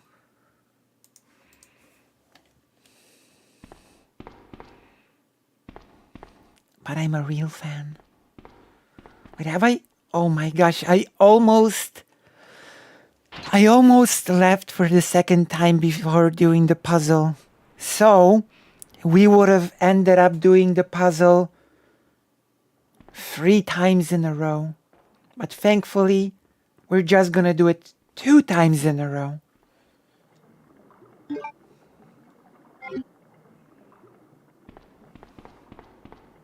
True. Skipping the original games would be so weak.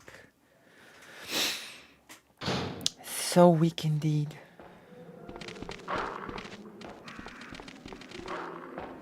Why am I so good in avoiding the dogs as Ada, but so bad at avoiding the dogs as Leon?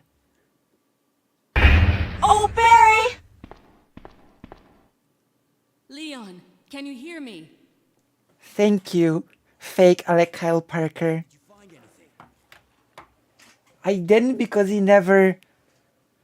I bet it's something that you learn from the books, okay? I bet you learned that name from the books. The name is never given to you in the game. Come on. I can't reach the ventilation hole. I bet it's in a book or something.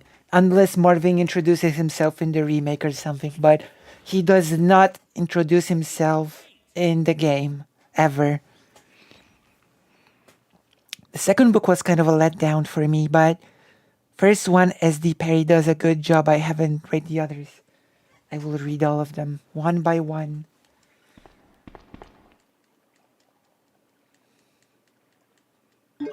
Like, he just kicks you out of the room and dies. He never introduces himself. Hi, I'm Marvin or something. So it's not a thing. It's not a thing that he does.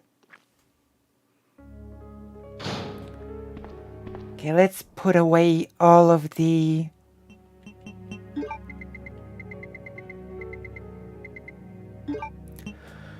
I'm actually really worried. Also, you know what? Oh, Barry! They said you also probably don't know who Goblin 6... Who what?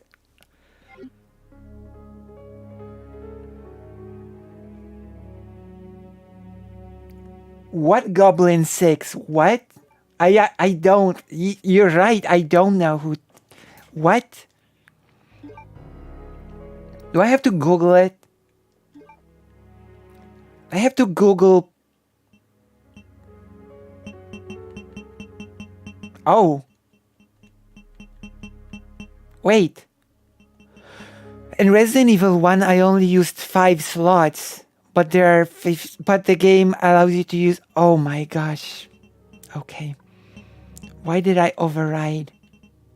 Oh my gosh. Oh my god. I feel so silly now about only using 5 slots.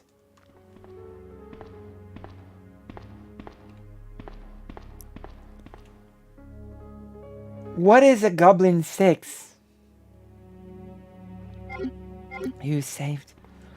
So even if we mess up, even if the lickers lick us, I've only actually played the mainline titles. I never played any of the spin-offs. I have no idea even where do those spin-offs fit into the main series. I have no idea where to place those spin-off games within the series. I have no idea where and when I should play them. I've never played any spin-offs. I've only played the main series. So if you know what, if you want to give me an order, if you want to write me where I should place those games, then please do, and I will include them into the big Resident Evil marathon playthrough. Some of the games we will be experiencing together for the first time.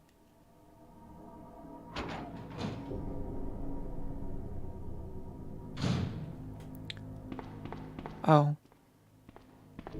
I'm soft. I didn't think that was mean. I just thought you were a passionate fan.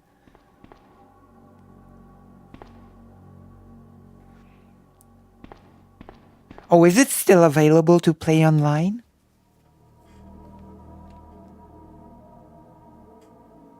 You can, of course. Of course. We should watch it when I play Resident Evil 6, probably, right? We should probably watch that video when I reach Resident Evil 6. Because if we're gonna play all of the Resident Evil games, then I might as well play 6 as well, right? So remind me to watch it.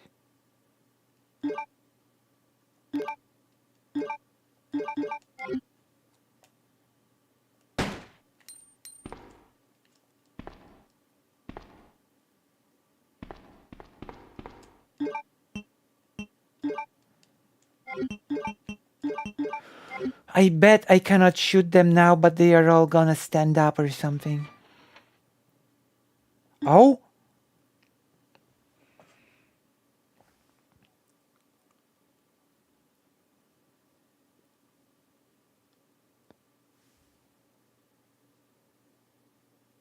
Rail shooters.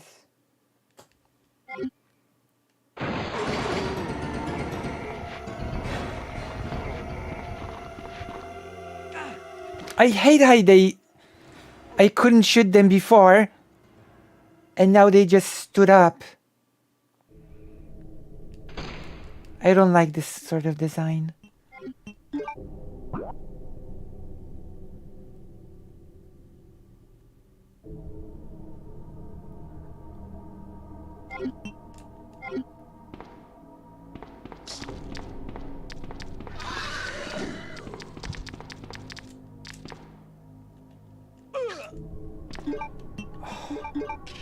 Liquor. I think I'm in trouble. I'm not. Oh, right. I've been licked by the liquor.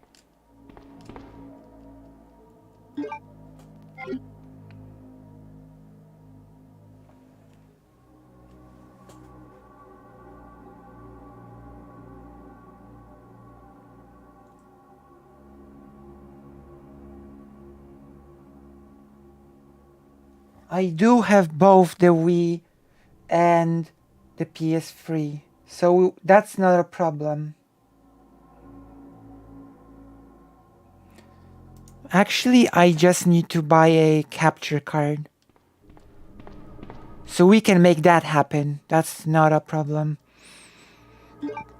The real question is, and that's a question that I'm posing to you.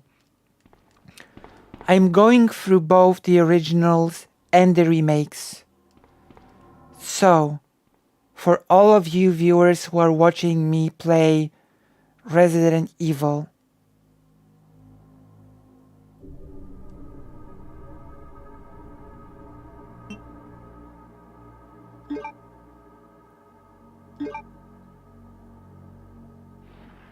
amazing. That's a great thing that they added, that you can I forgot about that. Oh my god. You can expand your inventory.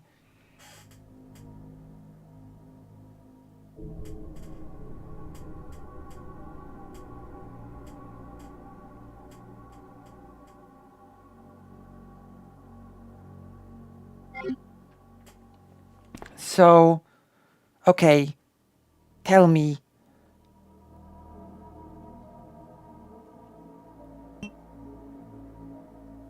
Okay, I'll save it for Claire.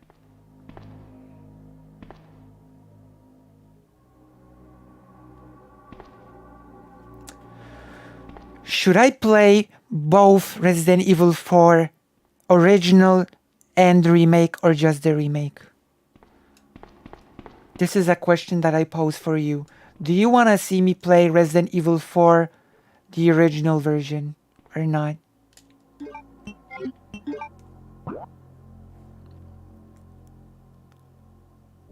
Outbreak is surviving with everyday people, plumbers, journalists, security officers, and police officers.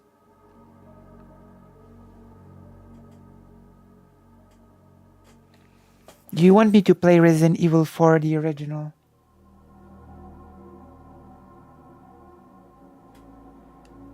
If I'm gonna play Resident Evil 4, the original,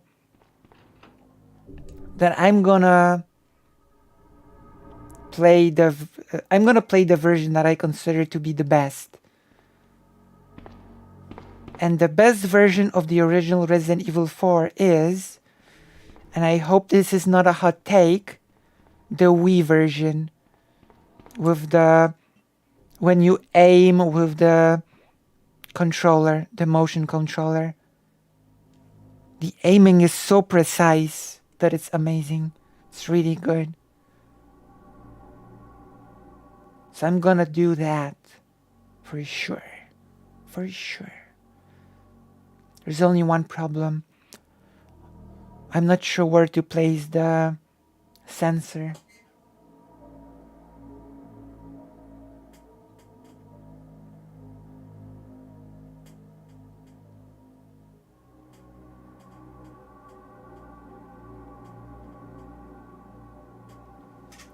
The Wii version has, you know how you shoot with your pistol? So you aim on the screen with the Wii controller where you want to shoot. Okay? Like with a pistol. So you have pinpoint precision when it comes to aiming, which is amazing in a game like Resident Evil 4.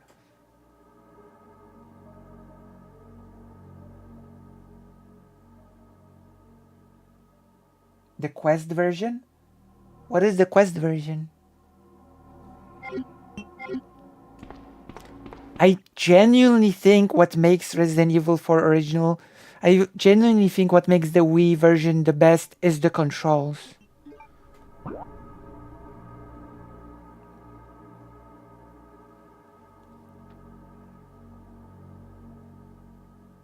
I've actually never encountered much problems with the sensor. It depends on where you place it.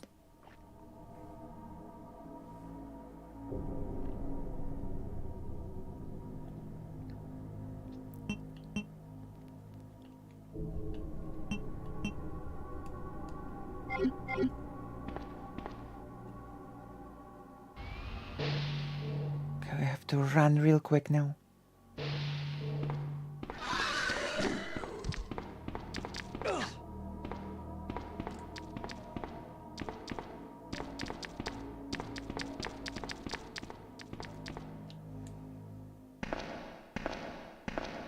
Oh, VR, okay.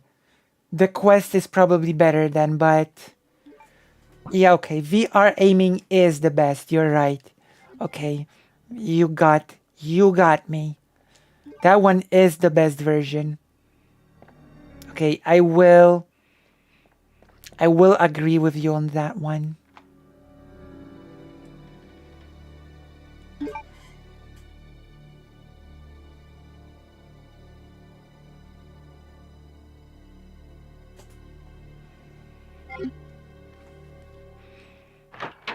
I want to play 7 on VR. I want to stream it on VR.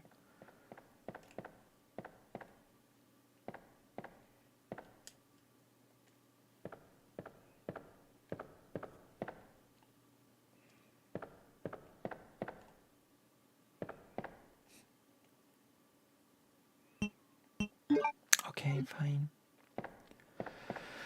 Even though I feel like there's like an infinite amount of ink ribbons in this game.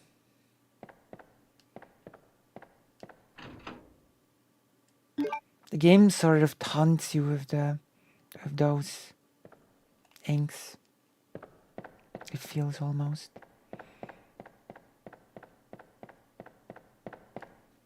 Look, there's an old style TV in here. I have not played 8 yet, but we will see. Maybe it has fun gameplay that makes up for it.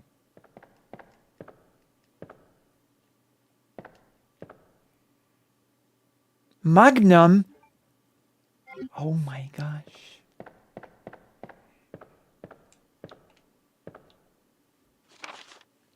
Watchman's Diary.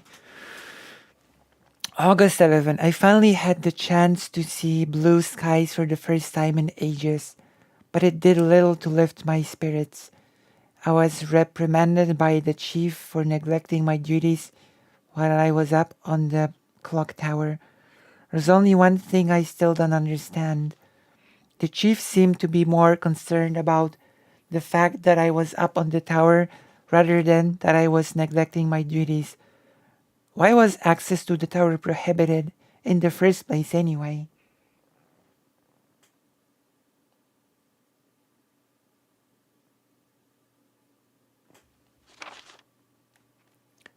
I recently talked to the old man who works in the scrapyard out back.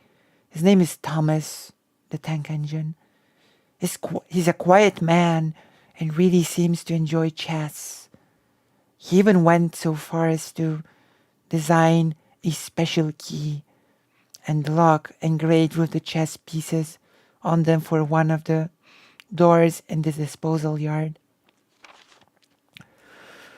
We made plans to play chess tomorrow night. I can't help but wonder how good he is.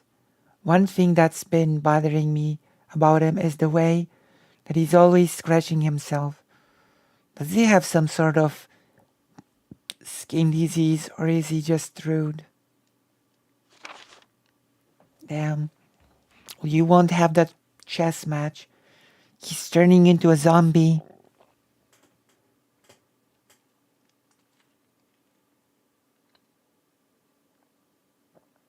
I guess. Revolver Magnum. The Magnum revolver. I think it does revolve. It does have a revolving chamber, right? Because a revolver is called a revolver because it has a revolving chamber, right?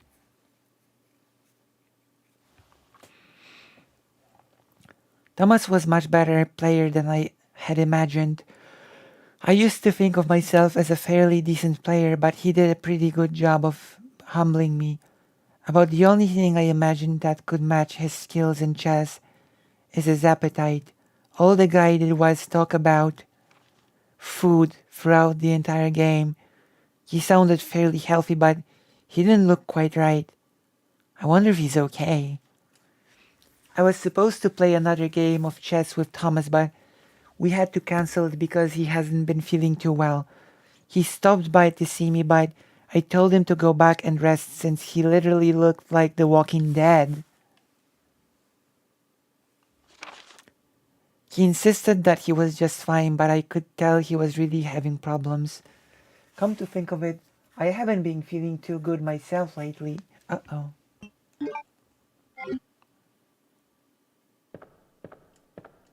Is this the person?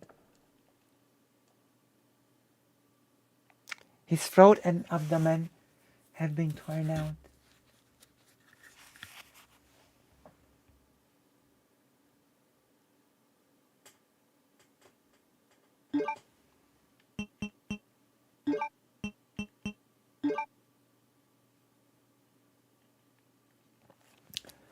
I'm pretty sure that the Magnum from Resident Evil 1 was definitely a revolver. Like, I'm positive. I'm positive that the Resident Evil 1 Magnum was a revolver.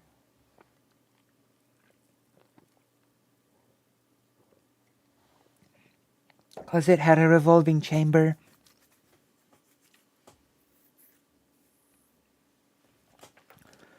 I think that the Magnum from Resident Evil 1 remake also is a revolver.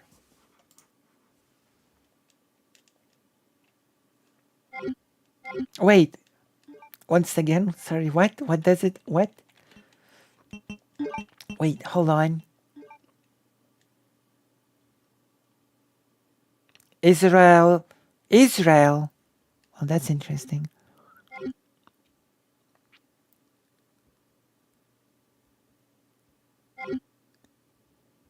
Who is Mr. Who's Mr. Medicare? Can you remind me who that is? I don't remember who that is, I'm sorry. I watched some videos by a gun nerd who compares Resident Evil games to real guns. They're often inspired by real guns, but with aesthetic alterations. That makes sense.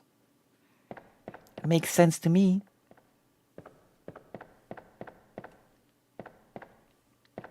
Have I enjoyed Mr. Medicare? I don't think I've watched a lot of that person's stuff at all. Because I don't remember. It feels like if I watched Mr. Medicare, I would have remembered who that was. So,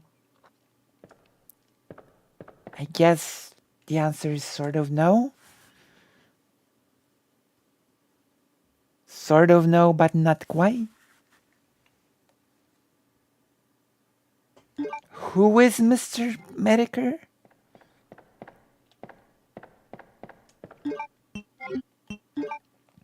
I'm not asking that as a joke, by the way. I'm genuinely asking who that is.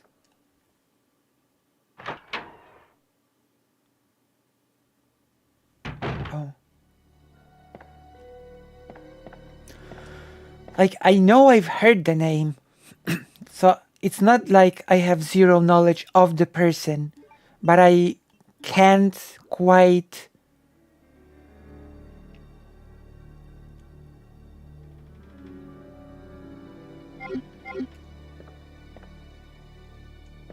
When I think of Mr. Medicare, nothing comes to my mind.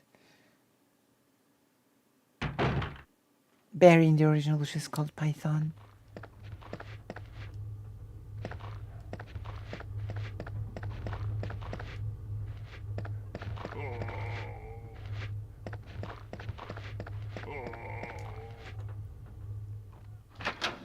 Key is scum. Okay. Alright then. So I assume there is no need for me to check him out, right?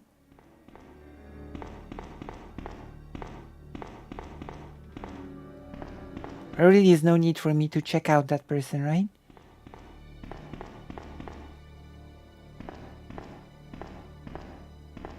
Wait, did Mr. Medicare make... Who made that big documentary about Christian? Was it Mr. Medicare or no? There was this person that made a documentary about Christian and it had like 1 million episodes. Is that the person or is that someone else?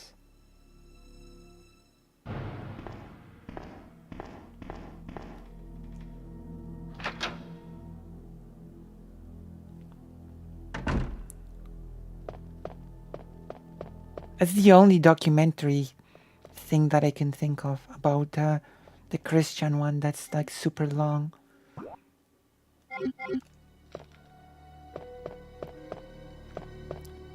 But that one didn't feel that edgy. It felt kind of dry and just to the point.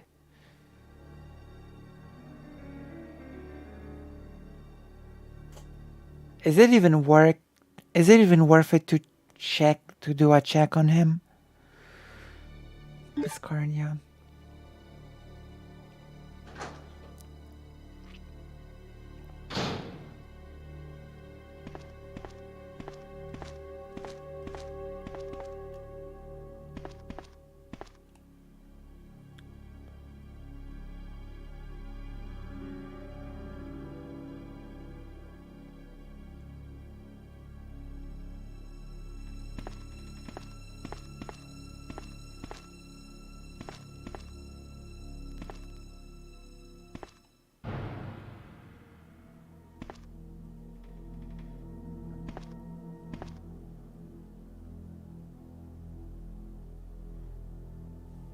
Oh.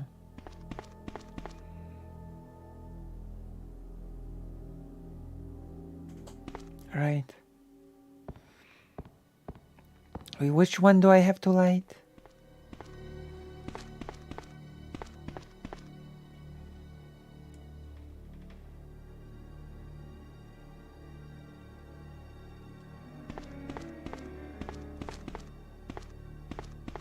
The king, queen, and the jack.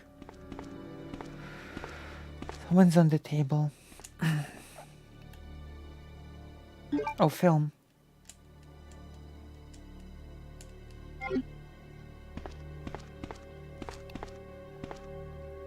Mr. Medicare just screws with people on the internet. He's an actual troll. Okay. So it's not worth checking.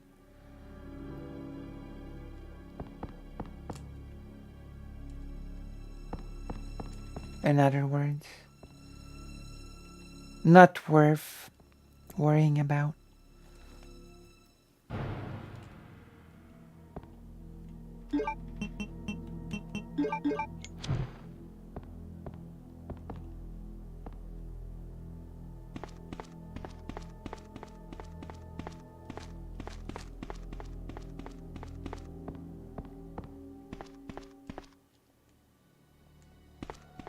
Totally messed up.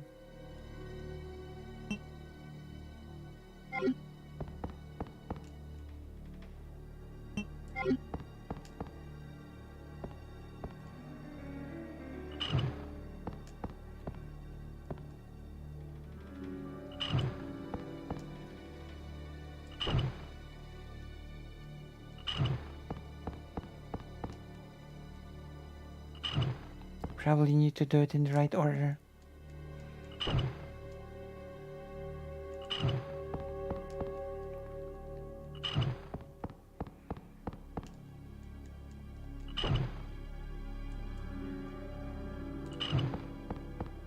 And I have no clue what that order is.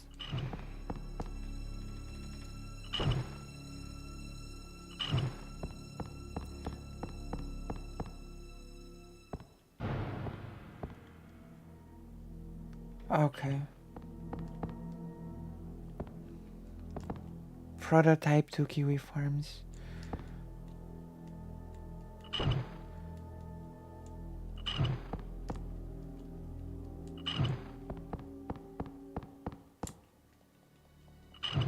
Okay. This was basically just me trying all possible combinations. There wasn't really much thought into me doing this, which is probably not good for a puzzle. That's not good for a puzzle.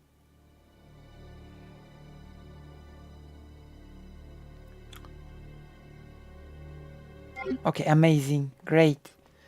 Now I have a shortcut. We might actually save and heal. We're gonna go upstairs. This is great, actually. We're doing good.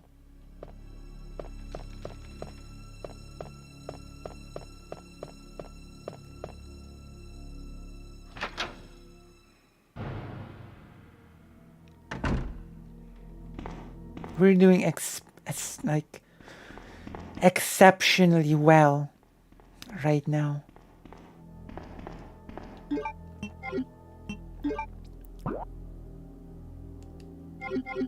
It's a bad place to go. I think I have to go here. That's right.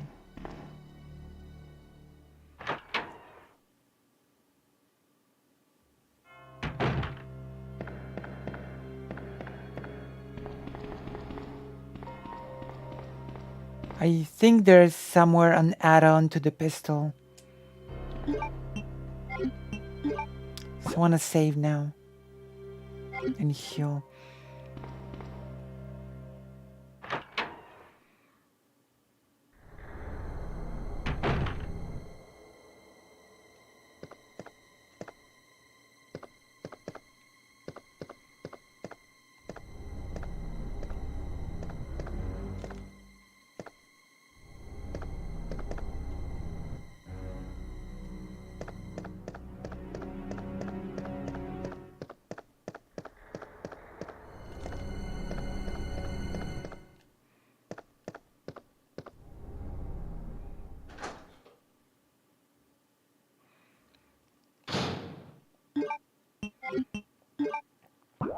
Which is extra good because actually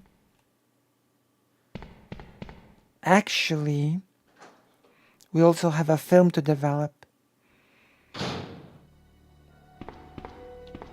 it's like two birds with one stone sort of situation. Like we're going to the dark room.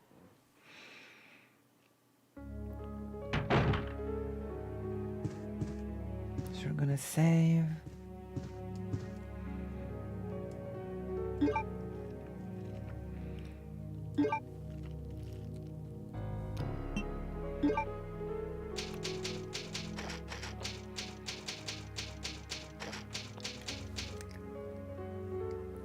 I'm gonna heal.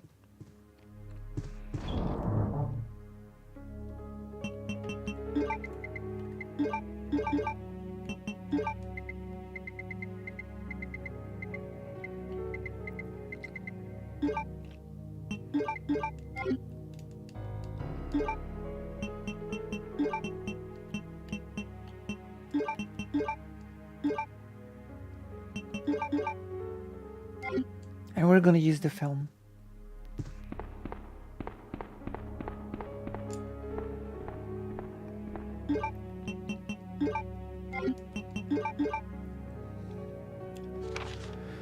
Film B. Pictured in front of the Aruka's tailor, regresses into a zombie within 2 hours. Subject repeatedly complained about severe agitation of the epidermis in addition to feeling of nausea. This happened up to the moment he lost consciousness. Pictured by R. Lambert.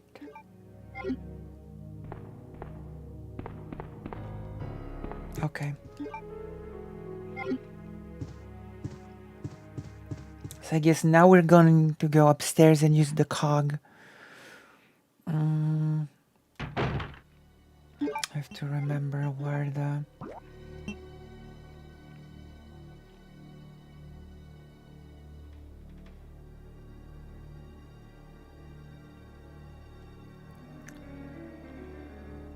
I'm trying to remember where that cog place was. On which side? I'm just gonna use the shortcut.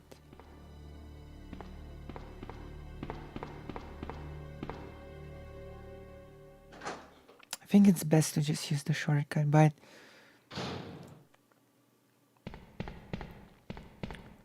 where was the... Guess we're gonna find out.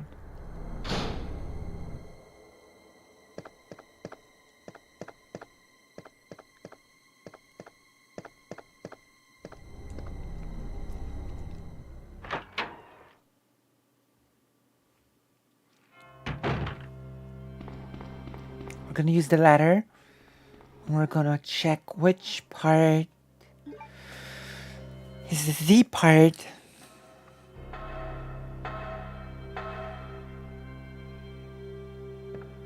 Wait, liquors?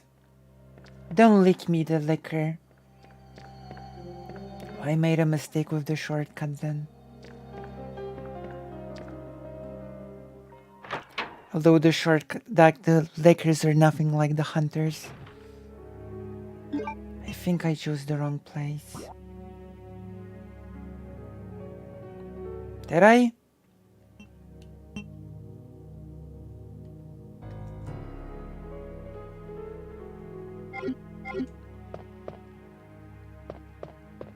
Let's explore here for now.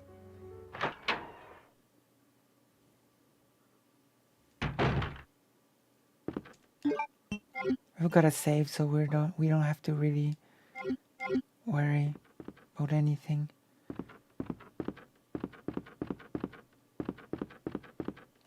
It's a little bit embarrassing that I don't remember where the cog room is.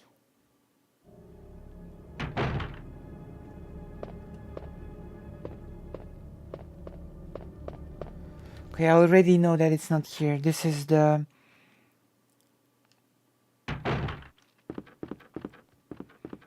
The other corridor leads to the roof, so... It has to be on the other side.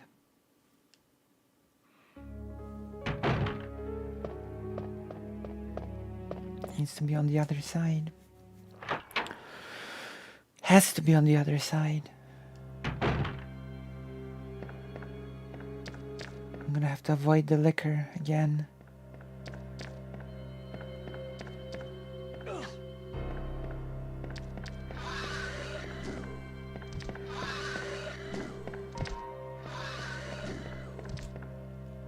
The liquor is not nearly as bad as the hunters were. The hunters were just BS.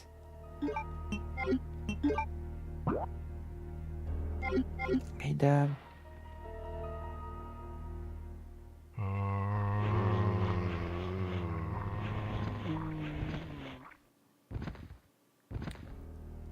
How did they get in here? How did they get here? Can they fly? Did they literally climb the building?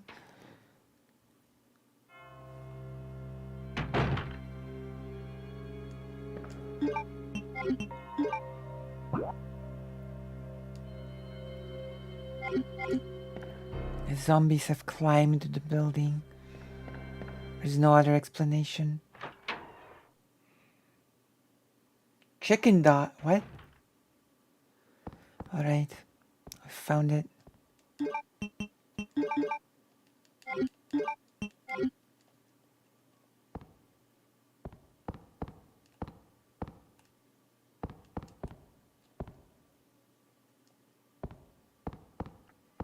Guess I have to go up.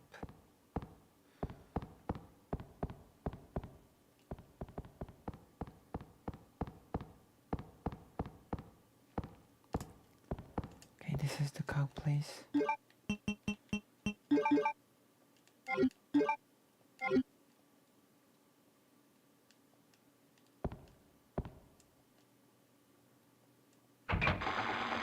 There we go. This is the place. What are chicken dogs?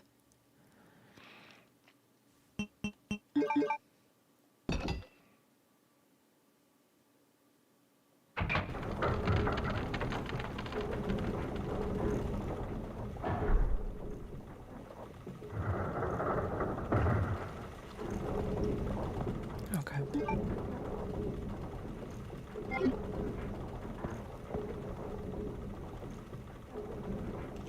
Oh. MG. The last thing that he needed.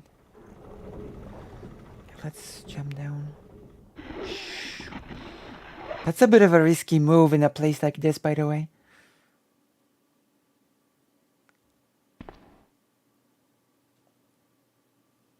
No! Get away!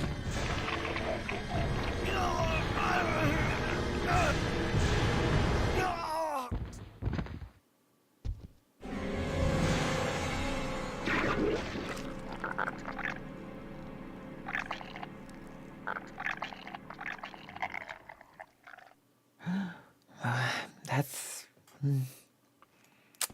Uh,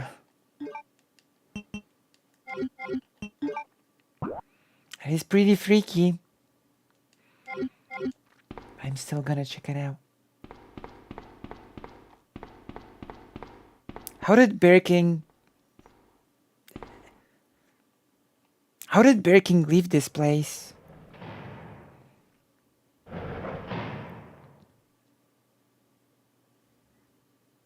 Ben! Can you still hear me? Come on, answer! Damn! I don't believe this. I almost got the story. Ben. Bitter irony. The chief of police, a co-conspirator.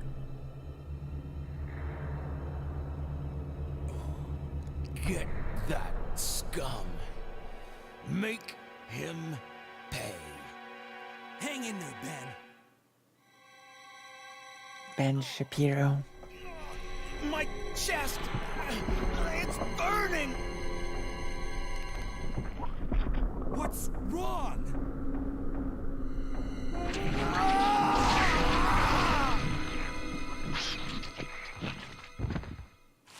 Damn.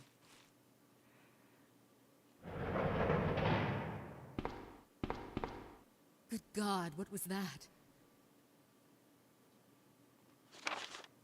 Mail to the chief. At least that thing didn't attack me, because aiming at that thing would have been, oh no, annoying. Mr. Brian Irons, chief of the Raccoon City Police Department, we have lost the mansion lab facility due to the actions of the renegade operative Albert Wesker. Fortunately, his interference will have no lasting effects upon our continued virus research. Our only present concern is the presence of the remaining STARS members, Redfield, Valentine, Burton, Chambers, and Wickers? Who is Wickers? Wait, who's Wickers? Now I have to Google it. Was that the...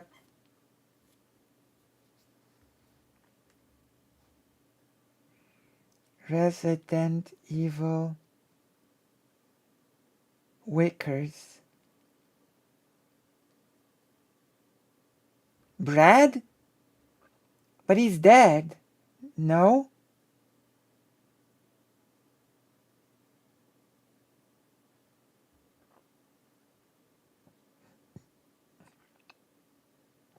Isn't he dead? In Resident Evil 2? If it comes to light that the STARS have any evidence as to the activities of our research, dispose of them in such a manner that would appear to be purely accidental. Continue to monitor their progress and make certain their knowledge does not go public. Annette will continue to be your contact throughout this affair. Who's Annette?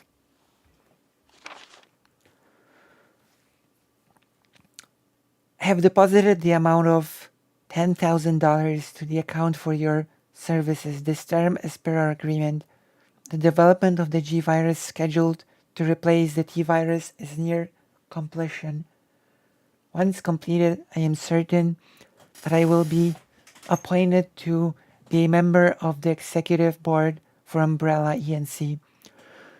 It is imperative that we proceed with extreme caution. Redfield and the remaining STARS members are still attempting to uncover information on the project. Continue to monitor their activities and block all attempts to investigate the underground research facilities. William Birkin. Okay.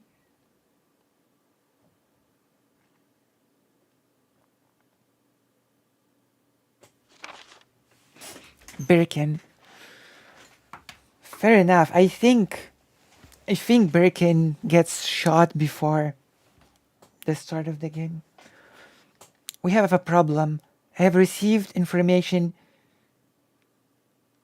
informing. What kind of writing is this? But okay, whatever. I have received information informing me. Isn't this supposed to be an academic? Can't you write this differently? Information informing. I received information informing me that Umbrella HQ has sent spies to recover my research on the G-Virus. There are an unknown number of agents involved.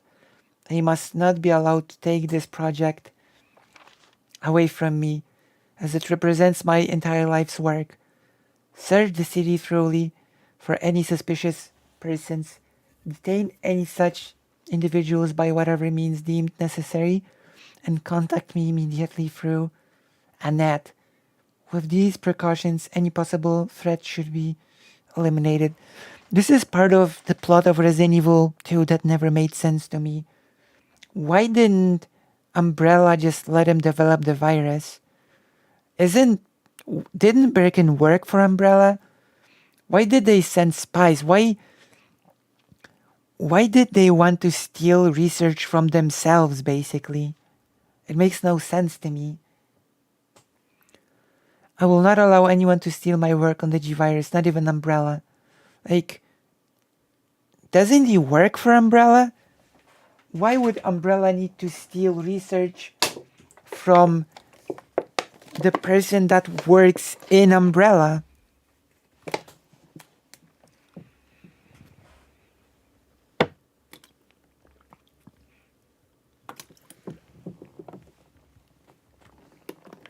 Is that explained in some book? Is there a book that can clear this up for me? Please tell me there's a book that explains this. There must be a book that explains this.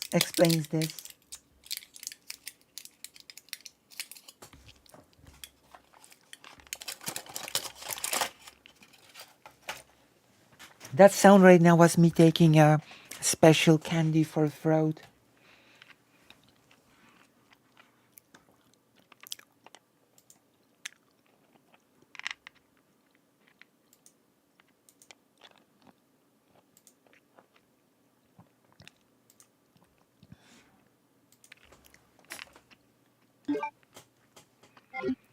So, anyone has any explanation? Where are you going, Ada? To the chemical plant. I have a feeling that's where I'll find John. Ada, wait! Hey! Do you read me, Claire? We now have access to the back of the parking lot. Got it. I'm getting out of here and heading to the sewer. Can you meet me there? I'm on my way.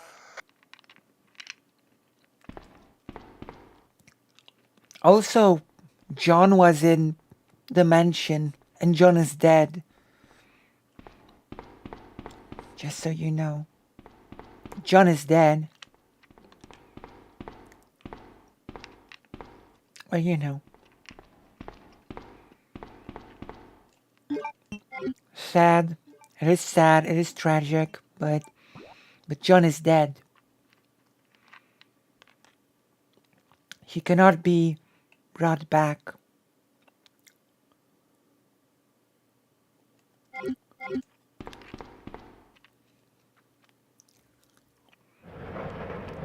John is no more.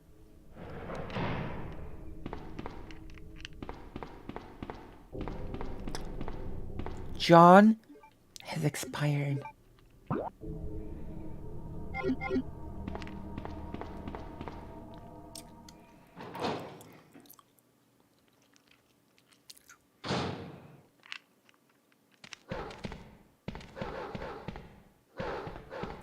Keep thinking those dogs will break out.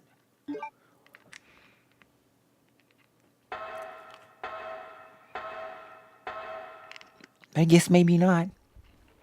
Oh, forgot about the spiders.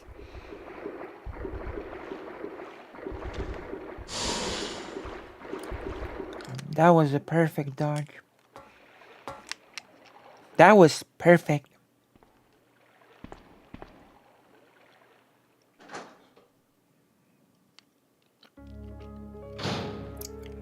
I think he died. I think he turned into a zombie. It was heavily implied in Resident Evil 1. And he just turned into a zombie in the mansion. Because he wanted to send letters to Ada, but they would not allow him or something like that.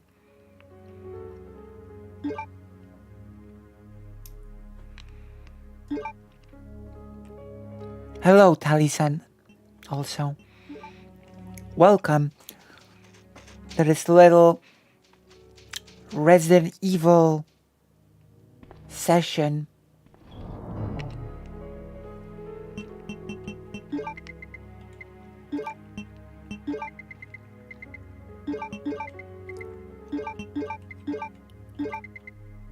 And now we've got 4. I might as well put the ammo away.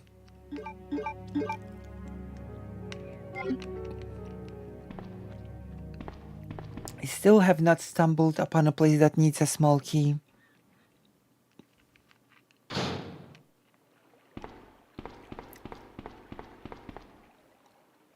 But that's okay.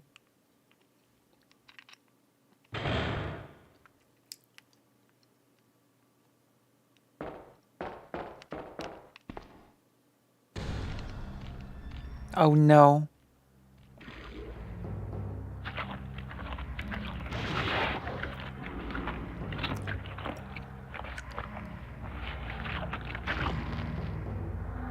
What?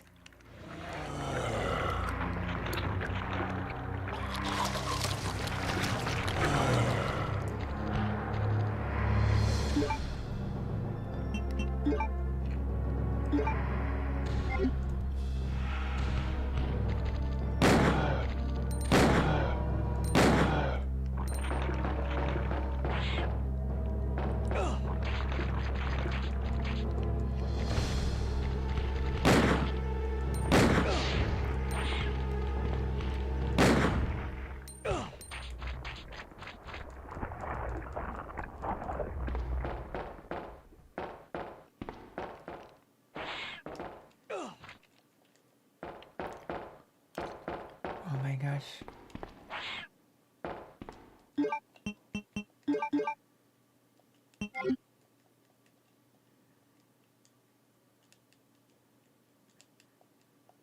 Well, made short work of that boss. Do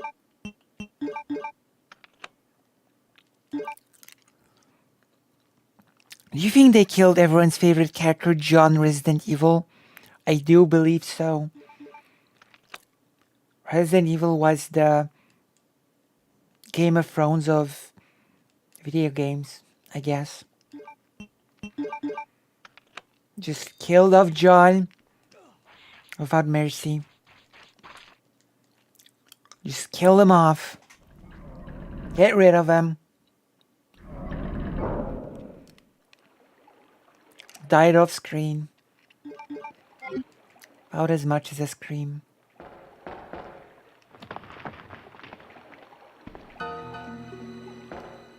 Ada!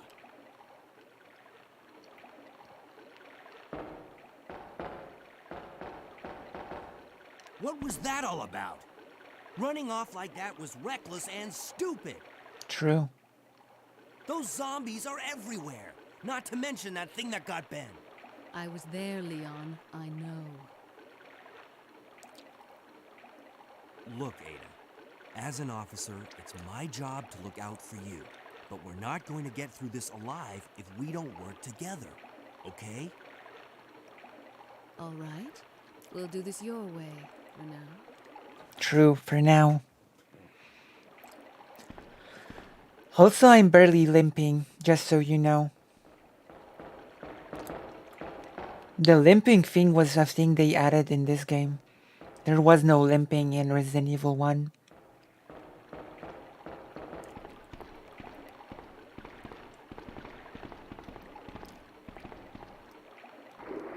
Which was actually bad because you did not have any visible way of seeing if you were hurt or not. So the limping thing is actually an amazing visual cue to see if you're hurt or not.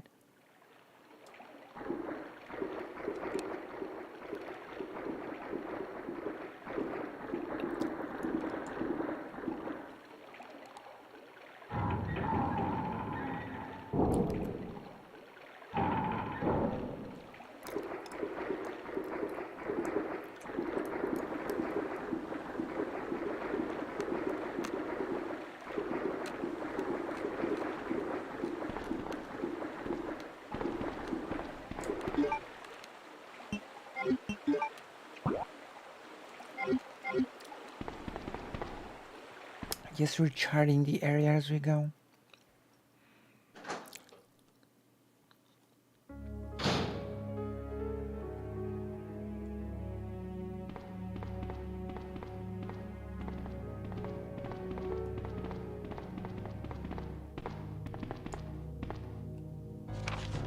Sewer manager facts. True. On the first and third Wednesdays of the month, Angelica Margaret, Chief of Maintenance, will make use of the facilities. Be sure to reduce the moisture levels in the facility by activating the fan. The equipment she'll be using is susceptible to the effects of water vapors. On the 28th of every month, the chemical transporter Don Weller will use the facility. The chemicals you'll be transporting are extremely violative. Extreme caution should be observed throughout their transport. On the 6th and 16th of every month, Police Chief Brian Irons will visit the facility to attend the regular meetings that take place in the lab. On the 4th Friday of every other month, William Birkin will use the facility to conduct a training seminar for the Chicago branch of Umbrella ENC. He is working for for Umbrella. Why did Umbrella send spies to him to steal from their own worker? Hello, Dexmex. Can anyone explain this to me? Why did Umbrella try to steal the G virus research from Birkin if Birkin was doing the research for Umbrella? As the probability of an attack upon Dr. Birkin will be high, take every measure conceivable to guard his life. You will be informed of all other potential visitors and the times they will arrive as needed. Guide these individuals to their destination safely. We expect nothing but the best from you. Charles Coleman, Secretary Chief, Umbrella Headquarters. I don't get it. Am I missing something? Some lore? Some context? Was he?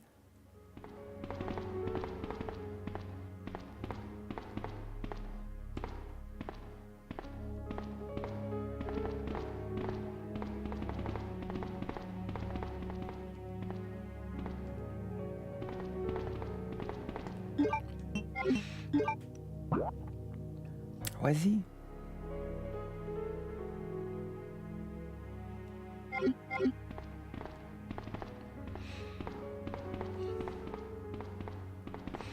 Maybe. I guess you cannot open the locker.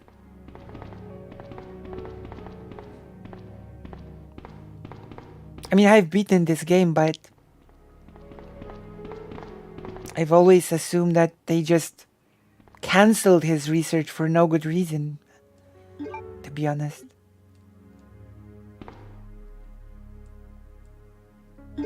You know?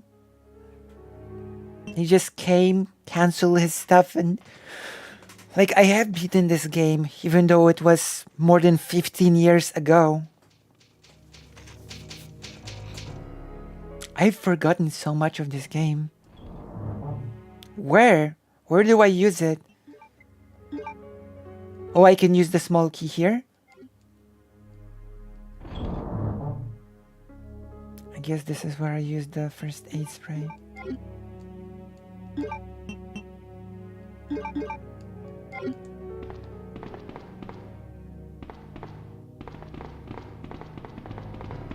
It doesn't even tell me that I can use the small key here. Oh, no, I can't.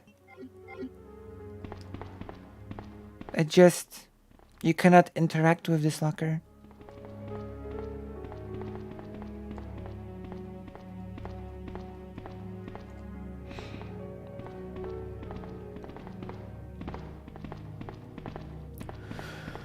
Alright, let's get in.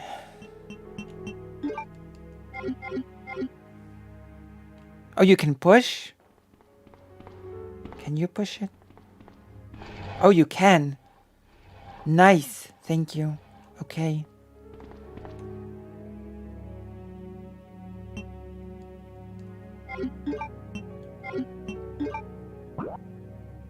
Yeah, I guess I'll open it.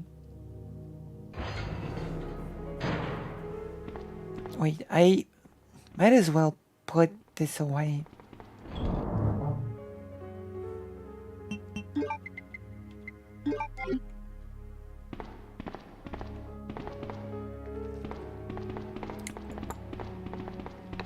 Hey, what's in here?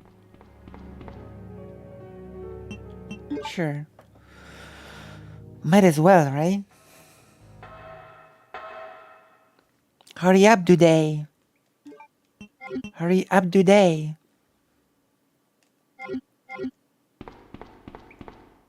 Let's start. Here we go. Magnum bullets. For when we will be fighting Birkin later on.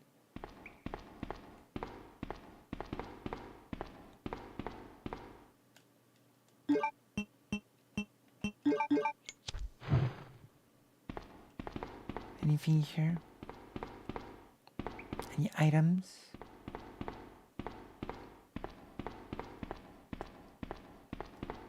Hey, there's nothing here. Oh, wait. Alright, there's something here. That's neat. Alright. That is very neat.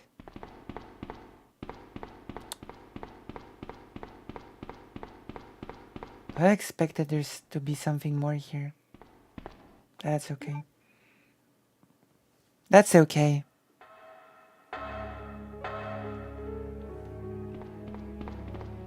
That's alright.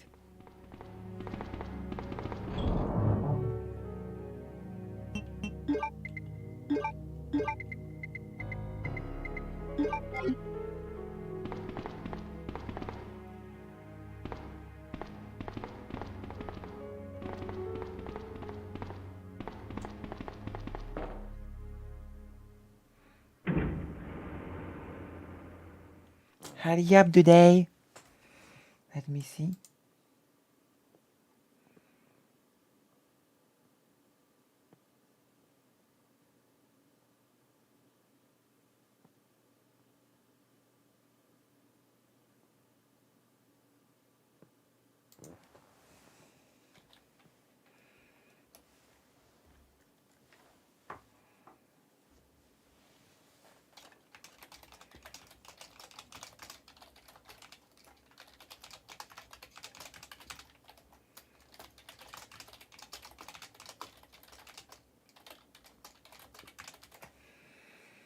All right.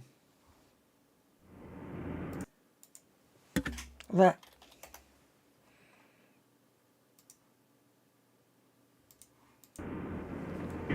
I hit the thing by me. Oh. Is the...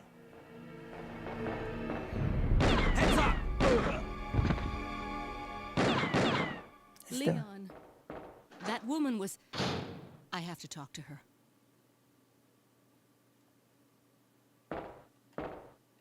Well, I'm just gonna let you rot here. Well, I'm out of here. Bye.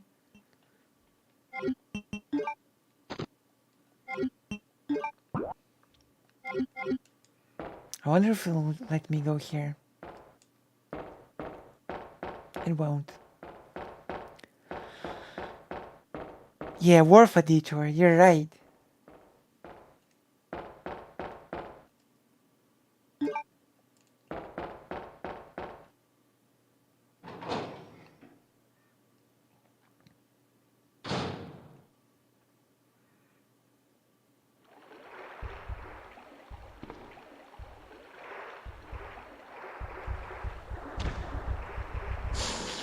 I'm just gonna...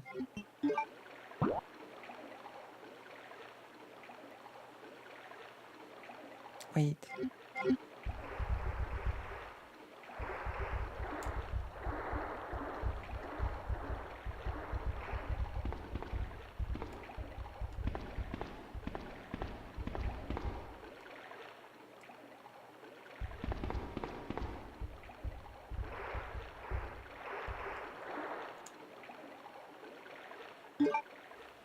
Damn.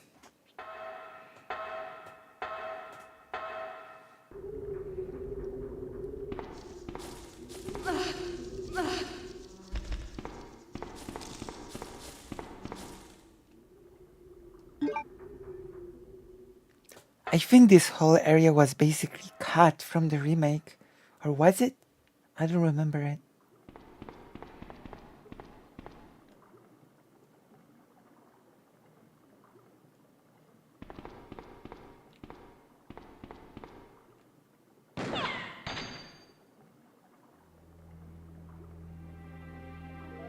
Don't move.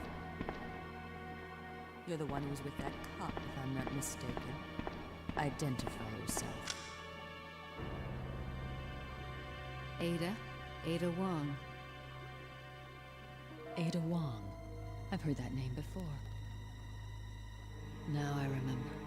One of the men from Chicago who came to assist the T-Virus research used his girlfriend's name as his password. Ada and John, I believe. True. How did you know? Who are you? Annette Birkin. My husband is the man responsible for the creation of the T-Virus. William Birkin. What? John's dead. He became one of those zombies. My condolences. And although I regret this, you will be joining him shortly. I won't let anyone take the G-Virus away from me. G-Virus? It's capable of creating the ultimate bioweapon. Its potential is even greater than that of the T-Virus. Then that must mean the creature in the police department is... Precisely. My husband, William. And it's all Umbrella's fault. None of this would have happened if they hadn't tried to steal his research away from him. Damn.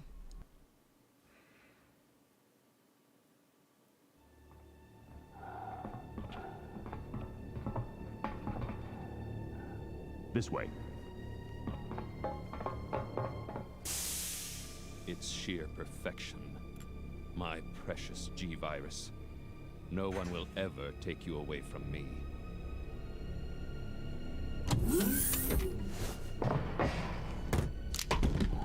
There he is. So you finally come. Doctor, we're here to collect the G-Virus sample. Sorry, but I won't just hand over my life's work. Stop it. You might hit the sample. That's it, all right. Okay, let's move out. Damn. William. Oh my.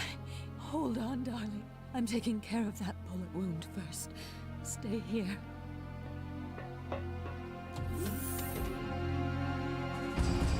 Alpha team, have you retrieved the sample yet? Affirmative. We'll be at the rendezvous point in 1 minute. Roger. Damn. Are you telling me that he injected the G-Virus into his own body? The G-Virus has the ability to revitalize cellular functions. What was that? Something's wrong. Let's check it out. Over there! Shoot it! Eat this, you freak! I'm stopping it! What is this thing? You have to shoot the eye.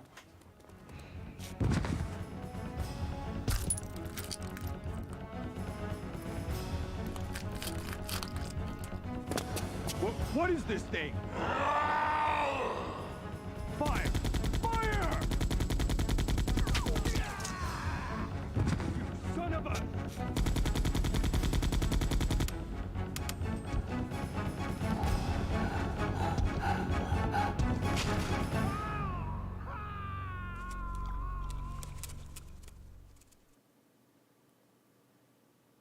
So those rats were the carriers of the virus.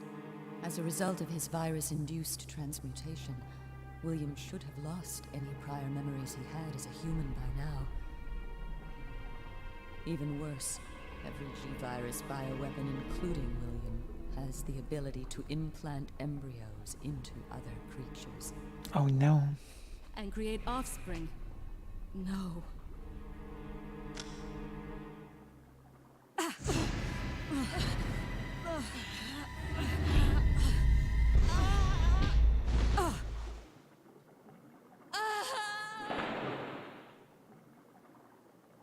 Too bad. Oh my god. Well, that just happened. Too bad, stay mad.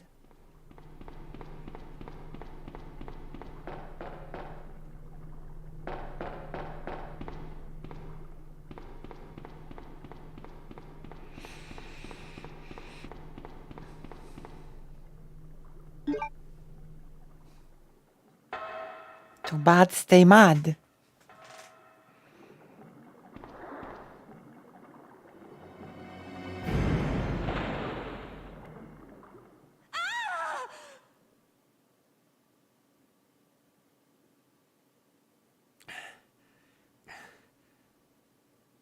Ada?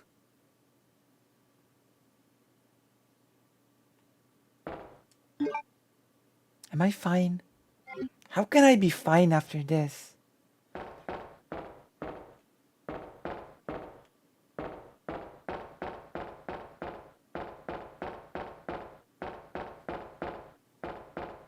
How am I fine? Guess you recover when you just sleep a bit in Resident Evil.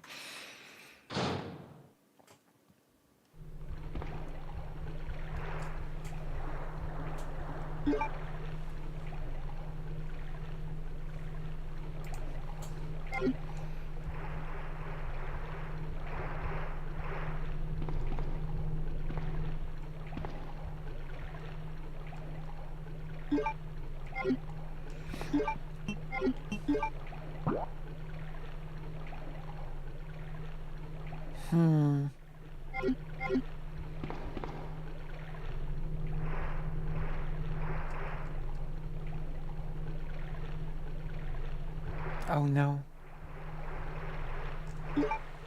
I thought there was something suspicious going on. I had never imagined this.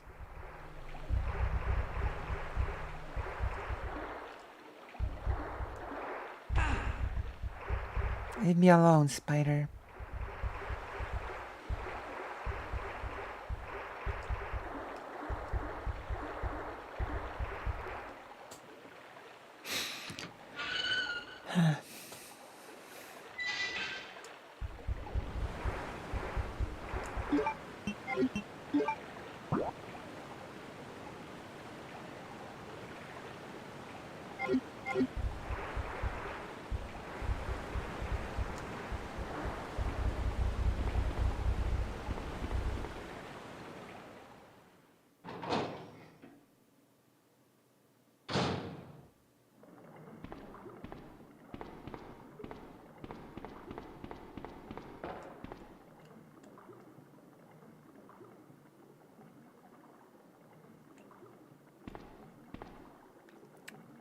Are you serious?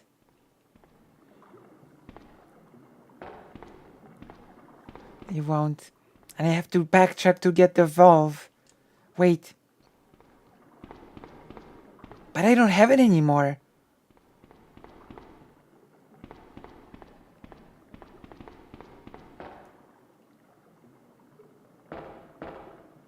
I don't have it anymore.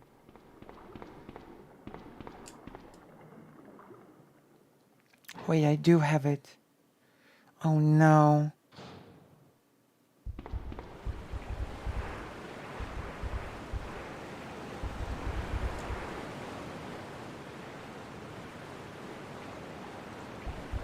Just why?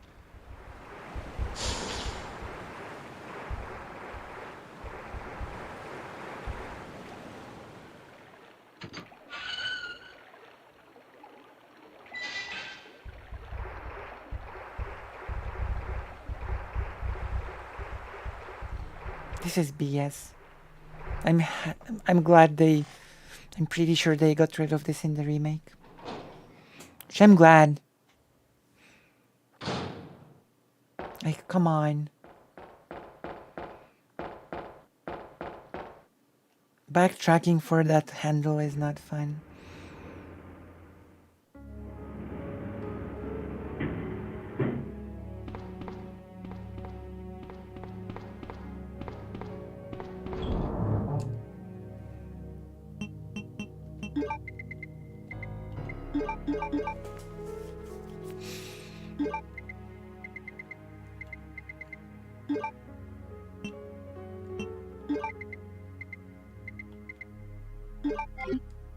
That was a long cutscene, so...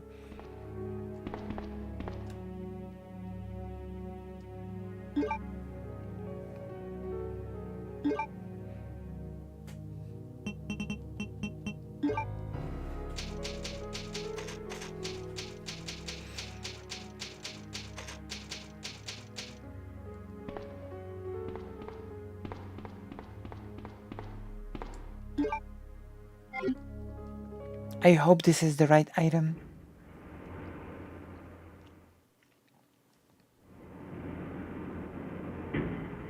I sure hope so.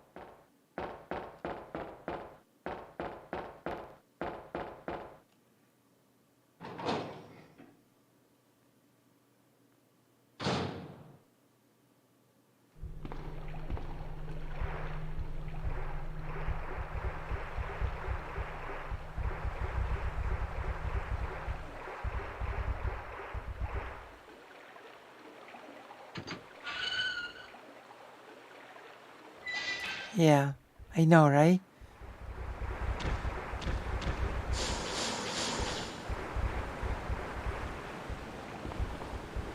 It's pretty bad, but it's okay. What metal? Where? Where's the metal? There's a metal here? There was a metal here? Where did I miss the metal?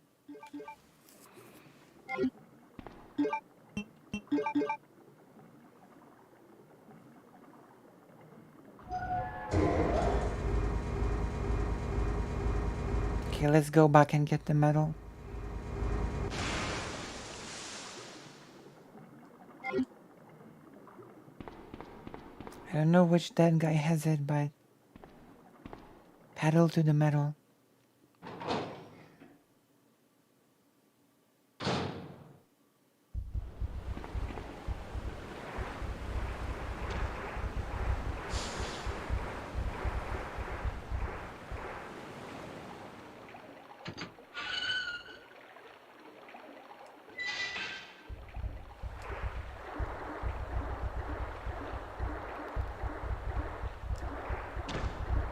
I can't click on this one.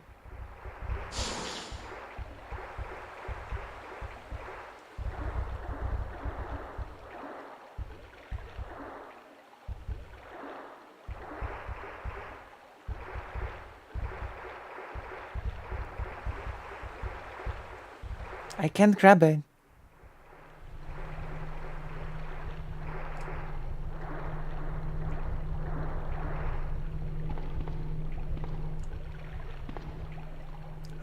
Here we go.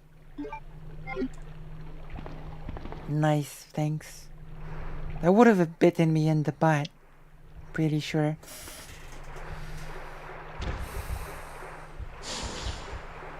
That would have bitten me in the butt. Boo boo boo.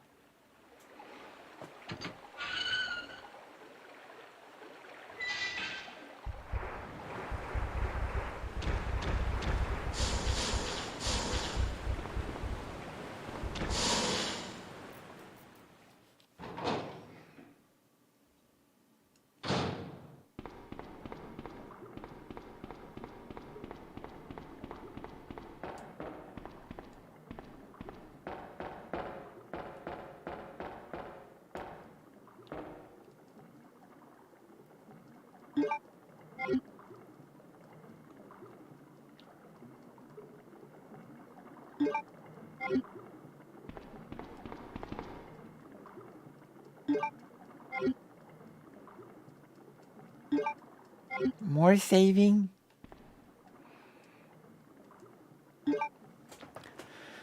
How many save points does this game have?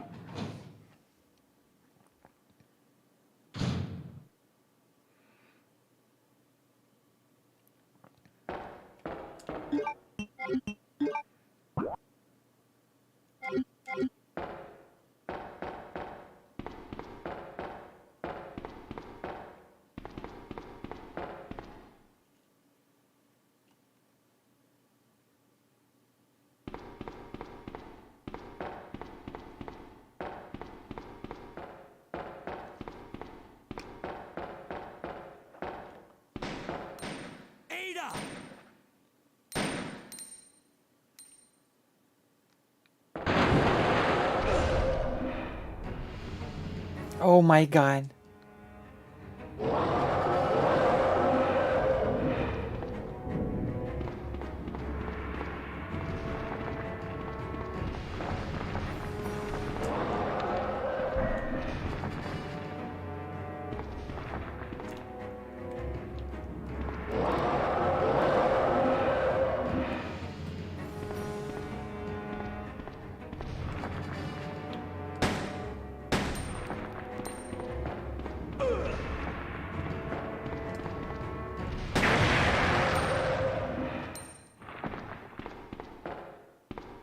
Wow. I actually handled this pretty well. I didn't even remember that part was a thing. Was this a thing in the remake?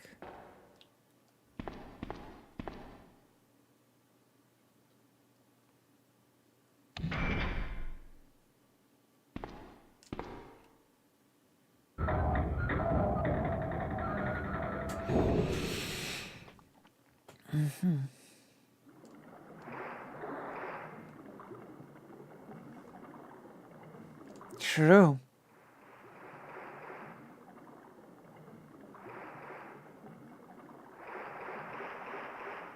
That was wild.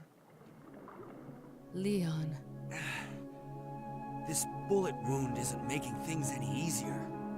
Quiet, Leon. I'll patch you up.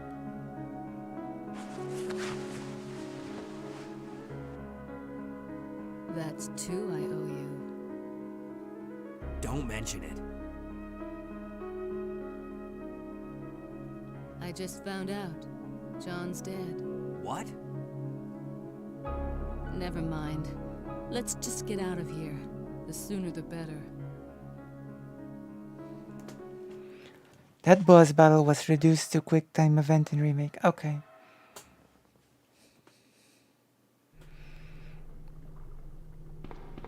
I mean, to be fair, this boss fight is pretty quick here as well.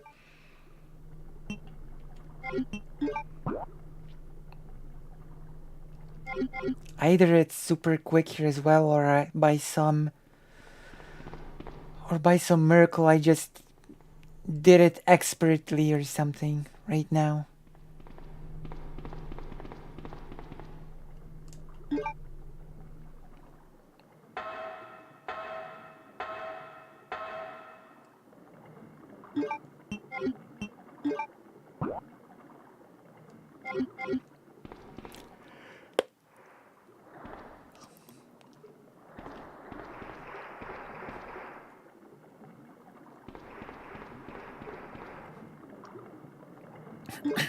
Why do I need more of those?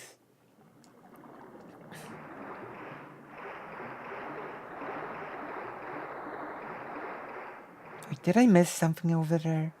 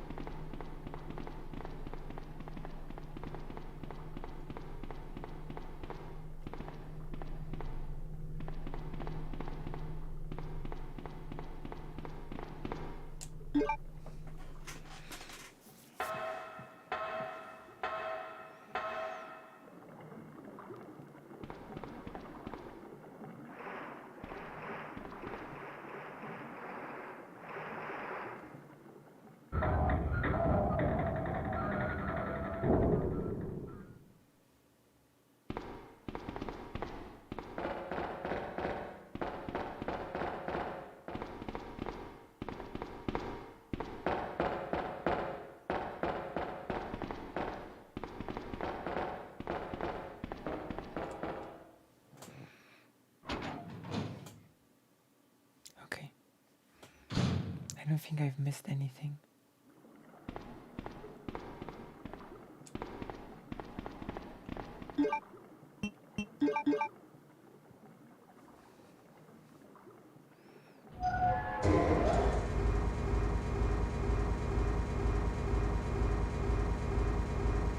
We're blasting through this game.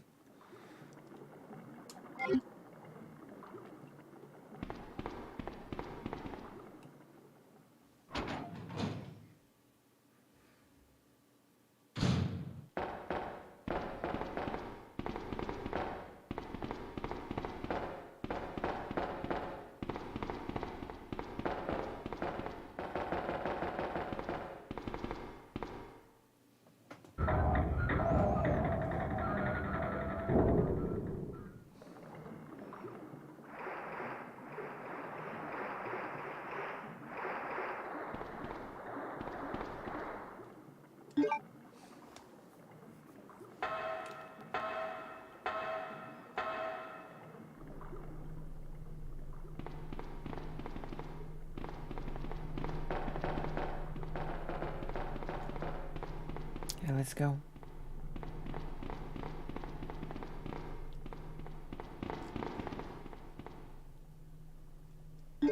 Okay, this is what we needed.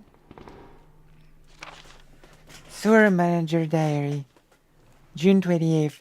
It's been a while, but I saw Don today and we talked after completing our work. He told me he had been sick in bed until yesterday. It really doesn't come as much of a surprise given how long he's been working here. He was sweating like a horse and kept scratching his body while we were talking. I asked if he was hot, but he just looked at me funny. What's wrong with him anyway? True. Chief Irons has been visiting the lab quite often lately. I don't know what he's doing over there, but he always looks grim. The expression of his face has been even more unsettling than usual. My guess is that it's because of Dr. Birking's impossible requests. The chief has my sympathies, though.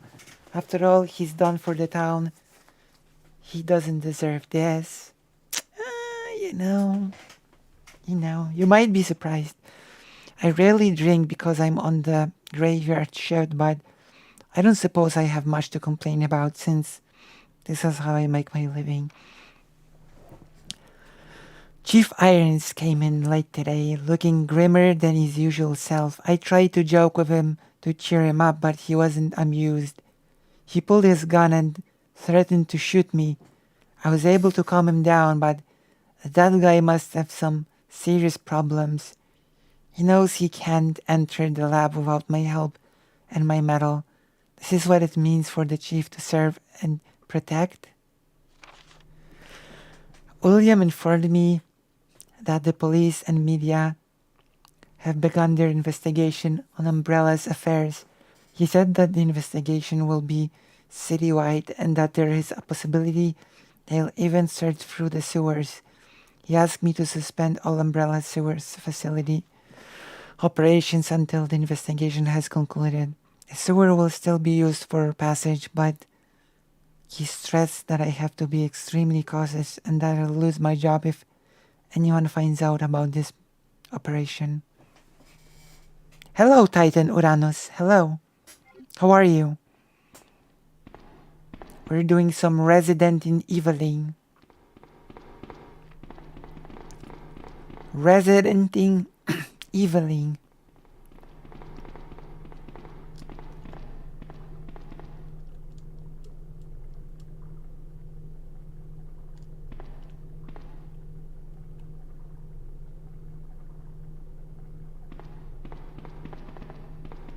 So can I?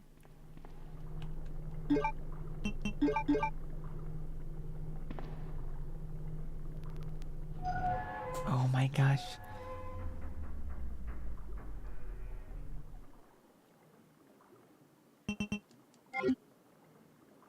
I have to like super hurry.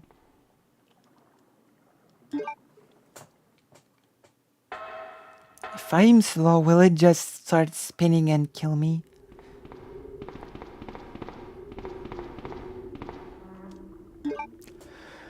It doesn't matter. I made it.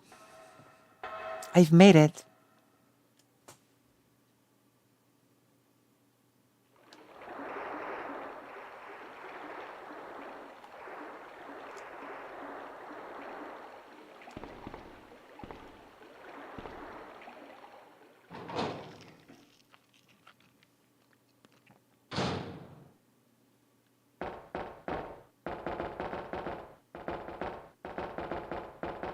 And now we're gonna put away some items. We're gonna save.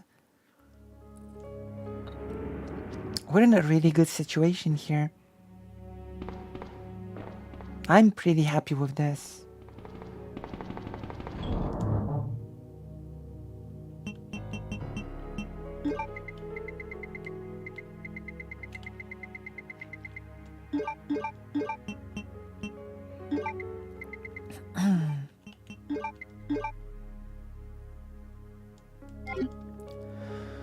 I'm gonna save, then we're gonna put away the inks, of which we have super plenty. You did not get that many in Resident Evil 1.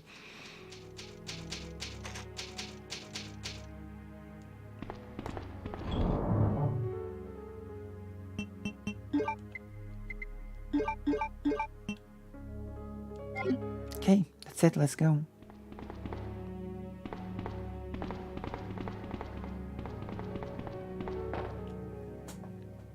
That's it.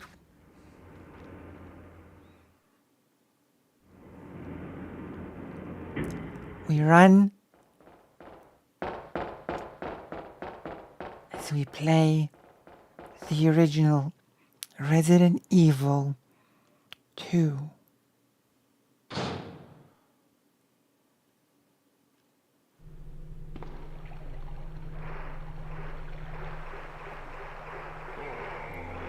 Wait, what?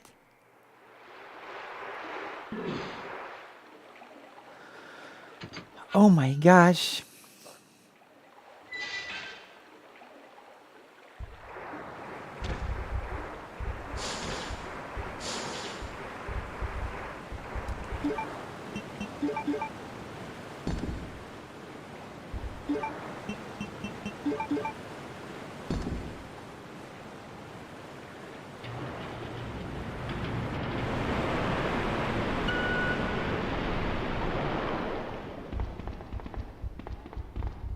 Wacky puzzles.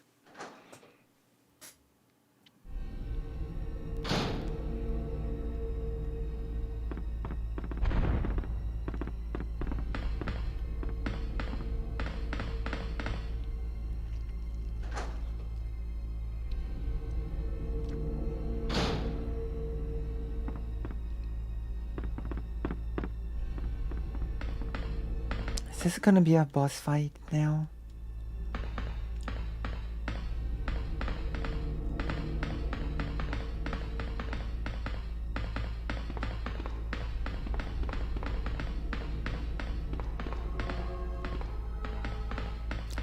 Oh, this is Resident Evil 2. You know how President Sunday plays Resident Evil 4 remake? This is Resident Evil 2, the original.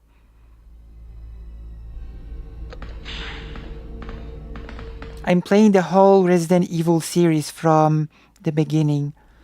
First, I'm playing the original games, and then I will play the remakes.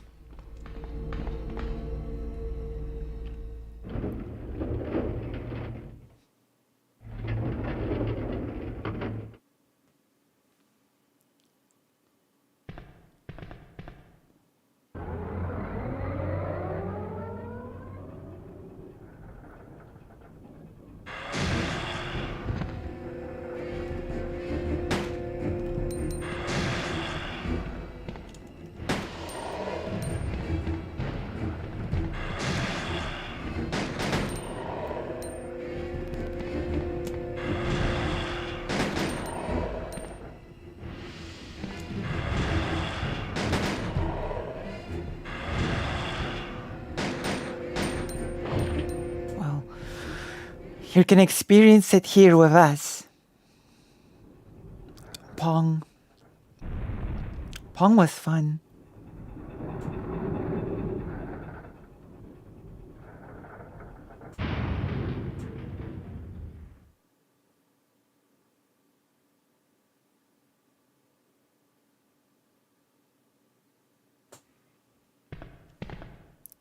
We should continue Drakengard at some point, by the way.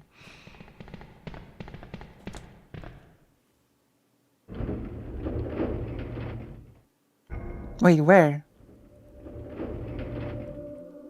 Where do I use the lighter?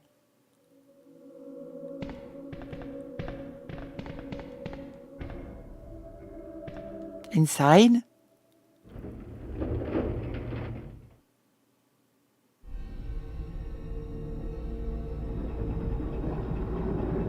Where? Where do you want me to use the lighter?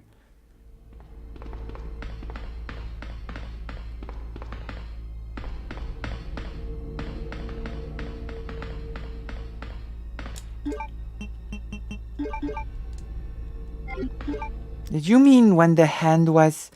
It was too late for that.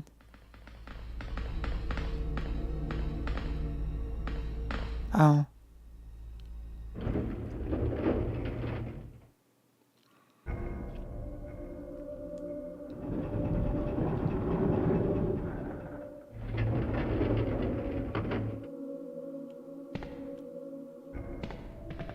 You mean this?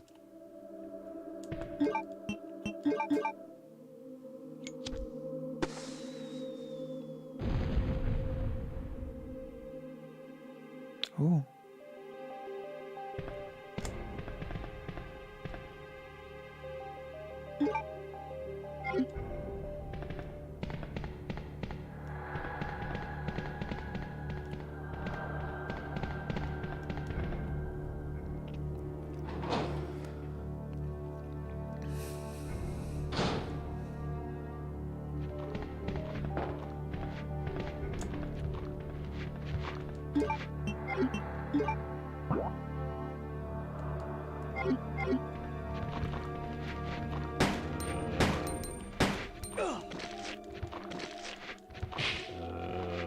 Good. I was getting tired of you.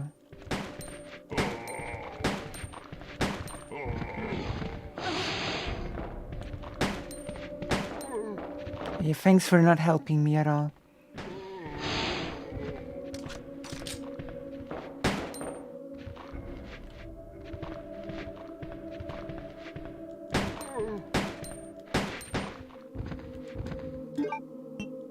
Thanks.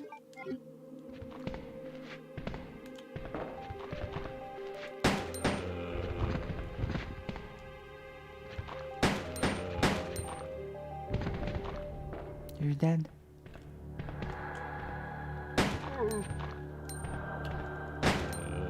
Okay.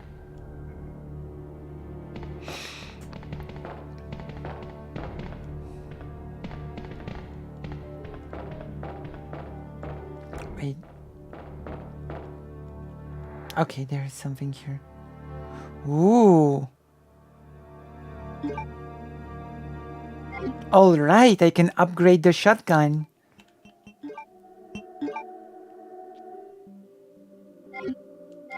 Amazing.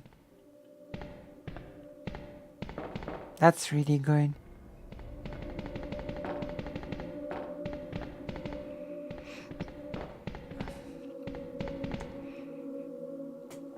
I'm glad I took the parts.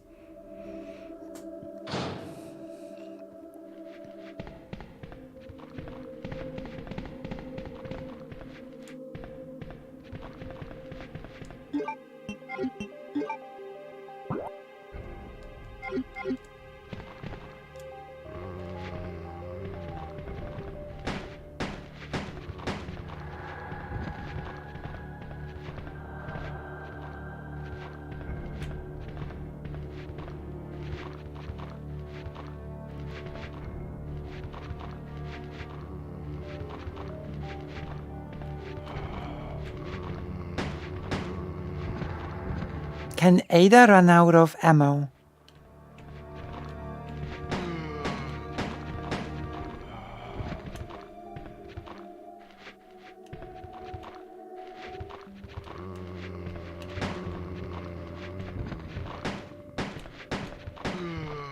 That's a great hint. All right.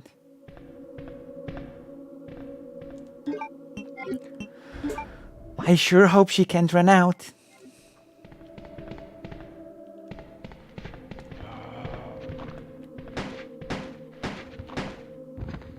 Amazing.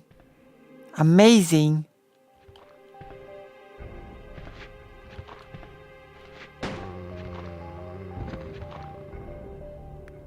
That's useful.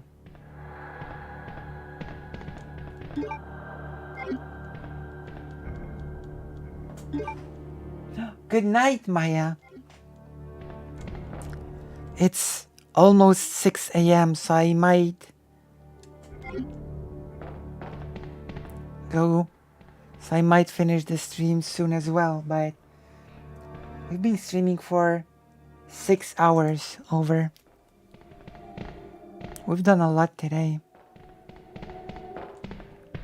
A lot of segments.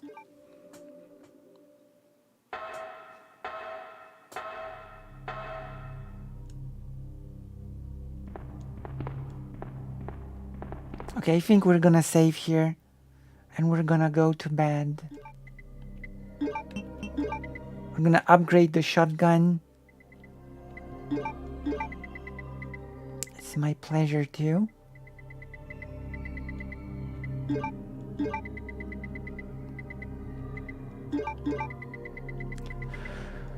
So much shotgun ammo. Just a regular shotgun.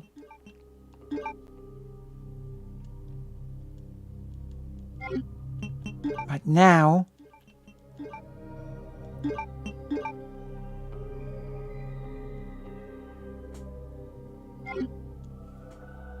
it is a wacky shotgun.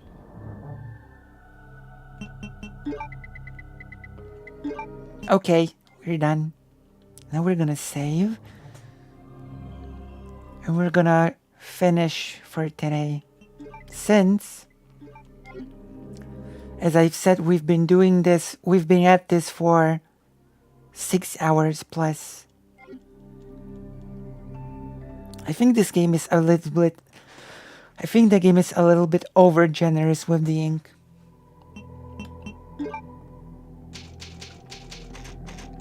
In Resident Evil 1, I actually did run out of ink a few times. Here, it feels like it's impossible. Okay. I'm not even sure why I did that. So, thank you all for coming. Thank you very much for your generous donations. And I will see you on the next stream when we will be discussing the 80th anniversary of the Jewish Ghetto Uprising. So be here. And I really hope to see you on tomorrow's stream because it will be a big one. Little known fact, the success of Pong is in part responsible to current cheap computer chips. That is a very positive fact that an advancement was not done by war, but by video games.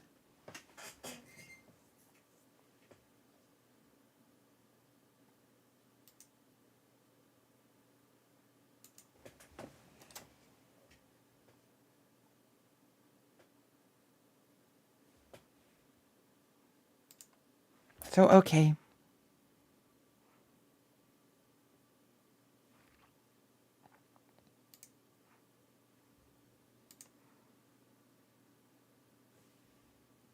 So, good night. Thank you. Before I finish, I will once again tell you that next stream will be pretty big, and we will be talking about the Jewish Ghetto Uprising, okay? See you next stream, which probably will be today. Okay, love and solidarity, and bye-bye. I press end stream.